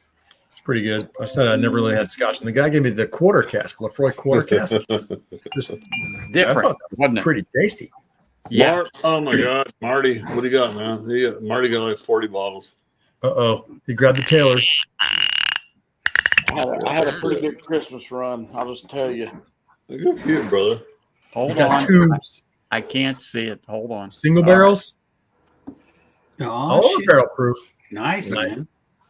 But this showed up today. Oh, wow. Good for you, brother. Oh, really? We're gonna see if it's worth the shit. Some good Is that stuff. this year's single barrel, Marty? I mean, Huh? barrel proof. This year's barrel proof? Yeah, both of them. Nice.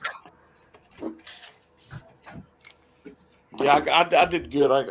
My old store back in Tennessee saved me one of each, and I got them for $1.25 a piece. So Nice.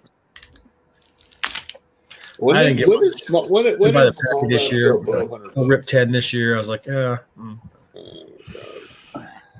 I got some Stag Juniors I could trade if anybody's interested. I need a 23C. I'll pay you a Stag Junior for this. You'll send me a Stag Junior for OGD 114? No, you'll send me a Stag Junior for this.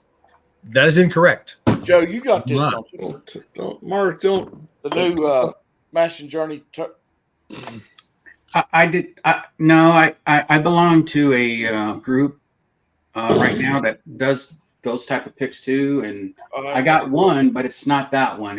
It's a different one, but same company though, same brand. Yeah. So I've got. But it's just a different pick. I've got I need to do a blind. I've got a wild turkey from Greg, a Camp Nelson, Kentucky Spirit. I've got two other. I've got a Merle's Whiskey Kitchen, and my buddy Thomas's pick back here of the wild turkey Kentucky Spirit. I need to put all 5 of those together. 1, 2, 4. Sorry. Oh, nice. So, America, a deal or no deal? No deal. No deal. Joe will get you one for $40. Missed it by that much. $40, he'll get you one. $40. Love you, brother. Tony Two Toes, what's up? Hey. Another sexy. Cheers, man. Thanks for popping. The way he walks, smashing that like button. it looks like he has 2 toes. Appreciate it. Well, if I On got each 3 foot? toes. We're just together. All together. Total. 2 Yeah. toes total. 6 sexy bastards 1 toe on each foot. Hey, man. That's a cool Cheers. name. Thanks for popping in, man. Dan by the Dram. I haven't seen that guy in a New while. Year, Dan by the Dram. Haven't seen that name either. Yeah. Good one. Thanks It's for been a while. Thanks for Fred coming Gray. in to smash that like button and tell us all Happy New Year. Appreciate you. Yeah, man. Happy New Year to you too, man. Yeah. Yep. Anthony, Hope I'm all going to is- dip out. Happy New Year, y'all. Cheers, All right, Mark. guys. Cheers, Mark. Cheers. Let's have a good night. Love Happy you, New Year. brother. Happy holidays, man. I'll probably see you. Cheers. Mm-hmm. Yeah, Anthony, I got the feeling that Lagavulin Offerman's going to hang around for a long time. Right. That charred oak, I don't think is going to go anywhere for a minute. It's going to hang around like Tale of Winter did, and still is around. Is it peat or charred oak? It's got both. it's got more of a campfire char to Okay. it for me. Have you tried the campfire from High West? I got it right Yes, down I there. like Yeah, that. I love it. Is it kind of like that, or is it? No. No, it's nowhere near as that's the campfire High West, and Anthony can jump in or anybody else, but it's more condensed Yeah. than the Offerman. Oh, gotcha. Does that make sense, Anthony? Yep. Yeah. But this charred oak is, I don't want to say it's terrible, because now that I've had it over a year and it's really had a chance to develop in the bottle, and I did my best to drink it down, and I gave out a few samples. I I'm think just not. if you threw that Offerman into a blind of lightly peated or not really heavy peated, I think it might do okay. That's for Greg. Sorry. He's talking shit in the chat, man. I'm sorry. I'm gonna whip his ass. So, Tony, what I would tell you, if you can get it, and it is still Brandon, it's really good. there. It is a limited release. Hold on, let me just look here real quick. Mm-hmm. It would be Joe, what are you doing, dude? B. Hanging out. No, you're not hanging out. You keep leaving, man. Yeah. So it would be. Now, this really isn't an aromatic, Tony. So let me just show you. Sorry, you're tiny. Can you see this one? That one Right is here. So if you see this one, I know it's weird, but as far as the tin art, but this is the one I would tell you to go ahead and try. It's a beautiful cake inside with yep. No, drop one of the eyes, but yes, you are correct. I don't want to buy any cigars, and you're pushing me that. That's where you go. Okay. It's a mild. Well, I'd say it's more medium bodied, just so you know, but it's really not an aromatic. But it's got a sweetness on the tongue. Looks like fucking Joe's head. You'd like it. Okay, perfect. Anyway. No, he's texting a wife. No, I'm in the basement, honey. I'll be up there in a minute. Give me a minute. I gotta hang out with the boys.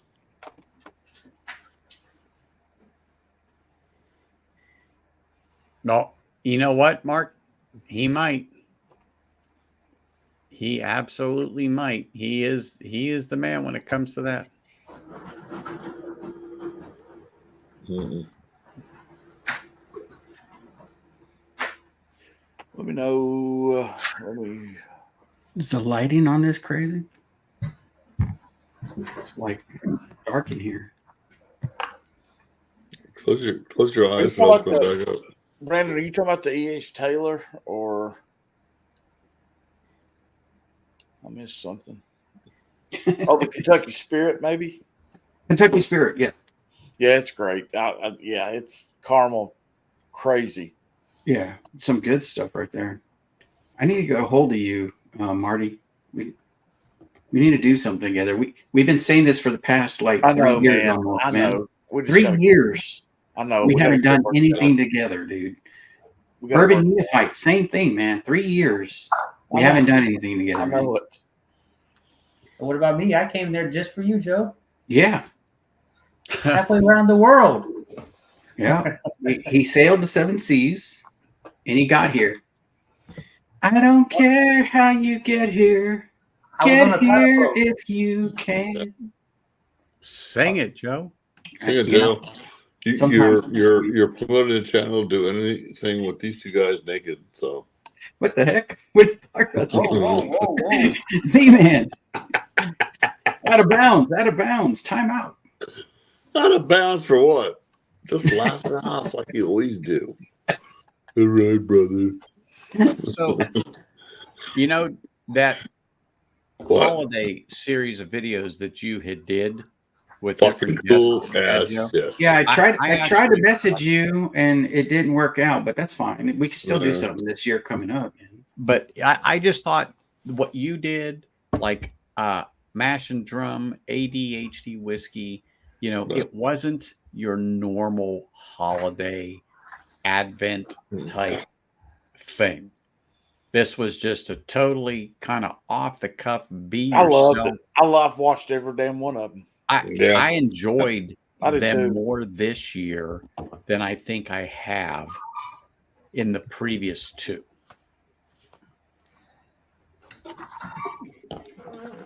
Just because of what they were and how they were structured, it really was just off the cuff type stuff.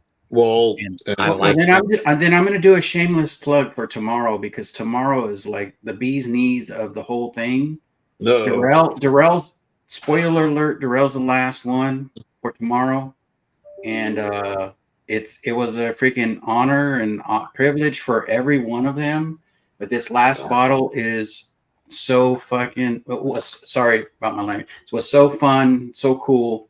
Hopefully, you guys tune in for that, man. That was a pretty good one. it's the variety and the reveal.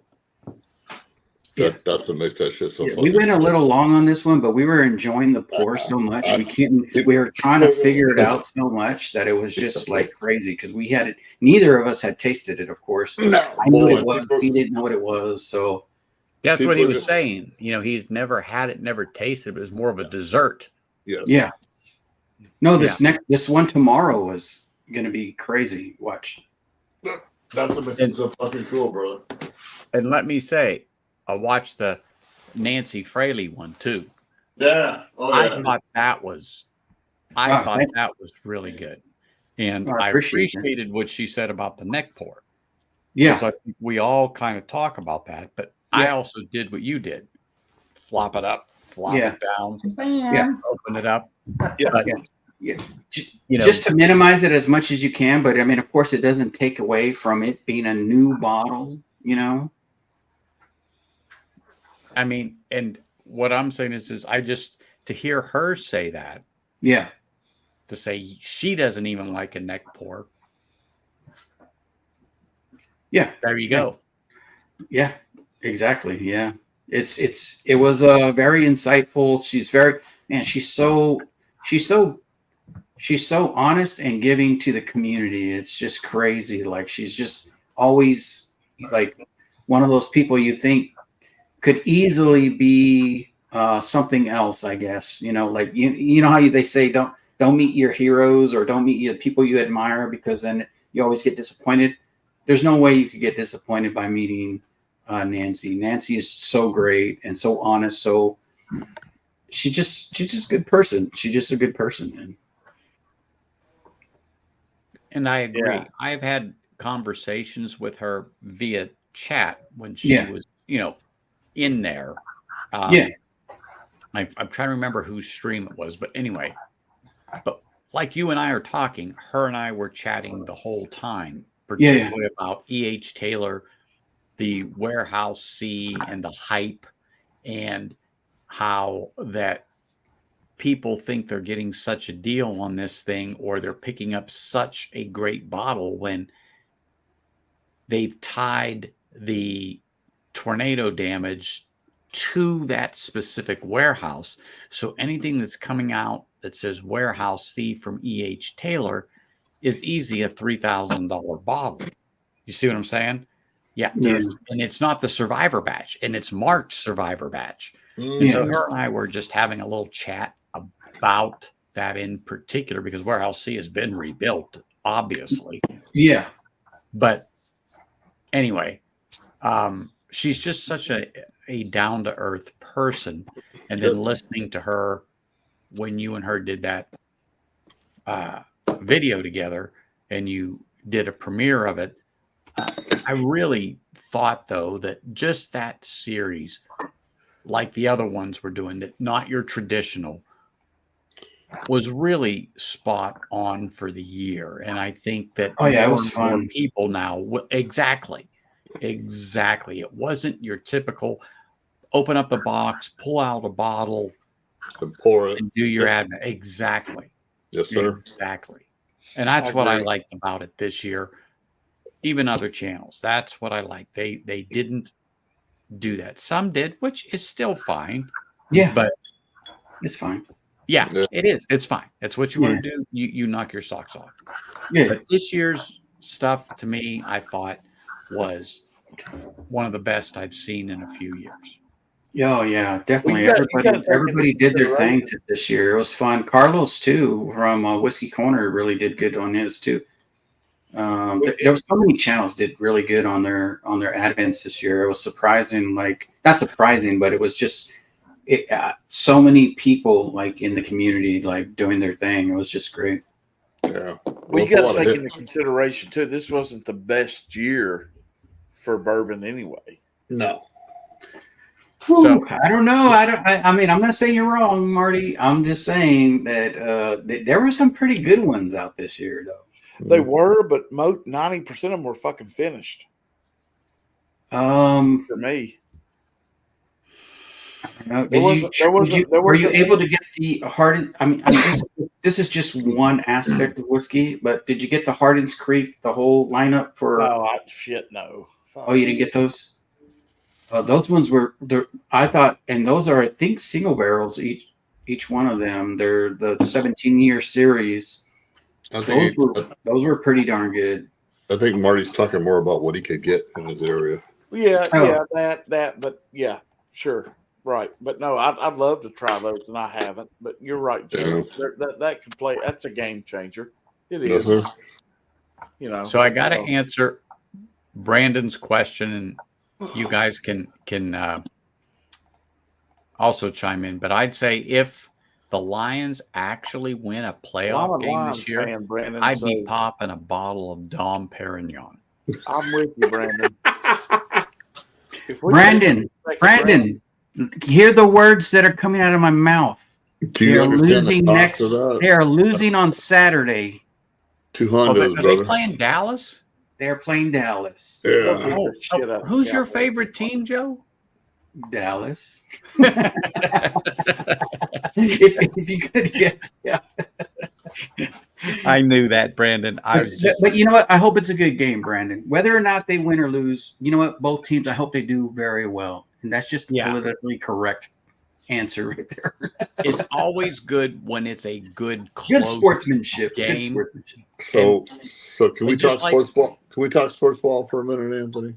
Absolutely. I'll do a whiskey encore. We got 5 minutes. There's one playoff game this year. I believe it's like around January 13th, and you can only watch it on Peacock. So all you people that don't stream shit, get your Peacocks ready, because that's the only way you can fucking watch it. The NFL is going to grab their money. I'm lucky I have good friends. I won't say but they actually sent me the link for their YouTube, their annual, so I get all the games. So I'm kind of lucky that way. I don't know if it's on YouTube, dude. No, YouTube is the only people who can actually stream every game. They took over. I watched the Miami Dolphins game on the Red Zone channel on DirecTV. Okay. Fucking pissed me off. I don't know if YouTube's going to be able to let everything.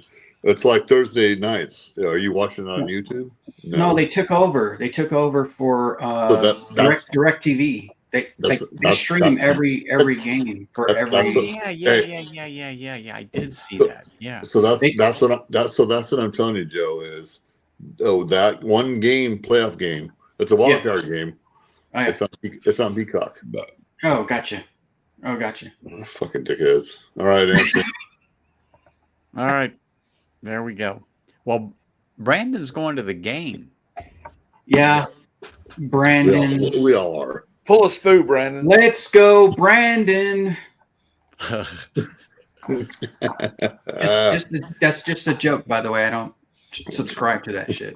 No, yeah, you do. No, but that's pretty cool. You're going to Dallas because that game's in Dallas. So prepare to be upset because that's in Dallas. Prepare to be upset. It does happen. That's for sure. And by the way, Dallas hasn't lost in 15 games at home. So that's because Romo isn't playing anymore. No. Let me ask Joe a question. Yeah. Super Bowls 1. 5. How many? Shut up. How many MVP quarterbacks does Dallas have? MVP quarterback? Yeah, they threw that out there because you got Troy, you had Roger, and there was Tony Romo. Tony Romo was an MVP? No, none of them were. Aikman should have been one at least. Well, the thing was, we had decent seasons. We didn't have the best seasons. Nah, we had an dude, accurate quarterback, but we didn't have the best quarterback. So he came up with Marino and Montana. So you got to kind of understand that regardless of where we were winning those games, you got Steve Young, you got Montana, you got Marino, you got all these different pretty darn good quarterbacks. You don't think Troy Aikman? They only go by the season. They don't go by who wins the Super Bowl. You don't think Troy should have had an MVP? Do you know that Tony Romo has beat any record that? I don't care about Tony Romo, brother. I get it. But he's beat in a shorter amount of time. He beat any record that for the Cowboys that Troy Aikman set. I'm not saying he's a better quarterback. All I'm saying is he passing yards and all that other stuff. Damn right, Brandon. He did all that stuff. So there's nothing. I mean, it's hard to compare. You know, like other than the most important. Other than which is the Super Bowls, he had Troy Aikman didn't have to do what Tony Romo had to do.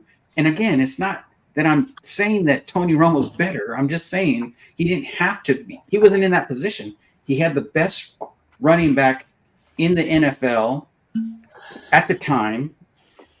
And again, of course, you can argue Barry Sanders and him because Barry Sanders, if he wouldn't have finished in 9 years, 10 years, whatever it was that he did, he could have easily maybe got the most yards. He didn't, though. Okay, so that still belonged to Walter Payton. Emmitt Smith took it in Dallas on I forgot what. You know, I remember. You know, I want to hear that. I wanted to hear that just to see what you would say. No, I'm not saying that he didn't deserve it. I mean, Roger Staubach, Captain Comeback, all that stuff, all the names, accolades that they gave him. Air Force, Air Force, What's up, Brandon? Brandon. Air Force service member who won 2 Super Bowls in the NFL. You know, I'm a Dolphins fan from Bob Greasy.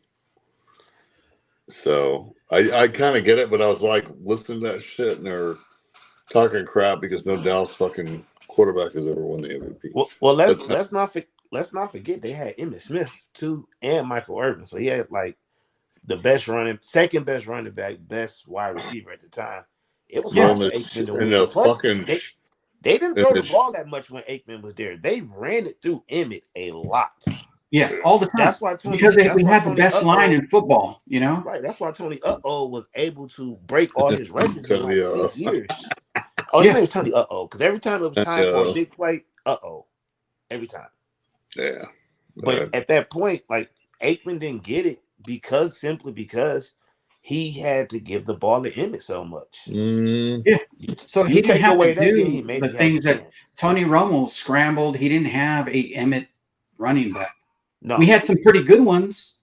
Yeah, I'll say we had the Barbarian. Barbarian. I mean, we tried Eddie George at the end of his career. Yeah. We tried, different players. McFadden. We had McFadden at one point. We tried different players. It's just nobody could live up to that. Durability. At one point, they I don't know if it was Madden, but somebody did a tail of the tape. They rated all the different quarterbacks throughout the years, and they talked about how Emmitt Smith, regardless of the flexibility and the agility of Barry Sanders, they still said that the most durable overall was Emmitt Smith because he played hurt.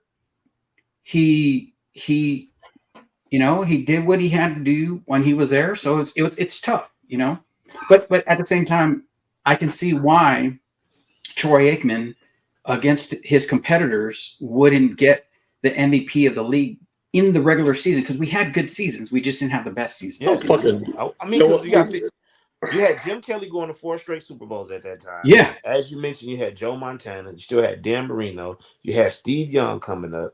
You had a young Steve McNair in the league around the same time. Yeah. It was some guys that was really airing it out. I think fucking Troy should have had an MVP. Compared to him not airing it out. I'll agree, but at the same time, but that's after the fact in what he did in the postseason. You know?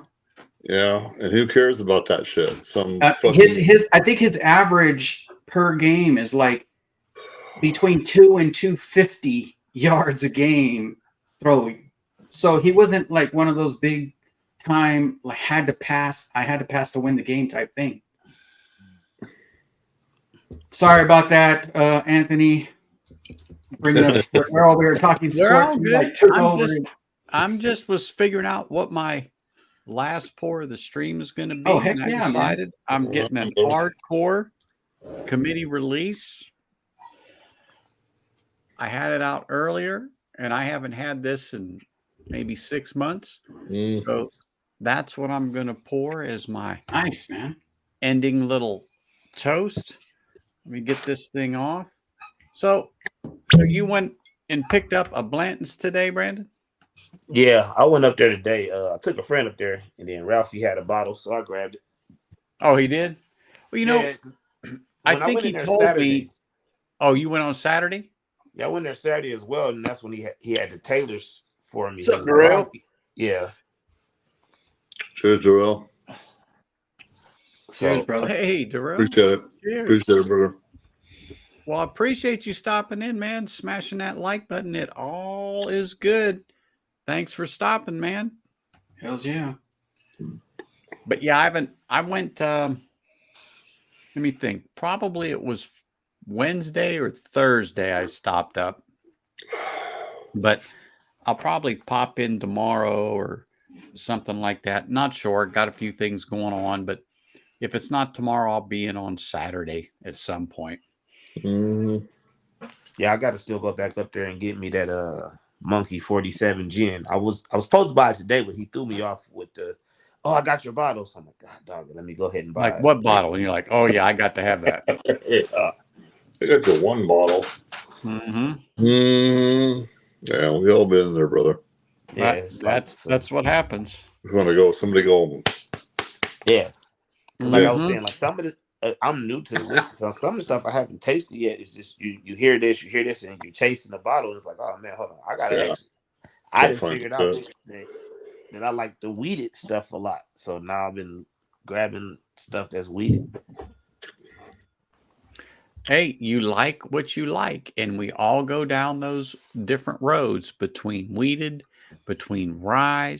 Yeah, we need whiskey. You get that taste, and then all of a sudden, the next 2, 3, 4, 5 bottles you get are of that particular one, either a wheat, a rye, American single malt, something like that, because you're on that kick, and you've got that taste. And then that taste is what drives you to the next bottle and the next bottle and the next bottle. It's just, I hate to say it's terrible, but it is. No, and it's reality, brother. It is. But once and we've all had it, that FOMO where you're worried about missing out on something. Yep. Gotta let it go. You get to the point where I'm at, and I'm sure Joe is at, or Marty or Z-Man there. You just go, I just don't give a shit anymore. Well, you know what, we've said this, Anthony, for Z-Man knows, and Tony and everybody in the chat, Brandon, and of course Joe is like, you know what, if you miss out on this one, just hold your breath and wait 2 months because there'll be another one. Yes, sir. Yeah. Wow. And sometimes hold your breath on that and skip that shit too. Wait, there'll be another one. Well, we get tired of paying. This year for me, this year wasn't as intense as 2022. No. 2022 was boom, boom. I mean, you're talking about Lucky 7, 14, 15, all this other shit. This year was a little bit more condensed than last year. But yeah, you can take a deep breath and step back and be like, hey, wait a minute. I'll be okay because there'll be something else that might hit my area. Exactly. I mean, I'm making excuses, but that's the truth. That really is. You're not making excuses. excuses. You're telling the people, why are you chasing what you're chasing? Yeah, that's not worth it. And I get that coming from, like I say, from sneakers. It's the same way for a bottle. Like this being new, it's like you jump in. It's like you're right. See Brandon. a bottle of Taylor's. I hear Yes, Taylor's sir. is great. I'm about to pay $150 for it. Then someone say hold tight. Then about a weekend I get it for $50. Yeah. Versus when I was prepared to pay $150 for it. Like, yeah, I'll pay $150. They're like, no, wait a couple days. That's what Anthony told me. That's right, Tony. Exactly. I mean, Dragon, John Cloud said, damn right. Exactly. Just it's not worth it. Like this. Well, last year, the Elijah Craig's Joe Average. I didn't get any of the releases. This year I didn't, but I tried for the C923 3 times and lost out. In other words, they just were gone. Yeah. You know what? Don't care. No. I've had it. I've had 2 pours of it. So I know what it's like. So that kind of pushed my drive a bit to have a bottle. But I have C921 open with a backup for the backup. Because that was the one that did it for me. And I forgot I bought a backup when I needed it. So I ended up with 2. But neither here nor there. But you know what? It's been over a year since I went back to the open bottle. And I've got bottles that I probably haven't touched. They're open in 2+ years. And so I'm slowly but surely working back through my shelves of, Bardstowns and everyone's throwing up their old Granddad 114 and different things that I have on the shelf. I just haven't went to in over a minute because I've got things like this popped up. So now I'm drinking this, or now I'm drinking this Penelope Architect, or I'm drinking this Prideful Goat. You get to the point where, okay, whoa, I don't need everything that comes out. Hey, Anthony, because let me jump in. And I don't speak for Joe, but I know I speak for Z-Man. And Z-Man, correct me if I'm out of line, but Z-Man's always on my lives, and we talk about stuff that we see that we just don't pull the trigger on. And like a couple bottles that come to mind real quick, and me and Z-Man's talked about this, is like that distillery out of Missouri. What is it, Z-Man? Help me. Y'all help me. No. Nope. Sorry, I got Green River, man. That's not it. Hell. We've talked about it. Damn hell. I got a happy trigger finger, so I don't know. Shit. I buy whatever. If it looks good, I buy it. I don't. I've quit that. I'm not doing that anymore. I wish I could, man. I have a problem. I have a problem.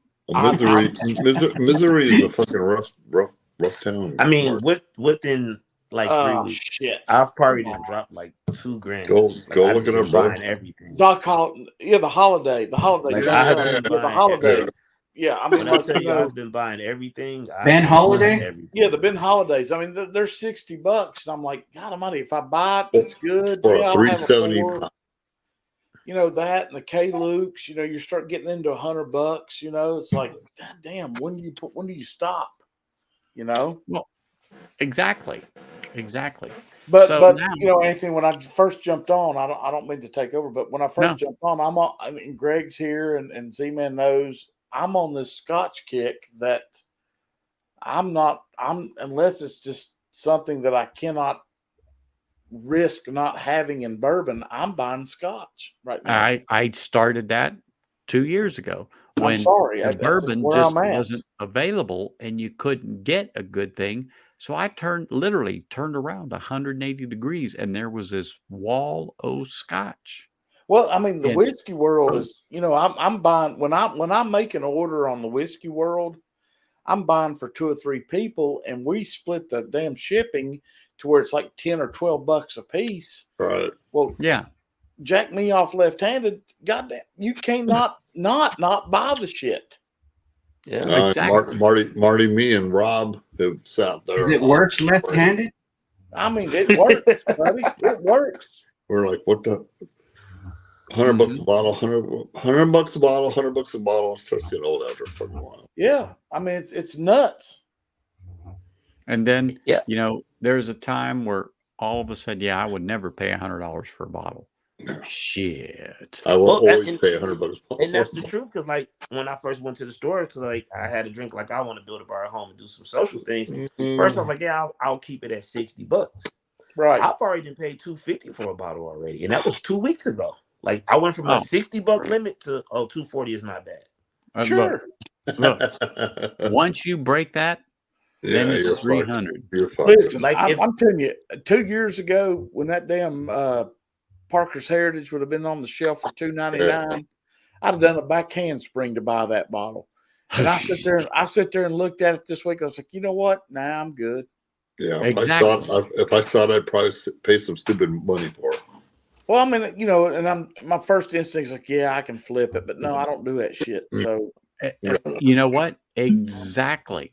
Yeah. Exactly. And that right there is a key thing too, because like, you know, coming from shoes, half of them you buy and you flip. Like I have an issue with people straight flipping, but coming here is like I didn't want to infiltrate. Like, oh, I'll flip. Like, no, I actually want to be welcomed with some respect, because like you get to doing this, you will find a store that you get them for a good price. Right. And you see the outrageous prices people are paying.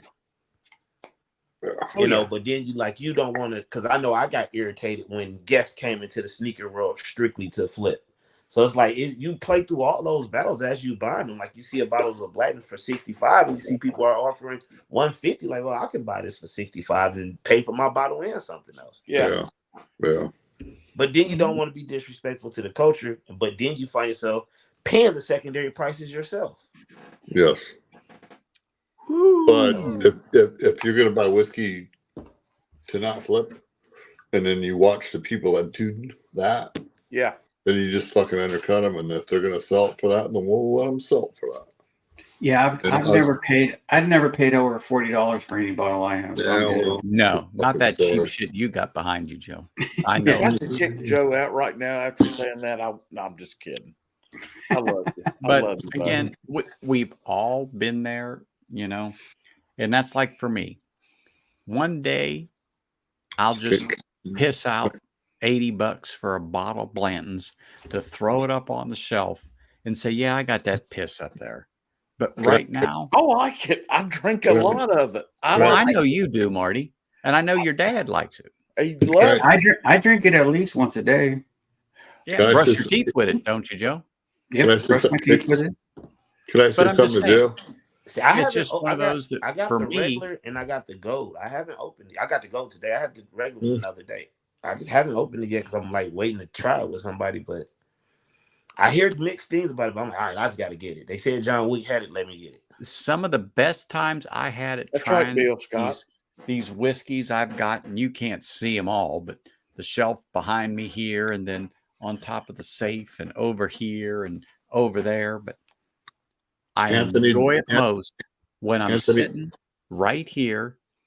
No, I'm not on a stream, or I might be, let's just say, watching Joe or watching Marty, and I'm just sitting here sipping on a fresh crack. And I'm just using your Blantons as an example. I'm not waiting for somebody to come over because I want to experience it, but I want to experience it in my time, my leisure, to where I'm just watching Marty or I'm watching Joe or whatever, and I'm just sitting here and I'm just sipping, because now I'm experiencing that drink. I'm analyzing that drink. I'm searching for the nuances of that particular drink, and I am learning about that drink. So the issue is as you guys sit on here as creators, Anthony and Joe, people want to fucking know what it tastes like. But a $35 bottle of whiskey, if you want to know what it tastes like, go fucking buy it. And then they want to know what the price is. What's it cost you? And I've heard creators say, it's fucking rude. Don't ask me. But I also heard another creator. A gentleman never tells. Shut up. Let me say something to you, dude. The other creators have actually sat there with like, you know what? If it's so cheap, why you ask me what it cost or what it costs, what it tastes like? Go fucking try it. Whiskey Tube's not going to sit there and provide your storage for everything you fucking want. Go taste the shit. If this is garbage, people are going to tell it to you, and that's the problem, Anthony. John Wick making a special appearance tomorrow in the video with me and Darrell, by the way, just so you know. Good for you. Really? Yeah. There you go. Just so you guys know, John Wick makes a special appearance tomorrow with a video of me and Darrell. Tony Tuto's. He's a cool dude, man. It's crazy. He actually does love dogs. It's crazy. There you go. Tune in, people. You got to see it. All right, boys. I call bullshit. Anytime you can slap two Dobermans together in front of Halle Berry. Cheers, Marty. And they hit the ground. Hey, cheers, Marty. Marty, cheers. Thanks Cheers, for Marty. coming on, man. I gotta go too. So me and Marty at the same time. Love you guys, man. Thank you and congratulations. Yeah, Anthony, congratulations, man. What time tomorrow? Are you doing your premiere? Between 2 and 3. Between 2 and 3. I'm sorry. I'm actually rendering it right now. So. Oh, okay. I understand. You're putting the final tweaks on it. Gotcha. Yeah. All right. Cheers, Joe. Thank you, Cheers, brother. brothers. Cheers, Marty. Cheers, Z-Man. Cheers. Cheers. Yeah, I've got about 4 or 5 videos in the locker there that I'm working on getting ready to get out. And what I'm gonna do, I'm gonna release them once a week. And thanks, bro. Yeah, man. Cheers, Joe. I'm gonna take a break for a while. I'm gonna take about a 30-day hiatus and get some health stuff taken care of. So I'm gonna drop some videos about once a week and try to get some health under control. But I'll be back soon. So do you think, brother? Yeah, man. Well, that's what I'm gonna hey, do. I got your number. I know how to get a hold of you if I need something. Damn right. That's it. All right, guys. man. Cheers. Let's go, Lions. Let's go. Let's go, baby. Keep trying. I'll see y'all One soon. pride. I will get on the game. This is it, Brandon. This is pub style. This is what we do here. You know, it's cool. And it is just how you're kicking back right there at home. That's it. And we're just talking about normal everyday stuff, just as if you and I was at the store, how we was chatting. Except you're right here in your house. But this is pub style. And this is how I like to do my streams. And there's a few other channels out there, and Marty's one of them.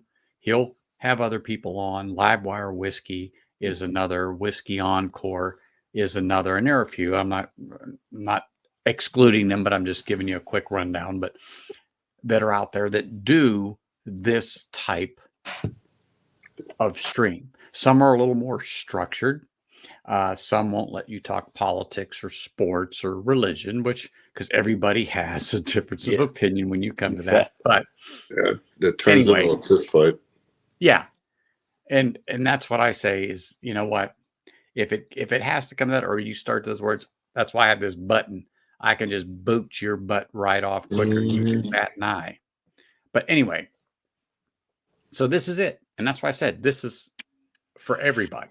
And for I told y'all I was subscribing and check it out. Yeah, I was at work. I was at work for the last glad you one. did. I'm glad you did. And like I said, I was thinking about it whenever I decided to do this. I go, I think you said you were off Wednesday, Thursday. No, I don't have a set schedule. It changed every week. Well, They used to be my off days. I did say that some off days used to be Wednesday, Thursday, but I don't have a set schedule anymore. Well, I figured now anyway, with the holidays and the New Year's coming up, that probably went down the drain because you got to be there. Yeah, it's been since being transferred over to be the chef at Planet Hollywood. didn't went away because it's so you know how it is on the strip. Oh yeah, I don't miss the hotels. Don't miss them one bit. But that's for sure. But it's anyway, definitely was cool to come on here, and because I was typing at first, but check it out. Yeah, I'm off. I sent you my update, so I definitely meet you up there for a pour. I got I've went crazy in the last couple of weeks. I got to get a bar in the shelves and stuff now. Amen. When you start looking at the stuff on the floor, and we all talk about floor whiskey, it's like, I got to get this off the floor. Yeah, I got to put this on the shelf.